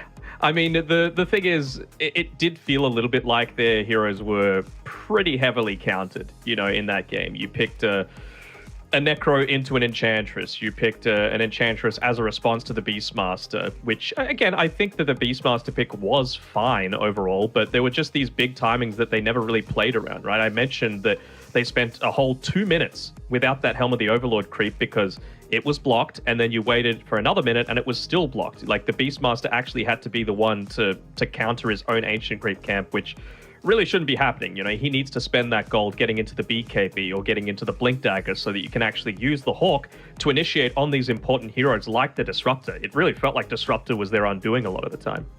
Okay. Well, we'll see what we have in store for us with the second draft underway here. First pick was the Undying. Wow, you're right about the Antimates. That's so crazy. Followed up by the Clock Nature's Prophet Bright. Their staple 8th pick Antimage to round out the first phase, something that they've been doing pretty often currently in Division 2. Hold on. 5 seconds remaining. Undying might be playing Undying. He never does this. Finally. We've got some synergy. He might also just do it it might go to position 4 because you're against a Nature's Prophet clock lane, and Undying feels pretty nice in that, and I don't think Anti-Mage Undying really has that much kill threat. So I think you need another, like a ranged, what could we look for? Like a Hoodwink maybe? To be able to set up a few kills for this Anti-Mage, excuse me. Don't hate a Tide Hunter. Maybe a little early, but again, the thing is you can just now flex this Nature's Prophet to be 3, Clockwork 4. Jakiro into the Tide Hunter really does nothing, so I guess that's a positive, but they've got, 10 seconds remaining. I don't want to say plenty of answers, but there's answers to it. You can Lifestealer, you can Drow, you can Monkey King, and feel pretty satisfied into this Tide. Yeah, I think Lonely have to pick their carry next and show the Nature's Prophet. Otherwise, they're all going to get banned out. Like PA Ursa, the Druid's already gone. And I think if you don't pick it then, you're going to have more carries banned out that play into the Tide and Anti-Mage. So I hope they pick theirs at the 18th, which is a little unfortunate then because you removed the flex of the Nature's Prophet. It's fine. I think Nature's Prophet into the Anti-Mage is A-okay, right? Like, okay, Lion, I don't hate this. I just needed something that was going to be able to set up the lane for the Anti-Mage for kills. I really hope this is going to be a position 5 Lion this game. Most of the time I don't hope that, unless it's like Whitemon playing it. But yeah, you need to have kill threat for this lane with an Anti-Mage, otherwise it's just way too passive. So I was going to suggest the Slark, but I thought the Lion might be enough of a deterrent, just because the instant hex. Overall, though, it's a great Slark game. Mm-hmm. You match up, you a lot of control versus the Anti-Mage. That can go back and forth depending on who's ahead, but usually Slark can come online much faster than the Anti-Mage. And AM really doesn't want to go BKB early enough to, get out of that leash. That's the big thing. Yep. And they've got plenty of like ground control, right? There's very little that's going to be counterspelled. You've got Ice Path hits the ground. You've got Battery Assault hits around you. You've got Cogs push back. You've got Hook Shot. So this is all the stuff that you need to be able to deal with an Anti-Mage. I wonder if they've even got the potential. Like, it's Lonely Rock and Roll with the last pick, right? Yeah. Yes. Also, peep the bans. My boy Bocce getting targeted once again, but he doesn't care. He's going to be able to get it done. The power of anime. I wonder if they have the potential to run this Nature's Prophet mid as well, just because I really... No, actually, I think it's fine into the Anti-Mage still. I just don't want them to Tide Hunter into whatever the Nature's Prophet lane is, basically. So maybe they switch wonder- things up, or I don't know. So I was just going to say, I wonder what team house D-Stones is in. It's not, 5 seconds of remaining. course, he's standing in, and Maybe it's I Bernie's don't house. know. Yeah, maybe. It's a I nice don't looking know how. place. Look at that Radiant's Does look projector. nice. It's a great looking projector. Okay, Although you Delish. can get some nice ones on AliExpress as well. They are quite good. So one of the Celine Dion bag in the background for Wenhao. Look at all those bags, actually. God damn. the bag connoisseur. 10 seconds I like D Stones' Yeah. jacket. I wish we got a chance to interview these guys. I would ask, like, remaining. hey, where'd you get that? 5 seconds remaining. We're I heading could into definitely winter see you here. rocking that jacket. Yeah. What do you think's my best color? What? Like, The what best- color that goes suits best you the with me? best? Yeah. Blue. I really am like blue. I am a blue I'm enjoyer. I also like Yes, a green. yes. Green's Oh, yeah? feels kind of nice. Wait, you can't see what? It's not like it's Wait. invisible for me, dude. How do you dress yourself if you can't see? Hey, I, I'll I, ask I later, call what- up mom. Mom, please help. Alright, what do they need? What do they need? Pangolia. I like that. You cool. Maybe D-Stones is arguing for the Invoker against the Lesh. Could be some value. Lacrity Slark's really nice as well. You've got pretty good setup for Sunstrikes across the map, but maybe the Anti-Mage is a bit of an issue. He Again, could be it's arguing for AoE it. It's his lockdown. best.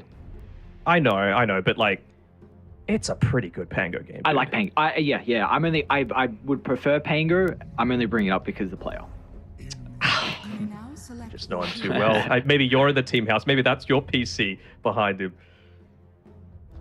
So it's a lot of value versus the Leshrac, right? With the cost works. It's still the same concern that I had in the previous day when we got the cast Invoker. I think cost works can be very hit or miss, but it does have some pretty good heroes to rotate with. Like the Nature's Prophet's going to be able to provide a lot of damage. You can rotate with the Clock to Cure again. That support duo is very strong. So I know the Crosswex is good against the Lesh, but I almost feel like this is an Exort game. Don't you reckon? Like, with a Sprout, with a Cogs, with an Ice Path, with a Leash, I feel like you're going to be able to get some good value out of the Sunstrikes, and I feel like you might need that extra damage to be able to get, for example, the Tide Hunter dead or the Anti-Mage dead off of these rotations. Like, you Cold Snap or you try to Cold Snap the Anti-Mage, he might counterspell it back. You use it on the Tide Hunter, then he's just going to be able to crack and shell it off. So that's really where I'm thinking there. It's just a question of, do they feel like the lane is going to be an issue? You know, do they feel like the early game they need this Lesh controlled a bit more? I prefer Exalt builds, so I wouldn't hate for him to go that route. I do think this is probably one of the games he might be able to get away with it, just because I do think there's not going to be that lack of damage from like the 15 to 20 minute mark, because I do think their supports provide a lot and their cores as well. Like Slark's going to be able to come on time because the 15 to 20 is one of those nighttime stages. You're should have a pretty decent time in the Nature's Prophet as well. So it's up to him. Whatever he wants to run, I think he's should be able to do fine regardless. I see a lot of value out of both. We're getting the Undying as well. You love to see it. I don't even care about that, dude. It's a D-Stones Invoker, man. Like Right. I actually screw you. I don't give a damn about it. How could the This man is- be called Undying and almost never play the Undying? And when he does, in a potential to 2-0 the second place team, you don't get at least a little bit hype. Never mind, it wouldn't be 2-0. There would be to come back 1-1. It's okay. That's right, though. I see where you're going with it. Because you have been asking for it for pretty much the entire season. Every game we get to cast them. You're like, come on, dude. Where It's is your especially worse Undying? because they almost never ban it. They like let it through to the other teams. So you have Undying playing against the Undying.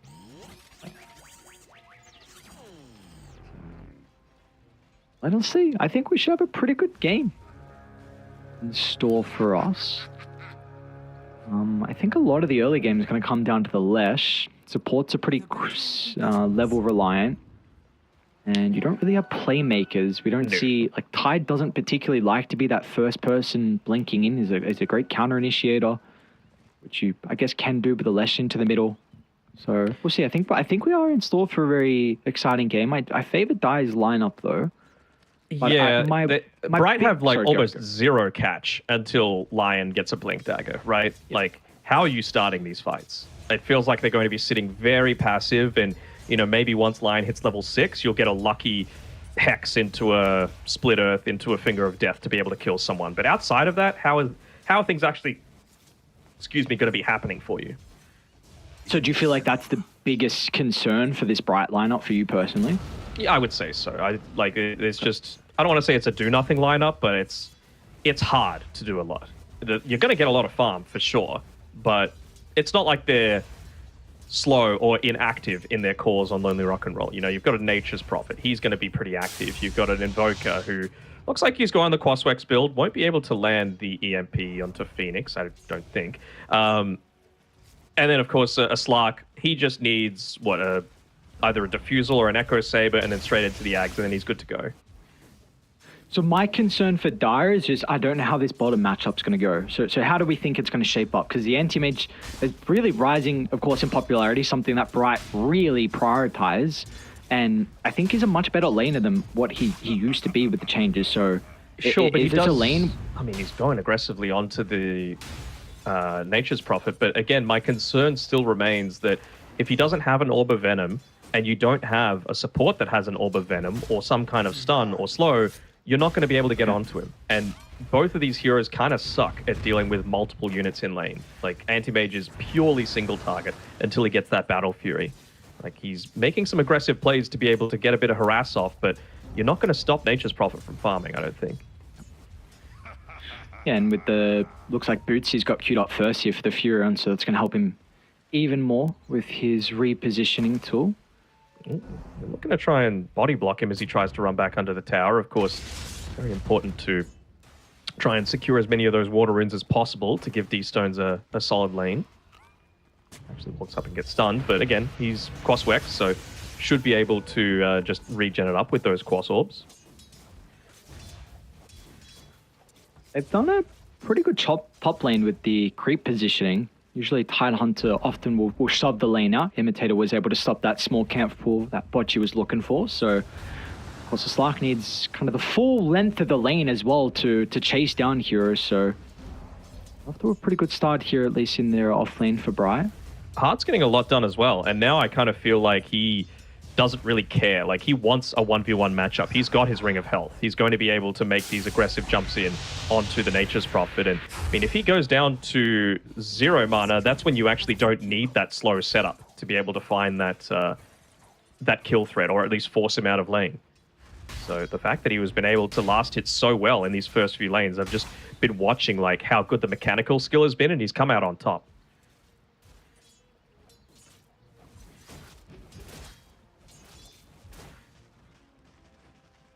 Support's just following each other around in the jungle as well. Doing a little bit of a chase. Might be able to scout out this courier, but I'm dying. He just wants to have all those mangoes available for himself. And this is what I was talking about, right? You're just able to chase in onto the Nature's Prophet. I don't know if this is a game where you need Vanguard. I think you just need to try and get into that Battle Fury as quickly as possible. Even against the Treants. Feel like the Ring of Health is going to be just fine. They're actually going to look to make a play onto the MP. Yeah. Yeah. I mean, if they went deep, he would have been able to pop the magic wand just so that he's not getting consistently slowed. Of course, he needs that to be able to resummon the Treants. Actually looking to put a little bit of focus onto that Tombstone now, but just gets denied in his face. So they're making better trades overall on Team Bright right now. Already 600 more net worth on this anti-mage. It's, like, this is purely based on outlast hitting.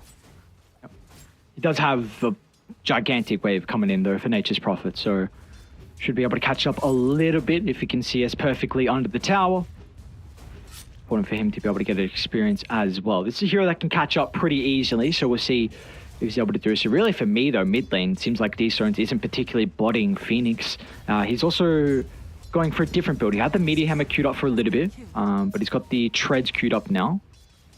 That's also a nice Courier Snipe, taking rid of the Gloves of Haste, which Definitely help the Slark to be able to continue to play aggressive over Irving. They're pinging out the Lion as well, just saying, hey, make sure you're backing off, because he could look to make a bit of a movement towards that mid, look to set up with a kill, and of course you can't really be dying in lane as an Invoker with all those sustained tools that you've got for yourself. Looks like he's prioritizing a little bit more harassment, though, coming out with the third point into the Wex.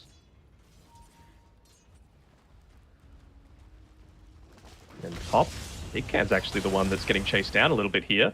They've got the Hex available if they want to be able to try and make a bit more of a move onto him. Haven't been able to land the mana drain just yet. They're instead going to prioritize Bocce just to push him out of the lane. But even Tidehunter's doing fairly well in this top lane, I have to say. Not really what we were expecting, was it? No, I thought Big Cam was going to have a better time.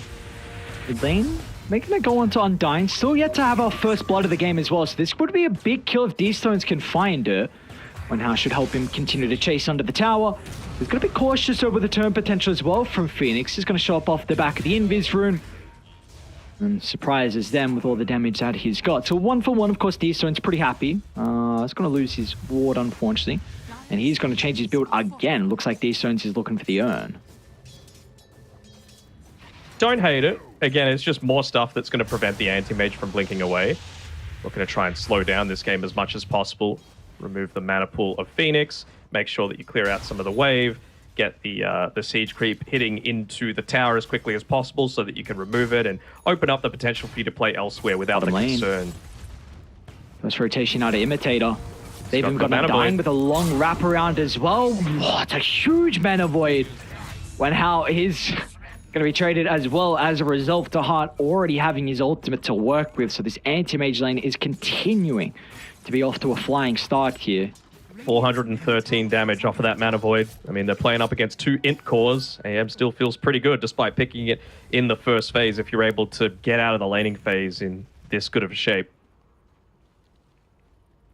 And importantly, he's got such a net worth lead over the Slark, who can be a bit of an issue if Slark is playing with an even gold or even a little bit higher as well. So, the really, really important start. Mid lane, they might be able to get another kill into Imitator. He's going to tick up to the dual breath. He will. They don't get earn charges though, unfortunately, and Bocce's going to go down. So, not the worst. Phoenix can be rewarded with the kill. So you're honestly pretty happy with that for Radiant, considering you didn't give the earns over. Yeah, I mean, that's clearly the most important thing, is just having those urns for the chase down potential, because their lockdown isn't reliable at this stage. They'll see the rotating bottom with this haste rune, so anti-mage needs to be careful to have Imitator playing out in front of him if possible. They might even look to go for a little bit of a turnaround play here off the back of that vision. These stones. Radiant's courier has been killed. The call. They even bring the Jakiro down to bottom. Heart's not an easy kill. Make the attempt. They've got the Ice Fire to burn all his mana. A defensive use of the Tombstone, though. So they're a bit cautious about running under that objective. Maybe they can use the trees to try and tank up a little bit. But Radiant, okay, they don't want to fight into this Tombstone. They know it's got 2 points into it as well.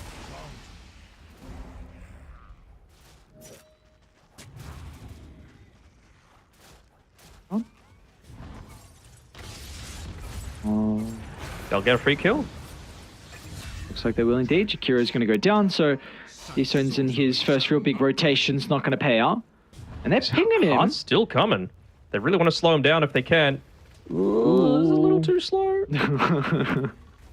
But, I mean, the happiest one about this is Nature's Prophet finally getting a little bit of time in this lane to be able to pick up some farm for himself. He's got the Javelin coming out, so despite playing in the off lane, he's looking to green it up a little bit. I guess the Glipnir as well into the anti-mage does feel nice, just for that AoE route. That you can at least Manta it off, but you can only have so many of those things. Of course, he wants the Manta for potential Orchid even on D-Stones if he chooses to go into that. Top lane, this is big. Imitator's going to get scouted out with the ward. So they'll get the kill into the line. They're a little bit too slow. Maybe with the Tornado. Clips onto Irving. EMP is going to burn all the mana. He'll get the Ravage off still. But the Cogs holds him into place. Again, another defensive Tombstone. So Dire won't be able to commit too heavily. You burn the Ravage, which is still a very, very long cooldown. But we see Undying's playing a pretty good game so far with his positioning to protect some of the cores. Wenhau's going to at least be able to steal away the regen rune, but yeah, like you said, mid tower, it's under threat. They're looking to try and get a quick kill onto him, and they should, with the cold snap into the urn, into the EMP. They're gonna have the damage? I thought they would. Without the tombstone available, I really thought they could. Oh my lord, he lived. And Didn't meanwhile, they're even gonna pop the kill wand. onto the Nature's Prophet across the map. Is that just a solo kill? No, the two of them. Dire's bottom tower is under You've Gonna try got and to get the some levels damage up. into the tower too. Dire's Potato. middle tower Just has enabling the fallen. siege crypt to stay alive. And he's 6 now. They didn't need the Finger of Death. Must have picked it up off the back of the kill. So he's a level 6 before the support's on Dire. And we need to see that because we saw what the Chikira and Clockwork were able to do. Was it last game or was it earlier today? The games are blending together. But Earlier today, I think. so that when you do get that hook shot into Macropie, it's a lot of damage to whoever's inside the cogs. But until then, we see they're currently lacking it. Radiant's bottom tower has Even been gets the deny off onto his own tower. So a little bit of gold going the way of his team. And Hart's going to be able to back off, already getting pretty damn close to that Battle Fury for himself. Going to be a really nice timing. Does Big Ken have the Echo Saber? Okay, so he's got Echo Saber at least coming out, but I mean, it's into a Meteor Hammer coming through at him. It's into a Leshrac that he's having to contest against. It's not the easiest game for a Slark to play by any means. No, they've got to be really quick with this smoke. Ravage is up in 30 seconds. So it looks like Radiant are even going to smoke into them as well. The fight right now would probably favor Dire. It's almost the state where it doesn't feel great, but you got to take out that Undying. The Tombstone is just stopping a lot of their aggression.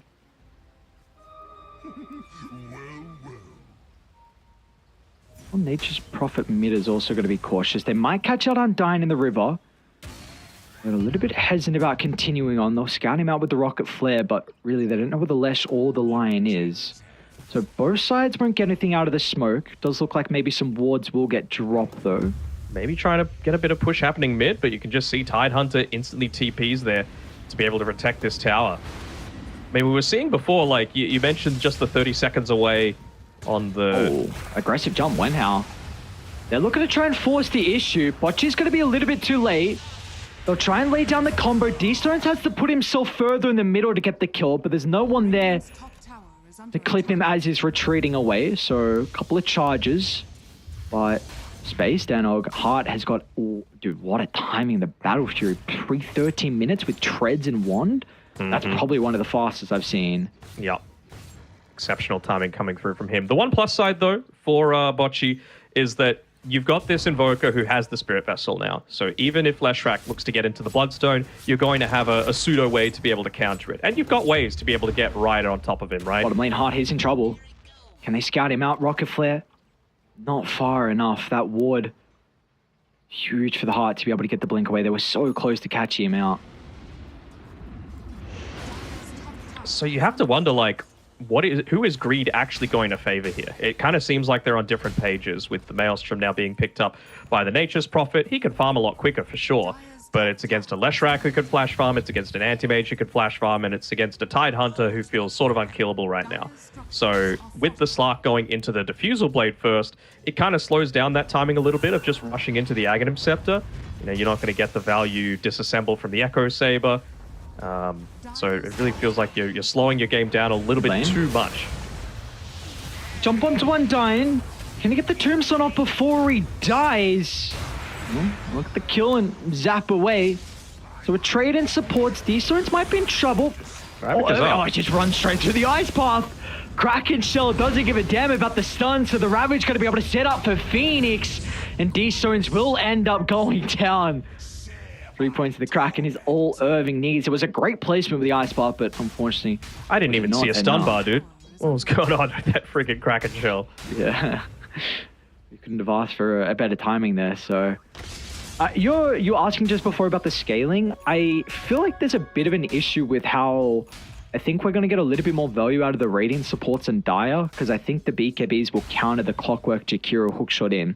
Because like AM eventually, I think will have to go BKB eventually. The Leshrac definitely will have it, and you're going to have 4 staffs to get out of that. But instead, Radiant, you've got like as a game goes on, instant hex is incredible. I mean, take us back to the any major. That was a big reason why we were seeing the Lion, because you just jump in, hex someone, blow them up before there's any reaction. So yeah, exactly. So later on, I feel like that really is going to be a big issue for Lonely Rock and Roll, all right? Just to go for this like third item, Aghanim Scepter, on the Slark. But he sort of feels like he needs a BKB as well. So while this Diffusal might kind of feel nice, it also puts them in a bit of a difficult position. Again, they get the jump onto the Undying. It's so funny how both sides were just playing back and forth. Bocce was posturing aggressively, same with the Leshrac. And they both knew someone had vision nearby, so sentries were dropped to try and see where the ward was, but in the they end, should at least get this tower. Hookshot's not up. And no Tumbler's Toy as well on Wenhout. No Ravage.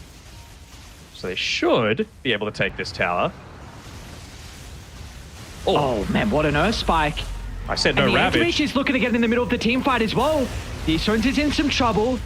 Gotta be cautious about the Mana Void Heart. He's gonna try and target down Bocce actually. Now the Slark's gonna consider about getting involved, but he needs to be active. This is that nighttime that we were expecting him to be involved in some of the fights. He's even going the Aghanim Shard as opposed to anything else. And I mean, it allows you to stay in on the front lines, sure. Avoid some of that instant lockdown coming through from Imitator, but again, where's the jump coming through outside of the clockwork? You really can't afford to just commit your body first without the BKB, without having that extra range from the Aghanim Scepter. Trying to maybe get a catch here onto Phoenix is, oh, just a little bit off the mark.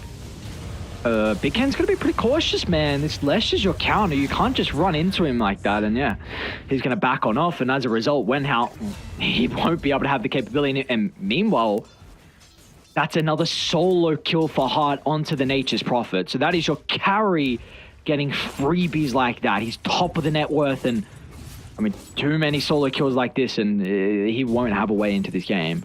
Nope. And he's nearly got a Manta Style picked up as well, so even more of that just quick burst potential onto these int cores. They're trying to maybe take this mid tower. Again, Undying is going to be the one that pays with his life. But, I mean, even 4-star starting to be What's built stopping up. them? Being a beefy boy. I guess I thought Slark might poke, but maybe it was Shadow Dance on cooldown. It's a little bit hesitant. They're building into 4-staffs against this, which honestly feels pretty great, right? I can't think of a much better 4-staff game. Get yourself out of EMP, get out of the leash from the Pounce, get out of the Sprout, get out of the Cogs. If I don't see like at least 3 4-stars come out from Team Bright, I'll be puzzled, let's say. Of course, Imitator does need to get that Blink Dagger first, but you're going to get so much value out of it. I do like what they're doing though. Like, supports are starting to play with the Slark because this is strongest timing. And they're going to have 2 more minutes of the night time, and once that is over, we're going to see Radiant get pretty much firm control of the map.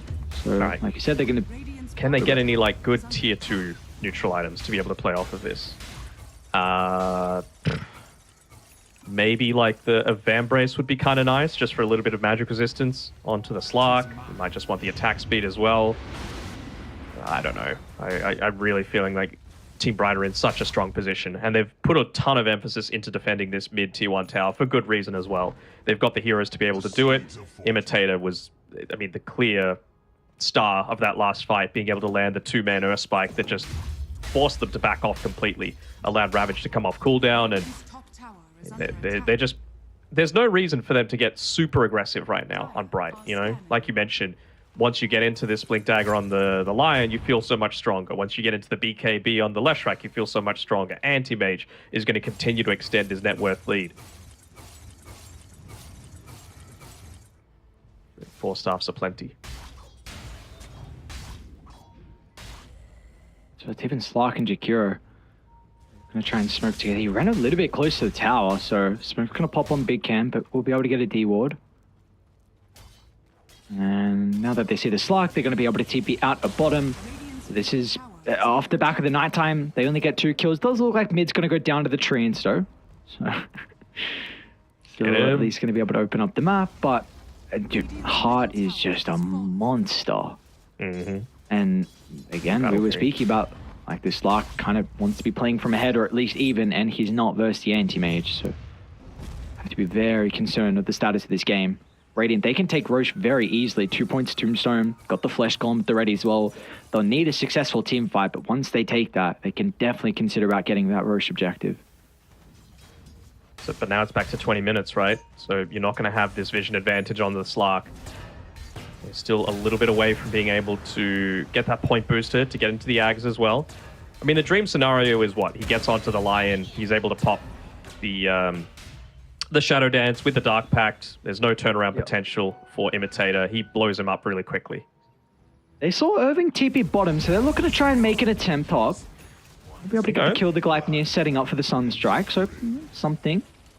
That's really what I was wanting to see from the start, right? Like, this Sunstrike just opens up so much more kill threat. You could even just look to do it with a support duo, right? Hookshot, Cogs, Ice Path, Macropire, Sunstrike, and you're probably going to be able to get some kills if you get a few more points into that Exort. And it's going to give more space for your cores to actually spend time farming. I know it sucks that it's going to be, again, into this lineup that feels like it can scale better than yours, but I feel like that's sort of the way that you have to go about things. At least he's got the Midas as well on D-Stones to be able to play around with, so while his net worth is suffering for now, he's not completely out of this game. No, not at all. And honestly, man, the nature's for the fact that he is where... Well? Ever out of it? I don't know. He knows how to play this hero without a doubt. A high level. Big camp bottom lane. He's only got Phoenix behind him, which is probably the best hero you want whenever Slark's looking to get aggressive. So I'll respect. They'll know that there's the eggs up now, though. And they're instantly going to go for a smoke off the back of it. Nature's Prophet. Yeah, he's got the TP up in a couple of seconds. Gleipnir as well, Wrath of Nature. Scrap the Gleipnir. Use it onto the bottom lane to try and create some pressure down bottom. Maybe force a TP rotation. And then look to get a kill. But wisely enough, Team Bright, they're clumping together. Even going to get, or at least protect, this Arcane Rune. Ooh, gonna pick it up. Will they? Big Big Ken got it. Oh, great timing there with the Dark Pact. He got stunned the once. He may have just been blown up with Imitator's position, but now this game gets really scary. Something we were a little bit cautious of in regards to Bright's lineup is how they'd be able to start fights, but you've got this blink on Imitator, so you can get the jump in before the Dark Pack or before the BKBs. Yeah, you got it now. Like, this is huge. D-Stones is the target that they want. He's still a little bit short of that BKB. They know that he's going to need to be farming for this next little bit. Wenhau's in a pretty good position, though, to be able to pop any smokes. He's playing around those tree lines and Imitator. He'll at least find that initial pick-off with the stuns, but they're going to need to back off. All right. They know that they're going to have others following up, though. There's no way that a Lion goes for that sort of aggressive attempt solo. Did you also get confirmation now with the blink? So that could have been a huge pick-off. Meanwhile, Big Ken is solo killing the Undying under the T2 tower. So a little bit more essence. Still, there's a fight breaking out, though.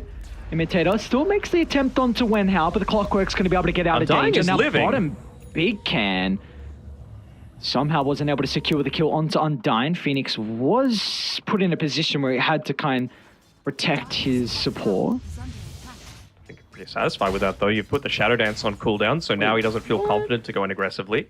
He just broke his ankles.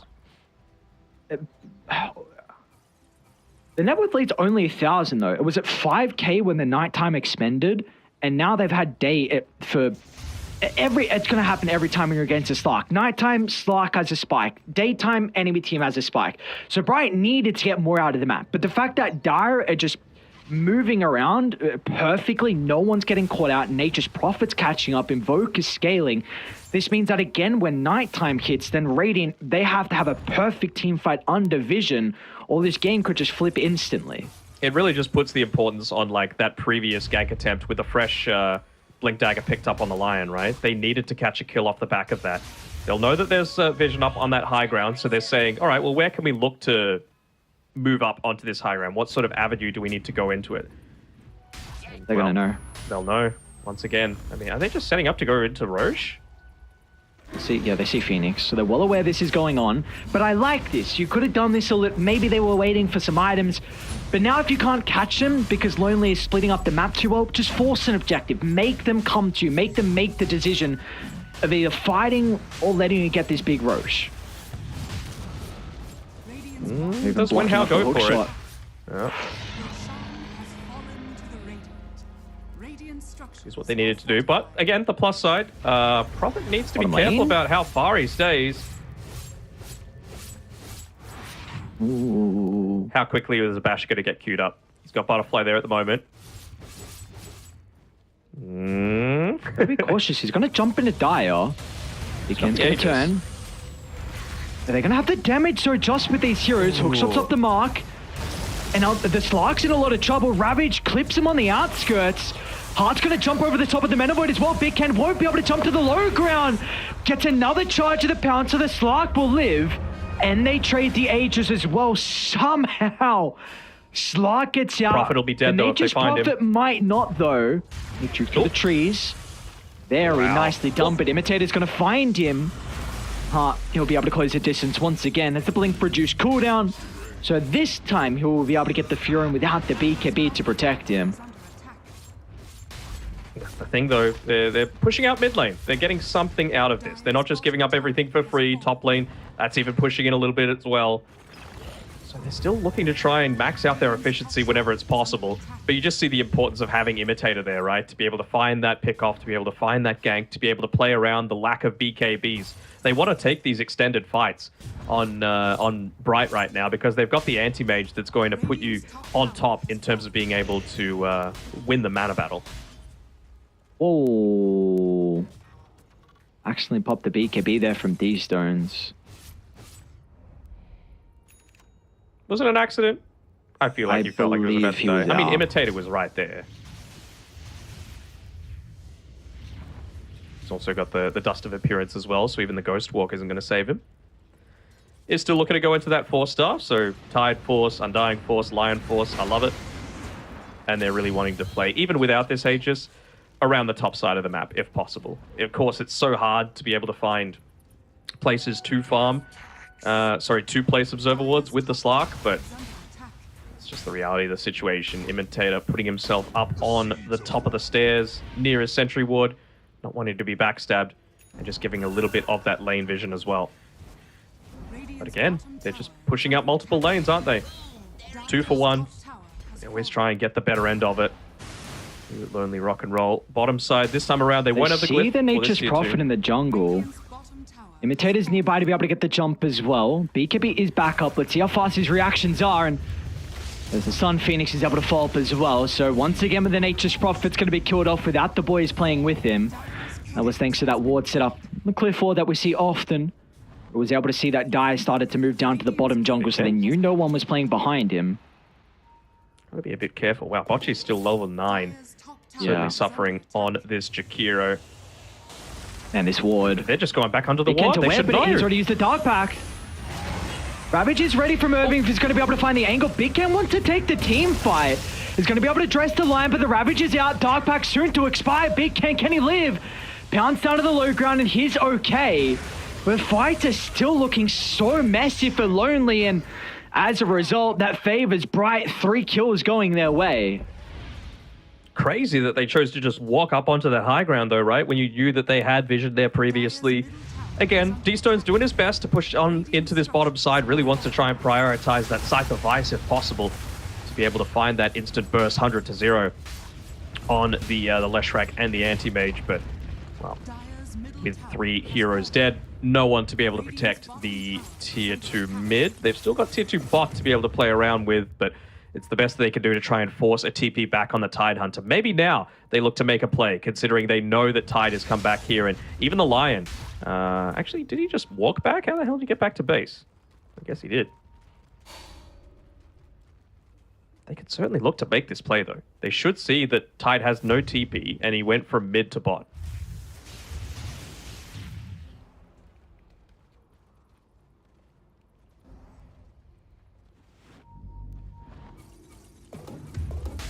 Seems like they don't want to get aggressive here on Lonely.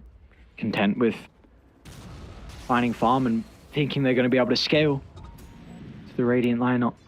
There's a window with the Ravage on cooldown. Still got a minute. Again, if Slark gets into this BKB, they are strong enough. I'm just worried that they've left it way too long. Even under the Mage Slayer for a little bit of that counter into the Lash as well. Thrice the torment.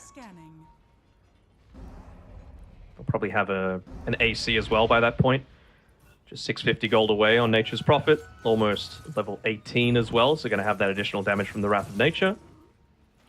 And finally, they get rid of this ward. Been up for far too long. A lot of vision they've been able to use. So a lot of they've been able to do across the map with this. And Heart's got a DD now, so how do you take the fight? It's going to be perfect into this. He's got Butterfly too. Knows no fear. With that reduced blink cooldown, like you were saying before, he wants to be able to make those quick jumps. Just forced a hook shot for the defensive purposes. They might have... They've got potential to put up a Tinker Ward, maybe. But he's just going to look to farm this next little bit. But again, you're getting into the AC on the Nature's Prophet. Like, he could just TP back and look to pick that one up quickly. He wants to keep this bottom lane pressured in, force them to make the defensive rotations once more. Again, D-Stones, he needs that Scythe of Vice. Slark needs that BKB. You don't really want to fight until you've got both. So it's just a question of who can get to their timing faster and who can influence the lanes to be able to push. Because right now, Bright, it really doesn't feel like they need much more. This BKB that Heart's going for feels like a little bit of a luxury. D-Stones is wanting to fight. They saw that Phoenix TP down bottom, so was trying to see if he could maybe get an angle in with the Ghost Walk. Wasn't able to catch anyone off guard though. It seems like that's really what they're playing off though, right? Like Nature's Prophet pushing bottom, forcing reaction, and then maybe taking a fight where you've got the numbers advantage, but Radiant doing a very good job at grouping up whenever they do lose one member.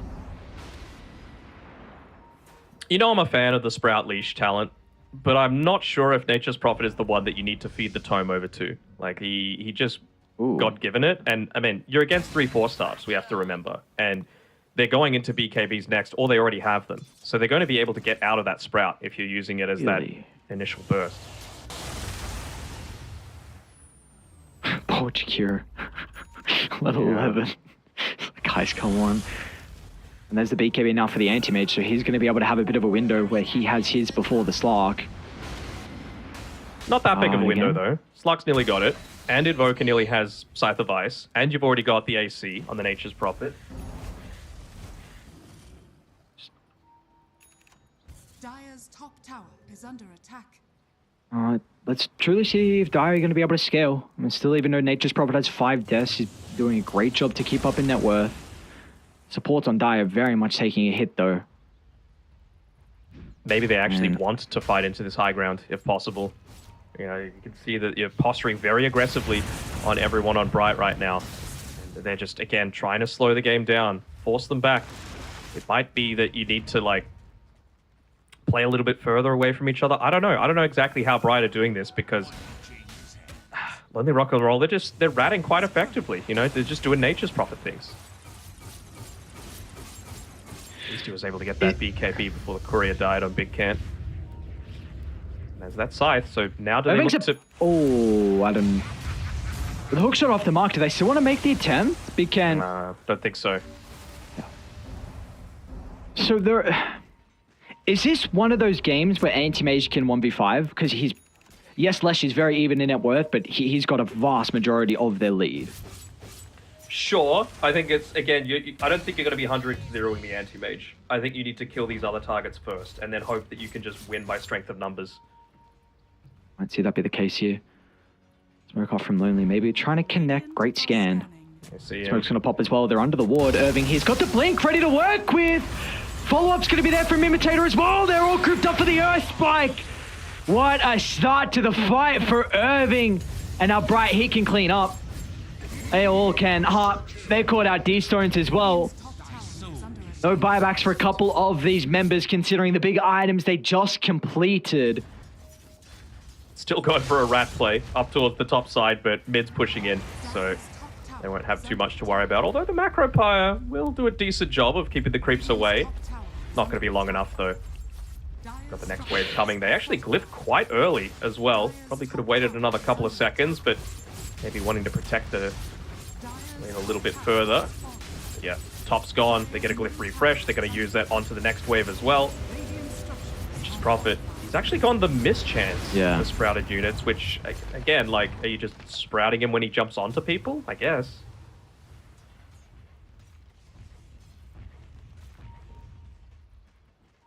This is a great game for the Mana Void cooldown, though. Is he there already? Nearly. Oh, okay. Oh, yeah. With Roche, they probably will be.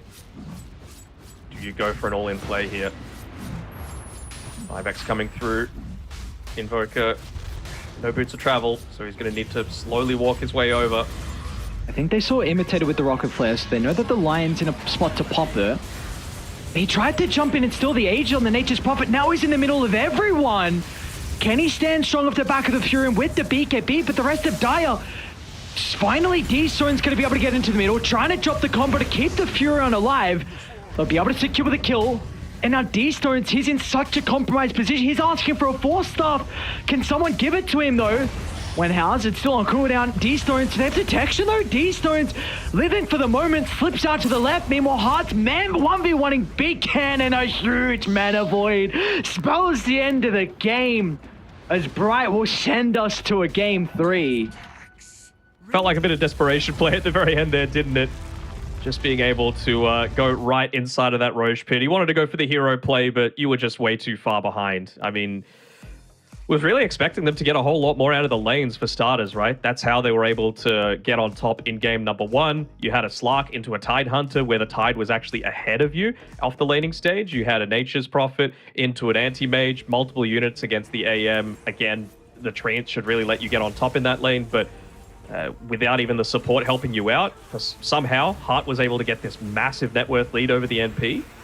Kind of surprising to me. And I mean, the few attempts that they tried to make, they always just seemed to be set up in the perfect spot to be able to break these smokes. They defended the mid-tier 1 tower, long enough for them to be able to find that next item that they really needed. And the other thing for me was, it really felt like Big Can got a little bit too greedy on his Slark. You know, you can't wait this long to truly feel like you can come online. It felt like they needed to get to that point before Anti-Mage was just too far out of control.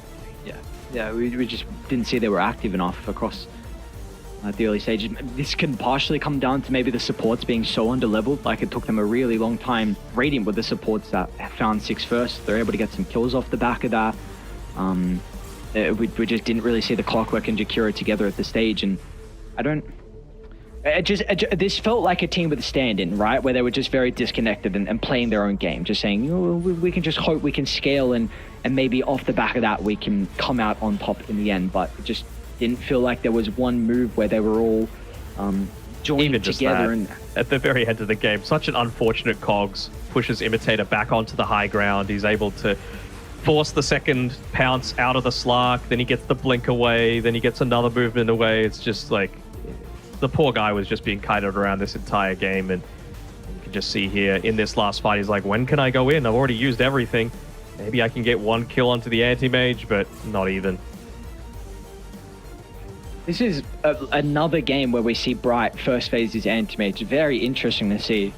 I know, I think over in Dream League Spirit, they first picked the Anti-Mage, but this is a bit different. Bright, they pick it up in the 8th. Again, I think maybe even 3 times now I've seen it from them. So the Lonely Rock and Roll have to be very cautious of what their first phase is going to be, especially if Bright have the 8th pick. So playing with first, because their AM looks very solid. Heart's comfortable on it. They have great safe lanes. They make sure they set him up well, and they play incredible around the Anti-Mage as a team overall. So yeah, I think as well, like you mentioned it before, it did feel like they were playing with a stand-in, a little disconnected. You never really got value out of the Spirit Vessel on the Invoker. Like, yes, D-Stones plays a great Invoker, but I still feel like, maybe it was a game for the Pangolier coming through. That would have allowed you to play a little bit more aggressive. It means that you can buy the Diffusal Blade instead of the Slark having to be the one to do it, so that you're controlling the Leshrac a little bit, It feels like it would have made everything sync up together,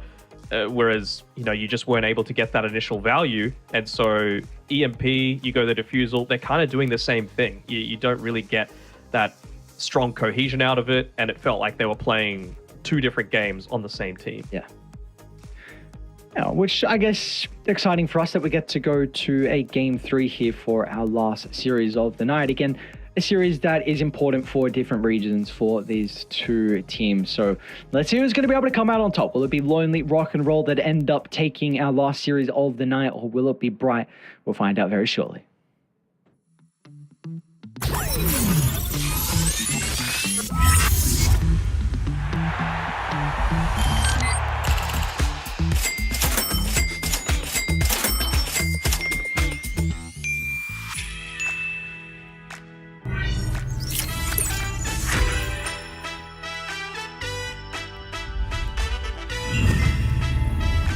Watch more.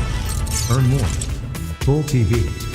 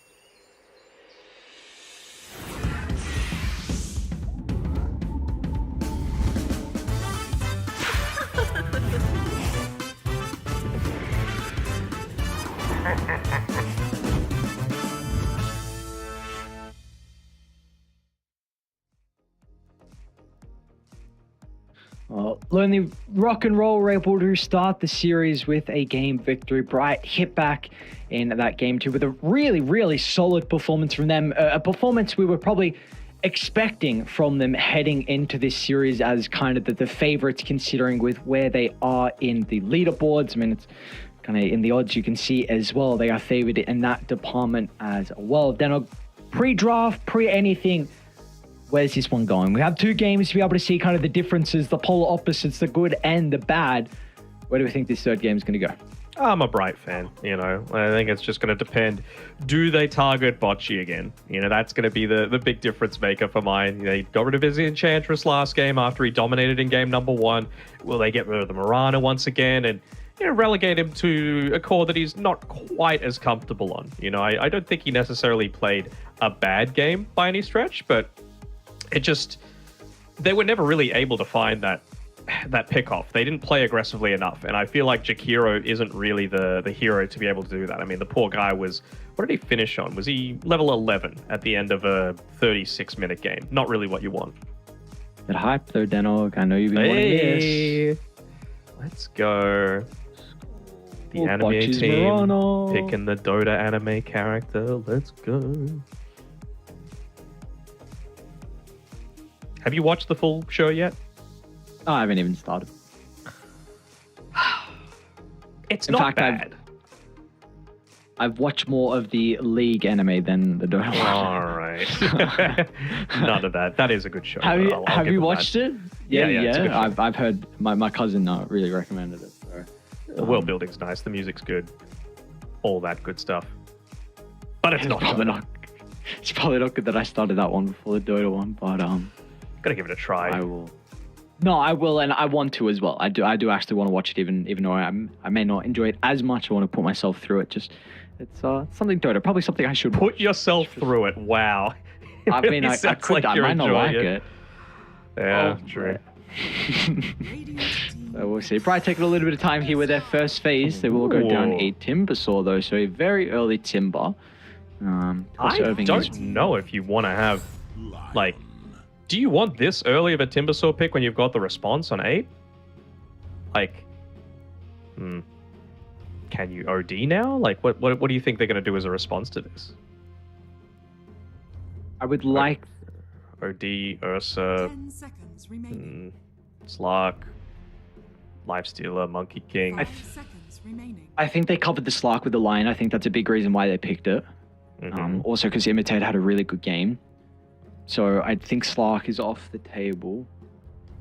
I don't know how you...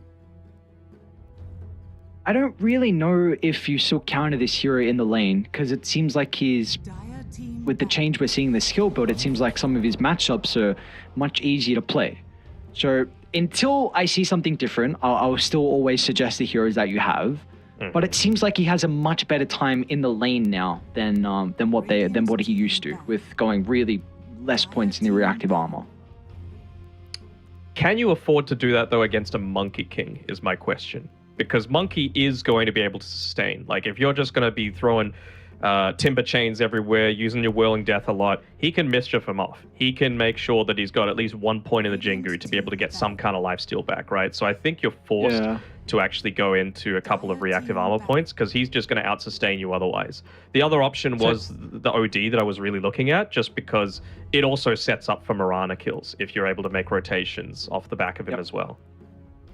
On your reactive armor point, I think if you put a couple more into it, it might limit your potential, your kill potential once you hit 6. Because often we see like the lane can be a bit rough for Timber, but then you hit 6 and then you just shove that person out of the lane with just your raw damage. So maybe more points in reactive armor can limit you from getting the person out of the lane at 6. I'm not sure. There's just a theory. I don't know if that is the case or not. So I'm also wondering what they're like. These don't necessarily feel like Monkey King specific bans. They feel like they're really protecting a melee offlaner, you know, one that's a little bit more vulnerable early on. Like, the Beastmaster's already gone. What else really is there? Legion, Mars, Underlord. Those are the ones that instantly come to mind for me.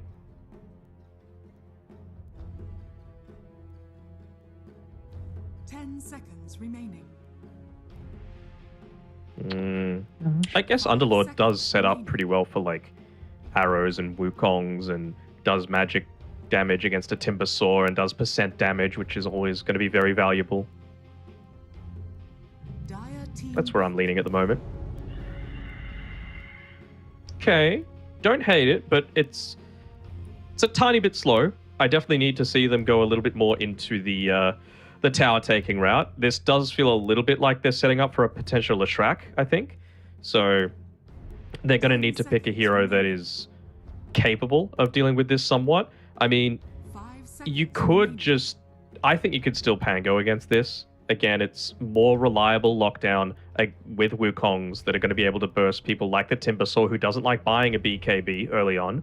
And you're going to be able to dodge out a lot of these early ganks, I feel. It really puts a lot onto Imitator to be able to connect onto his rotations. And I feel like Phoenix is one of those heroes that becomes incredibly strong in the late game. But the early game is where you can find yourself backed up against the wall a lot of the time. So a fast hero like Pango is good. And also Pango just going into the Diffusal Blade kind of... It doesn't dissuade the Leshrac a little bit, but you get what I'm saying, right? Like, it gives you some sort of a response to it. They were actually going for that Legion. Okay. Good way to lock down Timber, I guess. Also a Dispel for the Hex. I'm going to need to see them play a whole lot more aggressive than they did last game, though. If you're picking this Legion Commander, it's because A, you want to scale off of kills, and B, you want to have that Dispel for the stun or the Hex. And, I mean, that's the only stun that you're coming up against right now. So what do you do against this? Do you Lifestealer? Do you go of a ranged hero of some sort? But again, you've got ranged supports.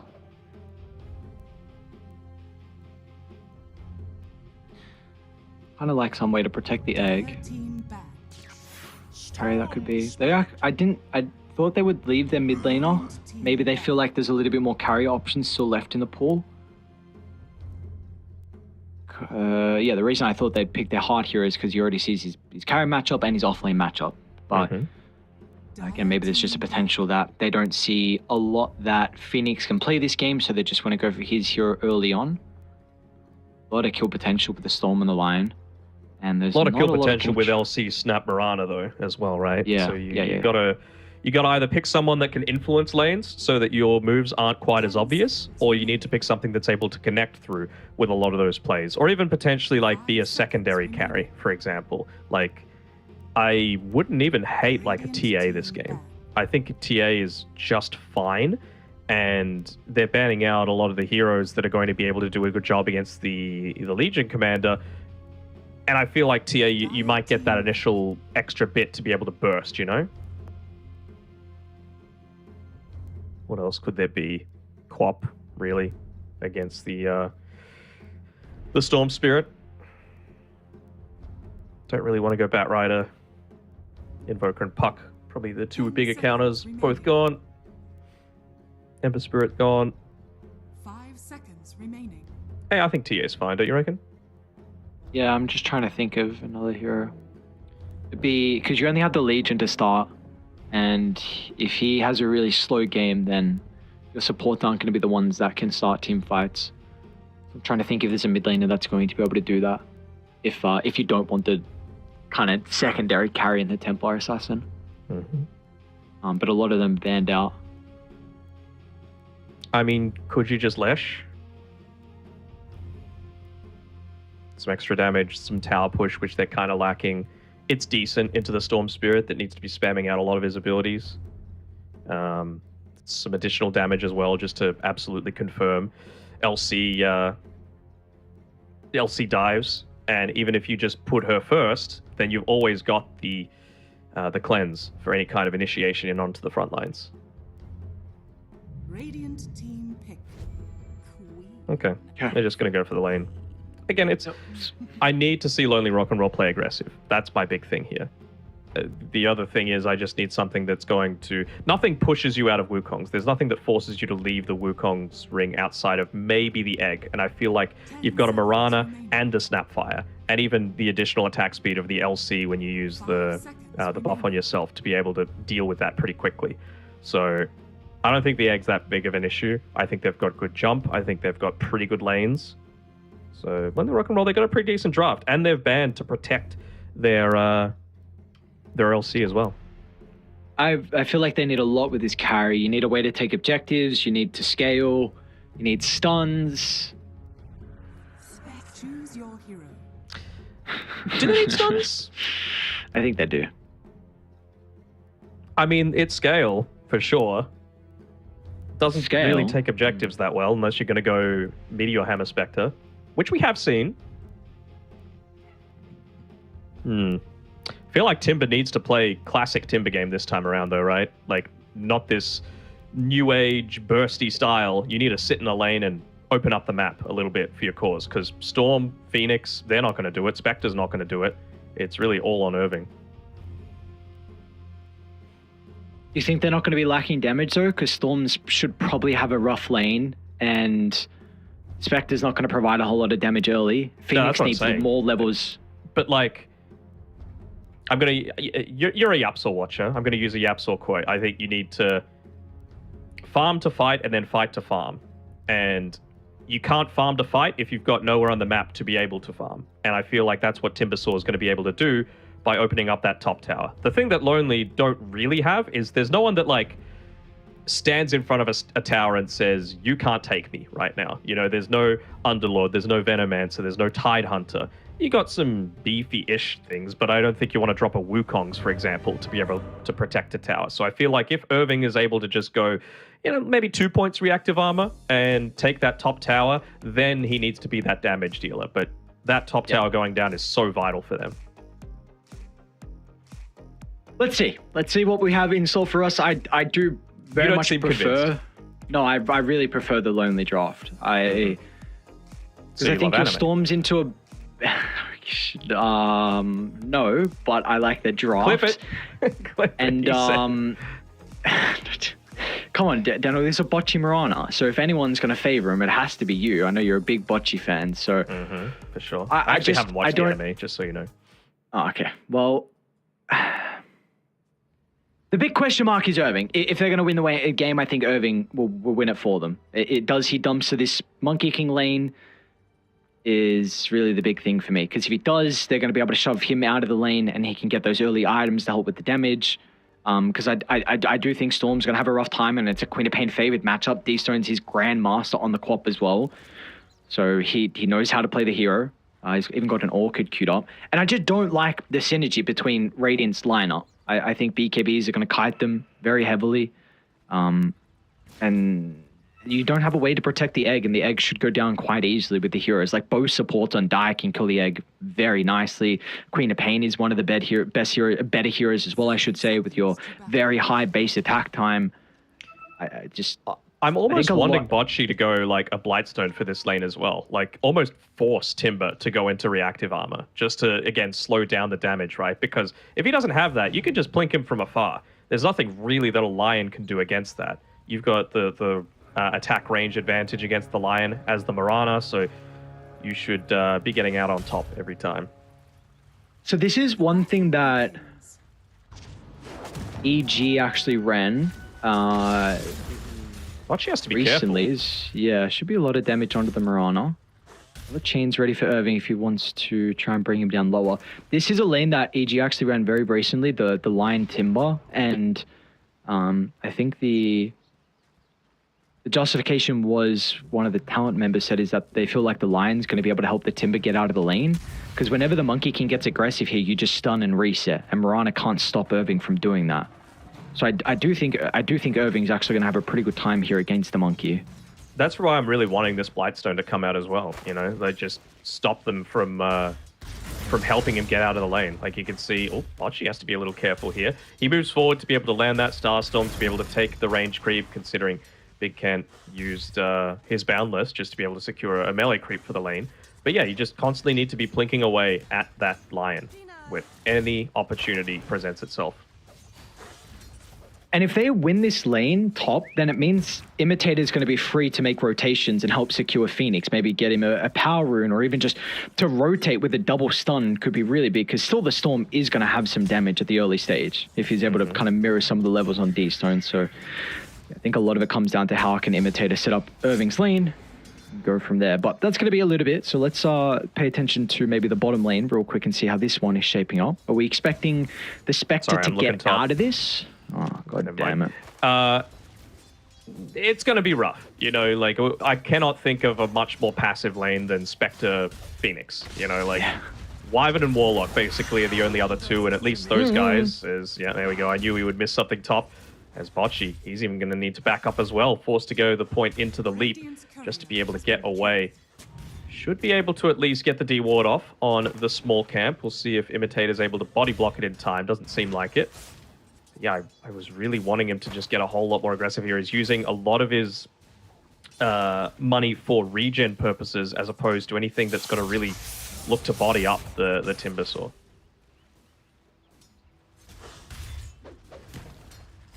Soaring, what did he go for? Went boots on Timber, okay. Yeah, he wants to rush into the Arcanes.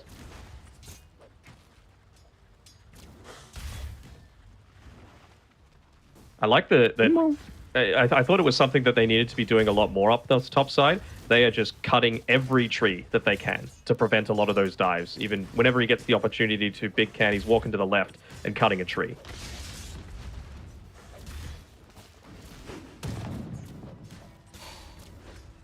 Bocce, no level up in the arrow. Forced to go for that leap considering how aggressive they've been playing. So it's not going to be a fault with the Boundless Strike to kill off Imitator.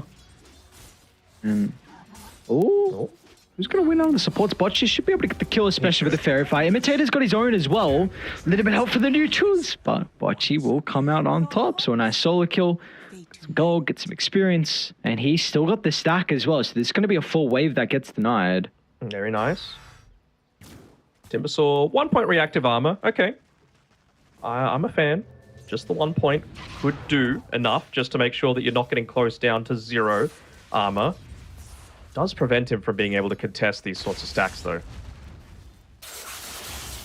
How's mid going? Actually, yeah, Imitator. He made a bit of a move towards mid. I like that. So yeah, you die in the end on Imitator. Not the worst, though, because you refill the bottle from Phoenix. You secure pretty much a full wave for Phoenix as well. So, not the worst in the end that he does go down. It's also has to force one how to rotate. Yeah. Eastern's going to be cautious. He's not going to be able to get it in the end. He'll get bottom. Looks like Irving wants nothing to do with top though. There's not really much. Oh, he's just going to... Okay. I thought he was going to start cutting. Maybe a little bit too early for him to do that. So, going to look to try and get a reset. Alright. I think you're very happy with that as the Monkey King, though. This lane is going very favored towards Bocce, mid lane. They actually get a kill onto that Storm Spirit as well. So as soon as the as Imitator showed back up towards the top side, they knew that they could look to make that play. And they can do this because of how passive this bottom lane is. Like, LC is very happy to be down here solo against this. If they try and use the Fiery Spirits, he can just look to cleanse it off with the press the attack. And we know it's got such a long cooldown early on that you're going to have these big windows where you're just completely uncontested against the Spectre. Looks like he might be on top lane might be in trouble. He's able to sidestep away from the jump. Big Ken. So he's able to close the distance. Got to be cautious now of Irving though. Watch is falling pretty low. Has a leap charge to work, but he's actually going to leap into the stun. Irving, when he has the chain to play with, the damage is going to come out too late. In the end, it will be both supports that exchange their life. What a man, Bocce. Able to just get that dive, get the kill. He'd used all of his resources anyway. Well worth it to be able to get that kill, get that experience going your way, and making sure that the Lions is slowed down as well. He's got a full level ahead of him now. The TP mid, they still are able to get the bottle refill, but Bocce gets one as well. And they want to try and get a kill happening here. You've got a full level ahead on the Quap now. Can he land the arrow is the question, though. They'll be able to see him. Yeah. Still not much that D-Stones has to fear. They're going to clip the Sonic Wave onto Phoenix. They'll know. It was just the one right click up onto the high ground, but that's enough. Might even arrow the siege creep if he really wants to. Just to keep that mid lane pushing in. Looks like they're trying to chase instead, or Well, at least they'll force him back, but they should know that they've got some sort of vision around this. Hopefully they don't just put it right up onto the cliff. There we go. Gets value out of it. Gets the D-ward off as well. So really nice early play from the supports as well. Wenhao realizing on that bottom side that he doesn't need to be with the LC, especially now that she's picked up the Helm of Iron Will and she's got the Bracer available. It's almost getting to the point as well where you might want to look to make a bit of a move down towards to get a dual kill in onto the Spectre as well. But I suppose Spec's got the infused raindrops. Probably won't be able to 100 to 0. Well, these Stones might be able to get Phoenix the DD to work with. Phoenix still not level 6 as well. The arrow clips onto the range creep. I don't think it's going to matter in the end. Defensive use to the blink, but he can go back in afterwards. Look at the kill onto Bocce. Still not 6 though on Phoenix. These Stones with Wenhao nearby, playing with the Strength Treads. Just got the raindrop delivered as well. Beautiful cookie from Wenhao. It's going to guarantee that both kills in the middle lane, and these Stones is off to a flying start. But simultaneously though, we do see as soon as Irving hits that level 6, that is when this lane can start to get a little bit more difficult here for the carry and turn potentially into the Timbers' favor. I wonder who even goes up here now, or if anyone does at all. Like, you can see he's got that second point into the reactive armor now. He's got the Soul Ring picked up alongside the Arcane Boots. So this isn't the item build of someone that wants to get active and play with the rest of the team. They're still going to TP the Monkey King here. Maybe look to act as a bit of bait. See if Irving will look to go onto him and delay things out long enough for the arrow to hit. No. They might be able to blow him up before the team connects. Oh, wow. And the tower still goes down. They might be able to blow Irving up, though, with Sonic Wave. Wenhao's going to be able to jump in, and yeah, they can. Plenty of damage. The supports are a very high level, then, both at 5. So Starstorm doing a massive amount of damage, even the Scatter Blast as well. So maybe just expecting he could survive through the Sonic Wave, but not with the supports being nearby. The chain death never feels good though, right? I thought maybe he would at least use the Primal Spring into the lane to be able to start to clear it out, but you know, off the back of that, it's still a 2k net worth lead that D-Stones has over Phoenix, Quap relative to the Storm Spirit. So, I mean, we already know that it's going to be Quap favored, but not to this extent. And they're actually looking to make a bit of a move onto LC on this bottom side. He's got the moment of courage if he does want to pop it. Sorry, to press the attack instead. That's a pretty aggressive blink. Yeah, but wait, even Big Cat. Whoa, whoa, whoa. I didn't see the Monkey King popped out of nowhere as a treat. They want the jewel, and they're going to have the damage through the stun lock, though. But the Sun Ray, is it enough health? It's not.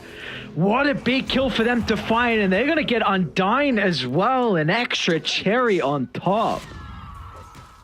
Thing is, though, yes, it sucks that they're losing this. It sucks that they're feeding over the, well, already just hitting into the tier 1 tower. I guess he's got the armlet and the healing self, but they did take the tier 1 tower top, and I said that was the big win condition for them to be able to get that so that Hart can move up here and look to farm a little bit more of the map. He's done that, and they're also used a lot of movement to be able to get down towards the bottom side, so it is a little bit of net worth that they're losing up on this top side of the map just because they want to do the exact same thing for their Monkey King. They don't want him to be playing where the Timbersaw is, so I think, though, you're going to be fairly happy with that sort of trade for Spectre. You know, that he is the one that's going to need to be carrying them into that late game.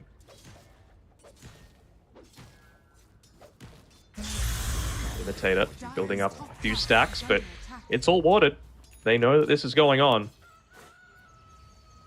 Not the greatest heroes at being able to take it, though.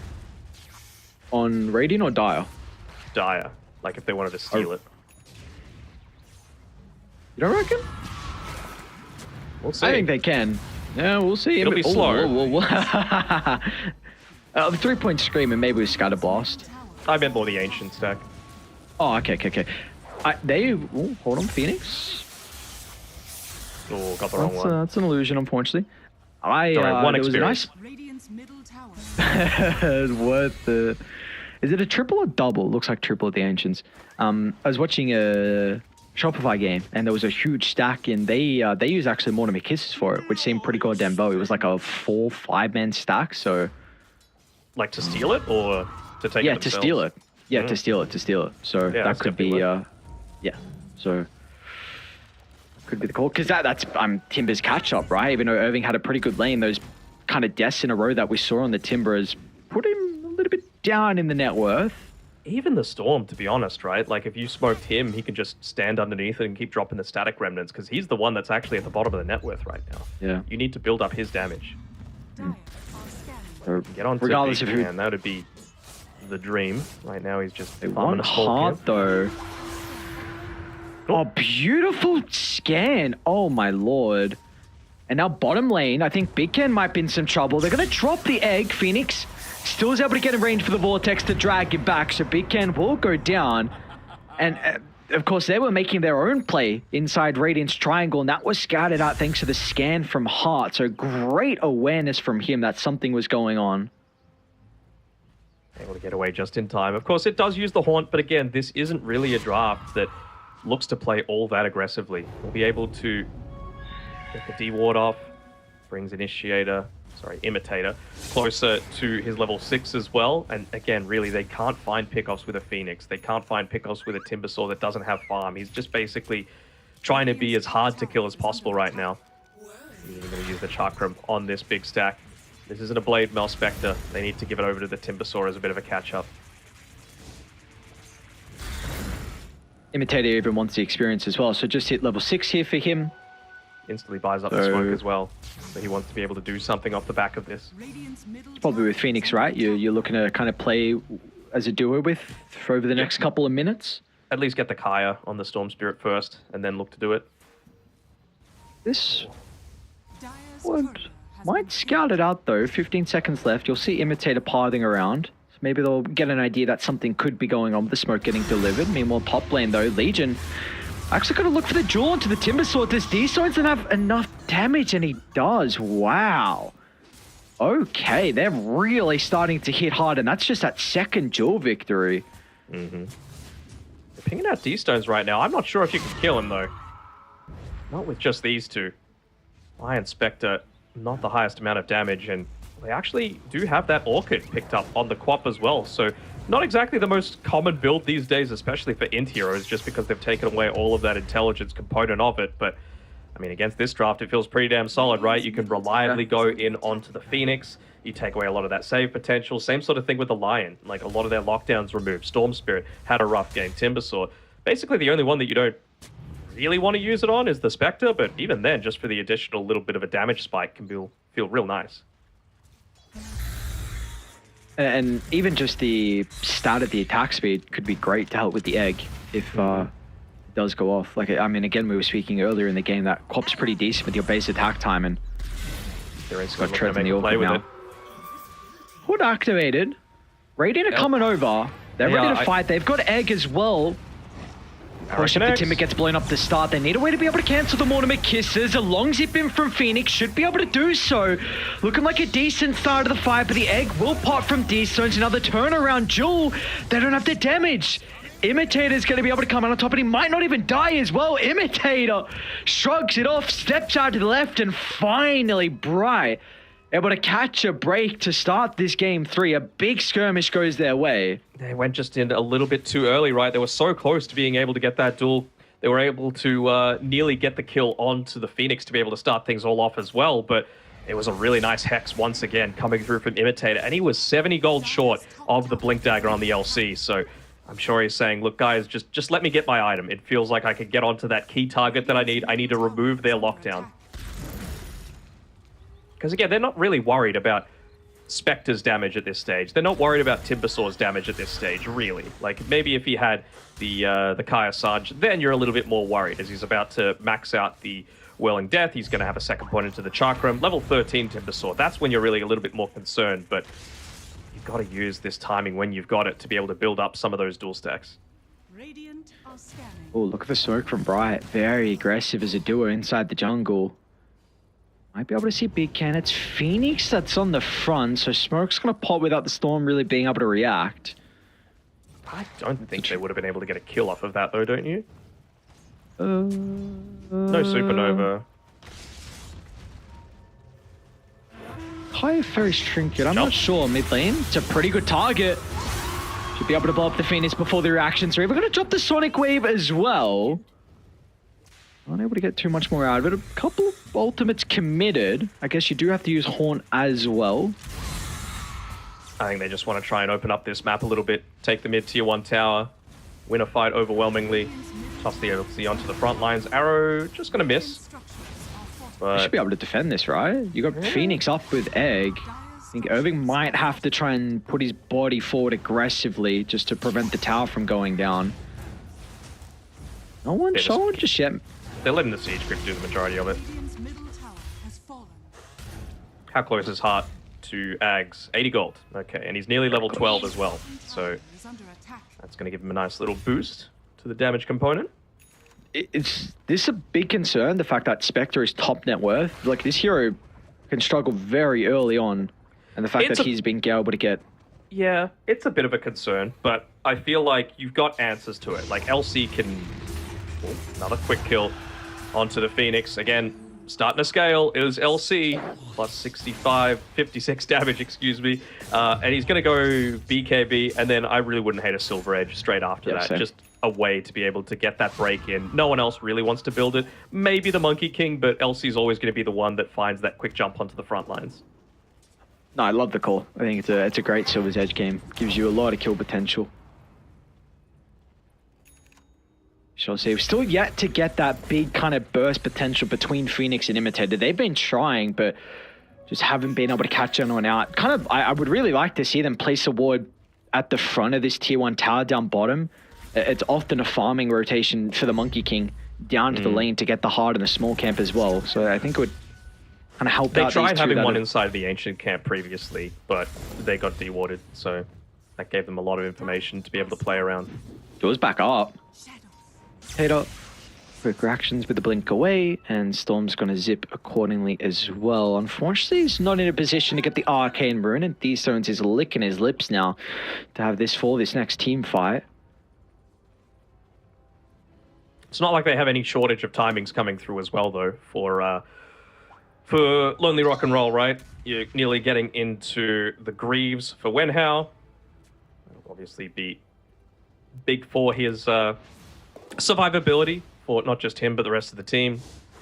And BKB is coming up for basically everyone in, given what, three minutes to be able to get to that stage. And well, you really want to be playing around that daytime as well, just with the increased vision that you get, with the ability to find that jump with the Blink Dagger. They'll be able to get a quick kill off the Imitator here. At least he's already picked up the Blink Dagger, though, on the Lion. It means he doesn't have the buyback if they were wanting to defend this bottom tower. Is under attack. All right, Just they're going to coming. try. Okay. It's going to be up to Storm to start. Phoenix will make the attempt. A lot of damage. They can just Supernova's run. going to fall up as well. But the Wukong team kind of enables them to retreat and play off on the outskirts. So it's ultimates expended between the two. They need to completely disengage on Lonely, though. They popped everything for that defensive potential. And yeah, they just go back to farming. Why not, right? They're going to use that. No, they only use one TP to be able to get down bottom. That means that they're looking to try and catch any stragglers here with Storm and Lion. They're expecting someone to be moving up towards the top side, and they actually see LC. They might look to get a solo kill quickly. No. Long zip in. Armlet toggle. It's a lot of men. Oh, no. Heart. They TP Bit top early. as well, Imitator and Storm. Because they thought they were going to be able to D-Stones? get him, and they would have. D-Stones? D-Stone's going to be a bit cautious, though. He's got the boys playing behind him, but it's a big streak if they can find it. But the arrow does connect onto Phoenix when House get to fall up as well with a cookie over the top. So at least they'll get Phoenix. Imitator's going to die as well. Oh, Okay. messy sequence of events. Yeah. Not really ideal to be playing their solo when you know that they've just gone for a kill attempt on you. They've obviously got vision if it's going to be that that solo haunt coming through. You get 2 kills in exchange. And both of them go onto the Monkey King. So he's going to get into that BKB fairly shortly. Like we've been saying before, not too far away from the BKB on the LC and the Quap herself either. So, this is not what I would... I don't think this is a game where Spectre, if he gets... Oh, Legion? I was going to say, I don't know if he can get this. Team's starting to come down. He's going to be... Whoa! Whoa! What was the damage? All right, now they're on to Sanj. botch as well. Yeah, Kaya Sanj just amps up your damage so much. Yeah, maxed out Whirling Death, maxed out Timber Chain, Chakram level 2. Now he's level 15 as well, so he's got the spell amplification. So this is where you're actually worried about the Timbersaw. This is Timbersaw's strong point, and he's needing to make the most of it until these BKBs come out. And we know, like I've mentioned it time and time again, that's so close to being the case. So I do want to mention that I don't think this is a game where if Spectre gets all the farm he needs and all the items that he's going to be able to win it. I think they have very good responses to him where if Horn's used, you just play with Wukongs and you just... It gives you a control of the fight. Often when Horn is used, your supports are in shambles, as bottom will see one of them go down. Often your supports are in shambles, illusions are chasing you down, but you'll just group up on the Wukongs. You can even use Moonlight Shadow as well, which can help your repositioning. And another thing you mentioned earlier, which I want to bring up again, Legion is continuing to find kills, even though after that death he's got 84 damage, and he could just carry this game. It might not even be the monkey that does it. Like, he can kill the Timber, he can kill the Spectre, he can deal with everyone. So this is a very scary game. Bright have to continue to play perfectly. There you see Imitator. Oh, Ooh, that's nice quick reaction. fingers. Wasn't even under the ward at the time. But now, BKB on Monkey King, BKB on Quap with a DD rune. LC still a little bit short, but he feels confident enough to be able to take this fight into the Roche pit. Still not wanting to take that risk of Heart getting farmed enough to be able to influence this one. And, well, it's going to be a 3-man smoke coming through towards the pit, but I don't think they're going to be able to get there fast enough. And Storm Spirit, he doesn't have any mana, so he can't influence this one at all. I'm sure all LC is going to be saying is, it happened once before where we took a fight right before I was into my my Blink Dagger. Didn't work out well for us. Just let me get my BKB. That's all I want. Maybe now, though, that they're actually farming underneath some information, they might be looking to find another pickoff with LC having the level 2 duel. They're going to go for the long wraparound, maybe catch them on the escape. It can, though. Might get blown up, though. He's going to have time to activate the BKB and wants to play with the Wukong's command. It'll force the Spectre to haunt away. Can the Legion catch up to him, though? He's already used the Jewel, which was a big reason why they're able to get the kill onto the Phoenix. Now it's going to be on the support to help them close the distance. They want to turn it back around, though, with Imitator here. Oh. Uh-oh. And now, Imitator's gone. Yeah. Kiss him goodbye. The both support's going to go down for Bright.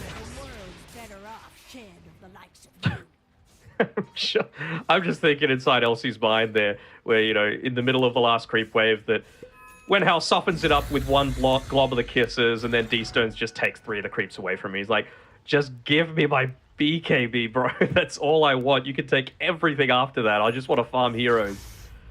And at least he'll be given this bottom lane to be able to do so. Just 500 or so gold away. But plus 112 damage. Almost level 15 as well.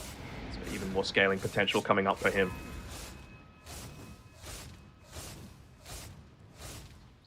Do you like that he went the press the attack HP regen?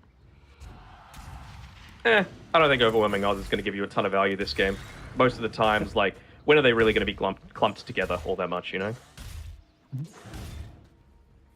There What's happening now with the BKB being completed? We might see them look to make a play. Probably don't even need to smoke. You might just be able to brute force his bottom tower in. I think so. Hal's already here.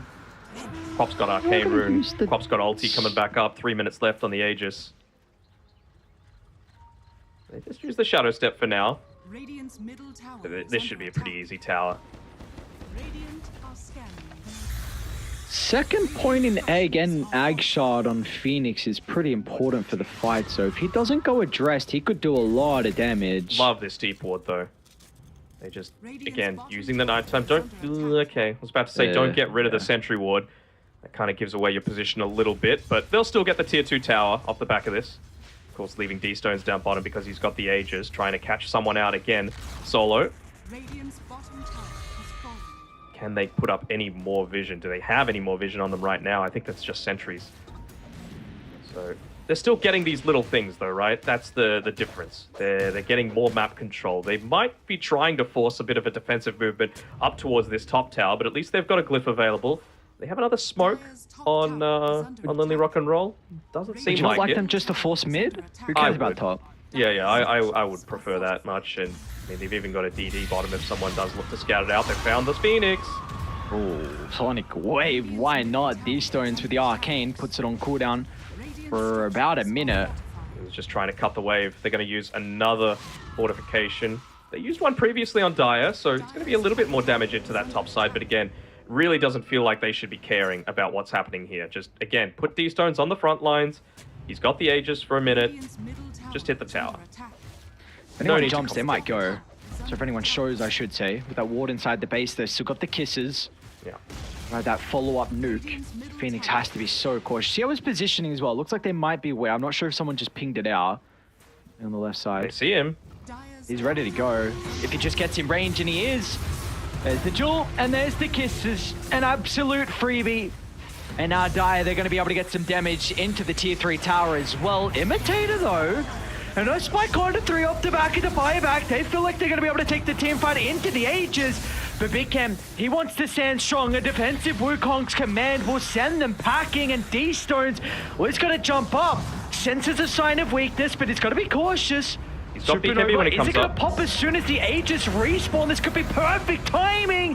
There's the stun, but a BKB protects D-Stones for the moment. Turns with a Sonic Wave, Cookie as well. But Die got to be cautious. A long zip in for Phoenix onto Big Cam, but where's the No detection? Oh, They'll still get it at the last second. Sentry dropped the nerving. Finds the double kill. What a buyback and what a defense in the end from Bright. Great egg coming through as well, just to be able to get that stun right after the Aegis respawn. Well, you're still able to get away, but like you were saying, 3 heroes for the price of a single buyback and defending your high ground. Such a key component there. Everyone back. You really can't fault too much about how Lonely Rock and Roll played that though, right? They had the vision, they got the right jump. It's just maybe not expecting Storm to want to expend buyback at that stage. Maybe just D-Stones, the overcommitment here, like with the Clop inside the base, then all of a sudden, your I think they're team's in wanting kind of D-Stones two to minds. bait down bottom here. Yeah. Oh, okay. Back. Why potentially not yet?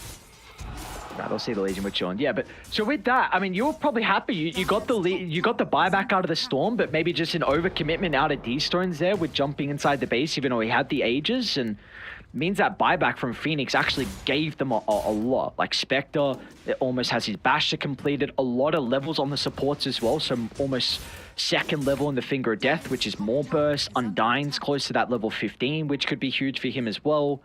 Almost got the Aeon Disc, so he could potentially stay alive inside some of the fights. So just a bit of a misstep there from Dire. Oh, Imitator. Very nice. Oh, even a bit of Earth Spike, in fact. He's even going to push away the Legion. Come on, let him get the kill. Oh, no. Or the Jewel, I should say, regardless. So. I think they're a little psychologically harmed by the fact that that previous team fight went the way that it did, off the back of just committing a little bit too heavily. Maybe if they can find another quick pick off here. Yeah, he doesn't have any reactive stacks. He's got the globs. Level 18 now on Irving. I mean, that's exactly what you just said, right? The psychological factor. Maybe this time they didn't want to jump the high ground there with what happened prior.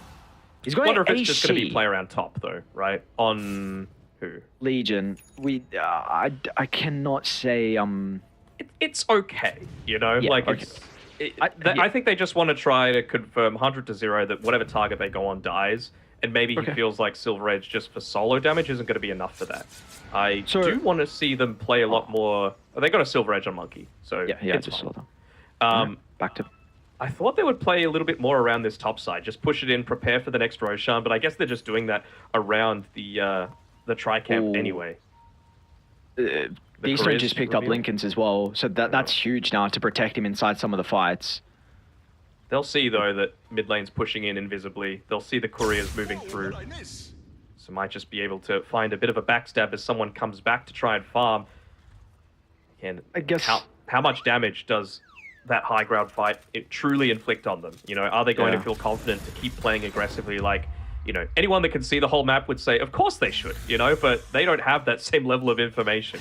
They did as well get a blast rig through on Team Bright. So give that one over to the Phoenix or the Lion, and you're laughing. Yeah, it's a tough call because Phoenix probably should be okay, right, with A on disc, and Lion wants the headband. Mm-hmm. So I don't know who actually takes that, but Dire's top tower is under attack. another thing, I do want to continue to speak about the AC. I don't know if they're about to fight though. Another thing is going to be great with the Queen of Pain, because it's a hero that actually likes to buy AC sometimes when you're looking for scaling items is Bright. Oh, they've got the high Gotta ground be vision. cautious with the smoke position, yeah, with this ward. Oh no, Imitator, what a start! Earthspike onto 2, and that spells disaster for Dire. Detection? Not again, no detection, Get the and gloves. Legion finds an opening with the jewel, and now Dire are Silence. the ones to turn it back around. Silence is there for the Timber, he's not gonna get the chain away. It started ever so perfectly, but ended poorly for Bright. And now Heart? Is the Spectre in trouble? What the stuns have they got? Boundless on cooldown. They've got the cookie if he's going to be able to get in range for it. 1 second. But still the strike's up in a couple of seconds from no Big mana. Ken. Another big stun from Imitator. Holds 2 into place. It's going to sacrifice his life, but at least it gets the Spectre back to safety. Keep Spectre safe. That's the goal of this game. Didn't have the buyback if he ended up dying. Got the glyph up again, but now they're going to feel a lot more confident going up. They know there's no Storm buyback this time. Lion's going to be the one forced to do so. Of course, they want to hold Timbers as much as possible if they can, but not sure if they're going to have that luxury. They're trying to stick Spectre in onto the front lines, but they've actually got the initiation this time around. They've got the Blink Duel, they've got the Silver Edge if they want to land it. Should be able to get this one. These stones, though, slowly hitting the tower. There we go. Finally goes down, and Roche is up as well. So what do they got for the Roche fight? Egg in 20, Finger in 35. They got Jewel. I think they cancelled the Blink. Oh, Break's going to be there. Oh, A very TP as early. well. Yeah. Is it going to cover his TP? It looks like it will. That is but I a mean, big do you win check for Roche Bright. now? I feel like you check Roche. You've got the vision can advantage take- already. You see there's a they BKB, take you it can take it. Yep, with the Phoenix. Yeah, and with the Spectre, with the Manta. Manta Yeah. Desolate. That's They're protecting their vision. Oh, Lincoln's going to get popped. Cookie to reposition. It's not going to matter with the egg drop down. He's going to try and turn off the back of the jewel, but he's not going to get enough life still back. Winner here for Phoenix. Legion buys back. Retreat. Bright need to get out. The Boundless Striker Nice kicks arrow. on the Spectre. The arrow as well. And now they've got firm control. With the Wukong's layered down, Bright will not be able to protect some of their members as they want more blood. A kiss is used. They won't have the Still got stuns vision. to hold them into place. D-Stone still finds the silence and the Orchid follow-up. It's going to be up to Phoenix. He doesn't have a lot of mana left on the Storm Spirit though, and as a result, White jumps over the top, and in the end, it's a 5-man wipe. Lonely rock and roll. What a great buyback out of the Legion Commander, who was the only person they lost in that engagement. And they're not even going to worry about Roshan. They're just They going to going see. for it? Yeah, I mean, have a test. See how many buybacks you're able to expend. You're going to deal some economy damage to them regardless. And, well, 2 buybacks is enough. They're happy enough to do that. They know how quickly they can take Roshan as well. So maybe you can afford to give this one over to the LC. Just continue to allow him to be the one jumping in onto the front lines. This is why you banned my boy Bocchi's Mirana. He's just been landing these big arrows. He does it every single time. Who gets a shot? Oh, why don't we actually give that over? I wouldn't hate seeing the Monkey King have it. Just because it means that you can, like, use the Boundless to activate your Silver Edge and then instantly jump onto the target that you've broken. Okay. I do not hate that. Legion 20 gives him the press the attack AoE. Bocchi leading with the arrow again. Big Ken almost cut down the tree. They'll get the Hex and they'll blow his foot. No, Big Ken's not dead just yet. Started to 2, leaps over the top. They'll need to address the Supernova, and they'll do so They're just with bleeding ease. members. A couple of, well, that's a dieback out of the Phoenix as well. Didn't Irving got buy that duel. pry? He's going to be cautious. Load it up in a couple of seconds. Going to be able to get rid of the silence, but it might be too late because the jewel is there. So both members that bought back prior for the defense are now down. It's going to be up to the Spectre. and the Storm Spirit to have a miraculous hold. They can't do it, man. It's the it's the 35-minute wave as well. AoE press the attack as well, just trying to clear it out as fast as they can, but they're going to pop the Greaves, they're going to pop the Wukongs to be able to close it out. Maybe just praying for Imitator to land a 5-ban Earth Spike, but you got to go, otherwise your Ancient's dying. Wow. Oh man, Lonely Rock and Roll, again, the team that needed this series victory with how low they were on the standings, so that's going to really help out for the potential relegation and for Bright. This was a team who's fighting for the promotional slot. And for them, they're going to lose their second series. So now Cactus and Bright dropping a couple of series to teams you probably would not expect. I mean, I'm happy about it because it means that last week is going to be ever so exciting. It means that we've got more potential for tiebreakers for whichever team's going to move up to Division 1, possibly. I mean, like you just said it, this is a team that they should have certainly looked to beat, but it really just feels like this draft didn't give them the potential to be able to do that. I feel like if you got to go a Phoenix, you got to pick up something that's going to provide a lot more consistent damage output, you know, and Lion does not do that. I really can't fault Imitator from how he played, though. How many great Blink Earth Spikes was he able to land? Yeah, multiple inside some of the team fights here for poor old Lion, and some of the fights did go their way as well, but a lot of them didn't. Just the D-Stones again. I mean, the stand-in from here, he had an exceptional game one on the Ember, and then the Queen of Pain just a body Phoenix mid, and we never felt the impact of the Storm Spirit. No, certainly not. I mean, this is what happens when you...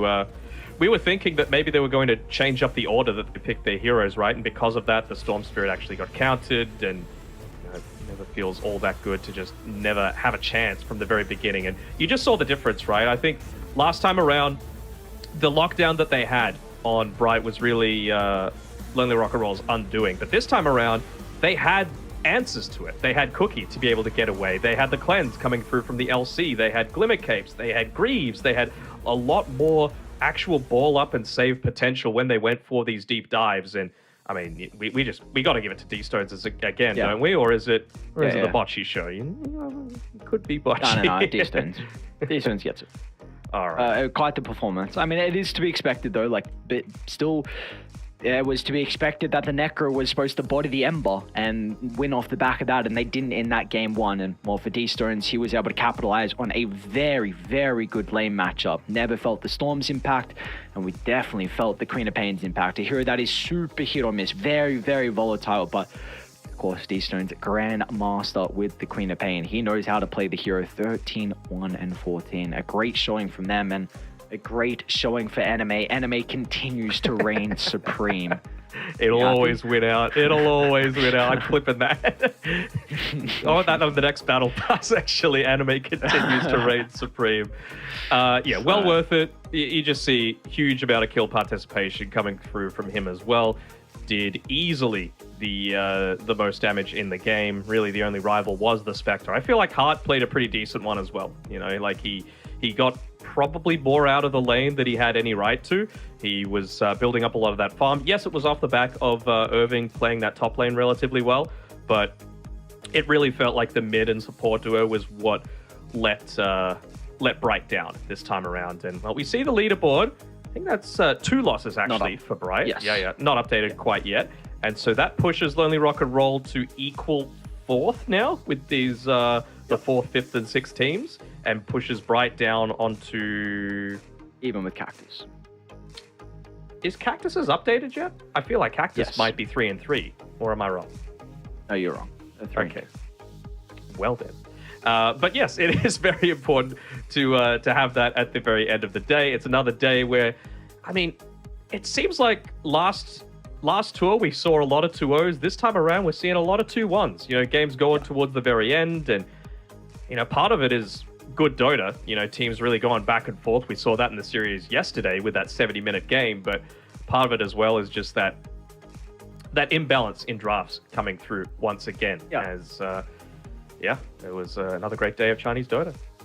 It was indeed. It's also kind of the inconsistency, and that's to be expected though. These are a lot of new players, right? Just breaking into the scene and trying to get those reps in. So for Bright and Cactus, you've got to be taking series against teams you're expected to if you want to be the team that's promoted. But at the end of the day now, we've got two outliers really, like Picky Killer on top 5-0, and then IG Vitality down bottom who are 1-4. But still, I think for IG Vitality in particular today, they had some pretty solid games. So if they can clean up a little bit, they could be involved in some tiebreakers as well, because we now currently have 4 teams that are tied on 2 and 4.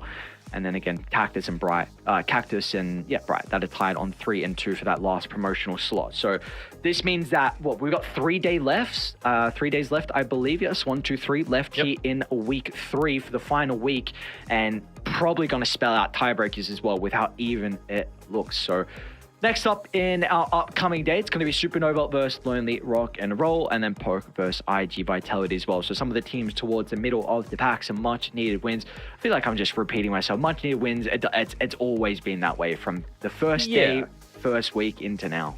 I mean, you also like a lot of the time you're like, oh, okay, this one's probably going to go this way.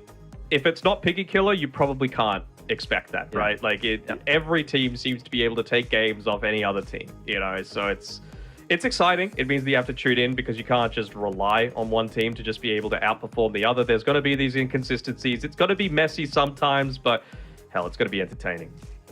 Yeah, that it is. It's always entertaining, and this series overall was as well. But the Power Anime at least wins out. Bocce wins out in this series in particular. We'll see if they're going to be able to continue to have the same success. There we go. We can take a look at the updated standing. So, just to recap, it does look like with the teams kind of grouped up at the moment: Meteor, Poke, Supernova, and Lonely Rock and Roll, all towards the middle. And then honestly, I don't even know if I can say Bright and Cactus are going to be the ones that are taking it out of the two. The other teams are just 1 win behind, and who knows what can happen. So we're in store for the final 3 days and potentially an extra day or 2 with tiebreakers. We are in store for some very good Dota here in China. You know what they say about assuming? Don't make assumptions. What do they say? It makes an ass out of you and me. Okay. All right. Well, with that, we're going to close out the stream for another night of China action. We'll see you guys in a couple of days. Until then, have a good time.